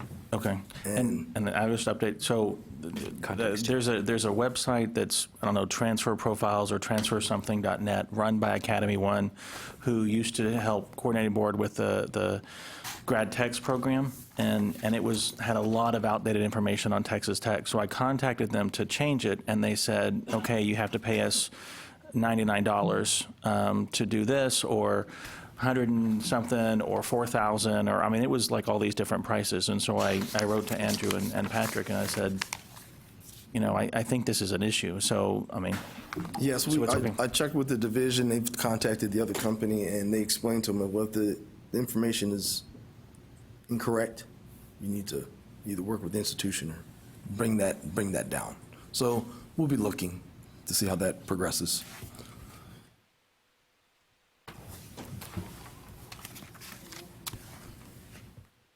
All right. Committee reports. I know that your committee has met once since our last meeting. Do you have a brief report for us? We will continue working on the instrument that I mentioned earlier. One of the biggest things that we were proposing is that we do want to have a draft document out for feedback by the Texas Distance Learning Association conference. We have a session dedicated to THECB updates, specifically for that area, since it is the Distance Learning Association for the state. Dr. Lofters may be joining us for that one. There are also several of you that have expressed that you will be attending TXDLA, so I will be reaching out to you if you are, so that you can sit there, similar to a panel, but specifically so that we can present the PGP draft document to get feedback on that, so we can vet it through specific channels. In addition, we are going to leverage the HERC meetings that are required to take place, and that will be an agenda item that the chairs will be notified that they have to put on their agenda for their meeting to also present it. We'll be asking some of the committee members to present at some of those different meetings if they overlap. If not, at least have a couple of PowerPoint slides explaining where it came from and some of the background.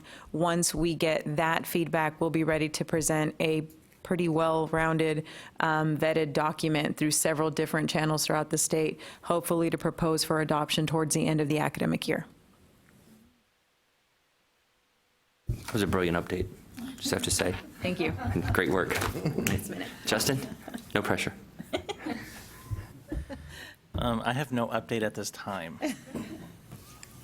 Also a brilliant report. You want to just, well, to add to the HERC meeting, we have set up a time of a set of dates for the HERCs to meet. It was going to be at the end of March between the 20th and the 22nd. We're going to meet through a web-based platform that will be hosted through Texas A&M Kingville. And we'll be going over what the requirements are for HERC chairs, what documents they need to be submitted, where they need to be submitted as well at the end of their meetings, what needs to be given to the coordinating board. I think that's, well, there's more than that. I think the PGP we were talking about, those are going to be on the agenda. So we have already started getting ready for the HERC meeting at the end of the month. And there should be the letter going out from the coordinating board requesting the appointee for the HERC for your specific area and reporting that to the chair. We're notifying the chair, so we wanted to make sure they knew prior to that notice going out so that they weren't getting an influx of messages from chief academic officers and have no clue why they were getting messages. In addition, we will be having an orientation for the first time for representatives on the HERC. So if you're appointed to that group, you now know what your reporting structure is and the template, how to fill that out properly, what needs to be reported and what does not. In my situation, I do the report, but I'm not on the committee. I mean, I'm not attending the meetings. So I was just going to ask to be included, especially for the presentation on how to fill out the reports, because I won't be the representative. The meeting is going to be archived, so we'll see if we Okay. can at least share that portion of when we start Right. talking about the template, we'll see if we can segment that part out and put that on for public access. Okay, great. Perhaps I missed this part, but the meeting date has been set, and is it a virtual meeting? For Web conference for the training. For the For the training for the HERC HERCs. chairs? Right, right. Yeah, this is going to be a virtual meeting. Okay. And it hasn't been totally set yet. We're giving out the doodle polls for the 20th, 21st, or 22nd. So, and then they have until Friday to give me the answer. So we'll have the meeting date set after Friday. Okay. And that notification only went to the HERC chairs. Just to the chairs. Just to the chairs, so those are the ones. And it is also going to be archived so that if a chair cannot attend, they still get all of the The information. HERC, who is the, does each institution have a HERC chair? No, the HERC, right, the Okay. region has a chair, but each institution has a representative that sits on the HERC itself I see. So the meeting is the HERC chairs for the region. first, and then the one for the individual members will be the following month, prior to In your April. scheduled meeting, yes. Okay. Or probably mid-April, not the next month, but probably mid-April. Okay, thank you. I think that's it for the HERCs. Yes, yes, sir. Okay, very good. And that covered, we didn't touch on 50-mile radius any further. Survey subcommittee has not met. I'm dreadfully behind in getting that back before the subcommittee, so I'm going to do it expediently by taking the questions that we agreed to last time in our subcommittee and setting those aside and sending out a survey on the survey that will ask the subcommittee members to rank which of the 30 additional questions we would like to include in our existing question set. There's room for maybe 4 or 5 of those. So I think it's good to keep most of our original set for providing some evidence of trends and how things are changing, understanding what LMSs are being adopted or no longer being adopted, those kind of things. So that will go out to folks probably the beginning of next week with a pretty tight turnaround on it. No real expectation that it will be fully implemented because it has to go through data collections subcommittee here, right?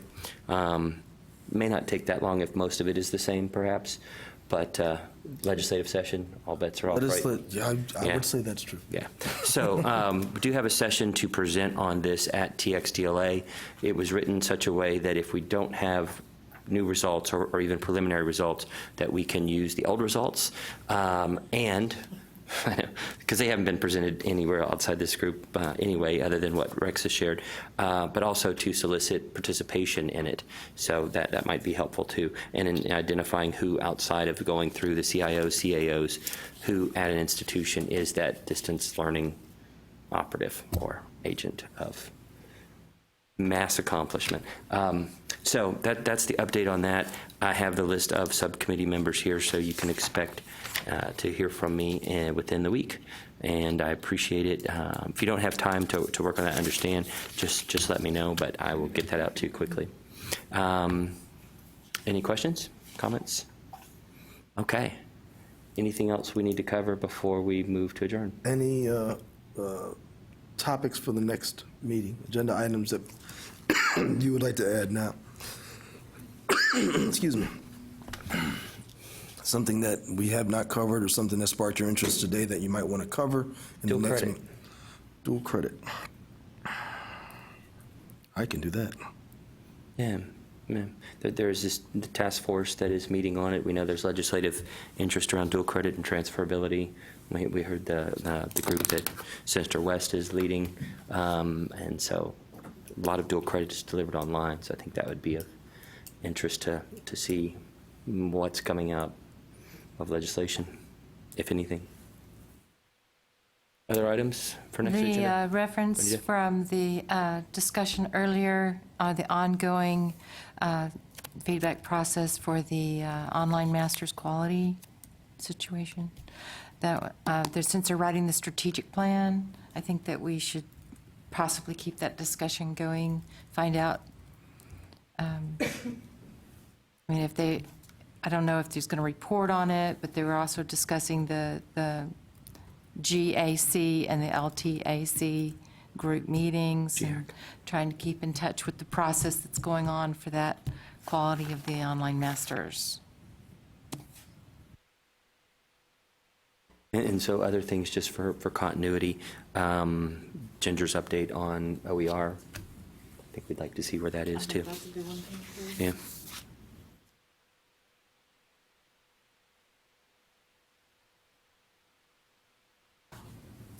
And I know it can be rapid fire with the legislative session, things coming out of nowhere. Is there some opportunity if there are things that are coming, being introduced as bills in between now and next session, you can send those out as information items to watch? I know we don't all have. Oh, between now and next meeting? you're saying? Yeah. Oh, next meeting. Because we don't all have the same access to our governmental affairs. Right, and I think it depends on the way the bills are assigned for analysis. For the most part, it depends on expertise. Yeah. So some things that you might be interested in, I might not see. What I did last time is I went into the Texas Legislature online and I searched online. That's where I saw those bills that we talked about previously, and that's when we got talked with Ginger. I can ask. It's not a problem. See what we have. And our next meeting would be in May, so session would just be ending. Or near ending. Or near it. Or near it. Yeah. yeah, the regular session. And a lot happens in those last couple weeks. Because right now, I mean, we're just ending the period of emergency legislation, and then they go into the regular stuff. Anything else, Sandra?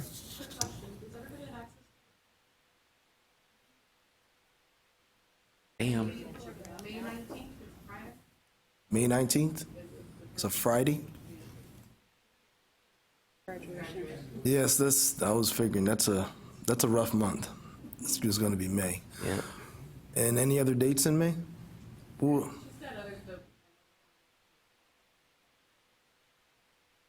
let's see.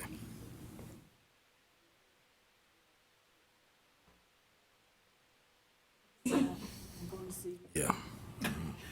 Oh, well, absolutely not. I think we'll just go ahead and wait. 19th is out for me. Get the doodle poll and send that out, just so we can have a better range of dates. I think that'd be a good idea. Yeah.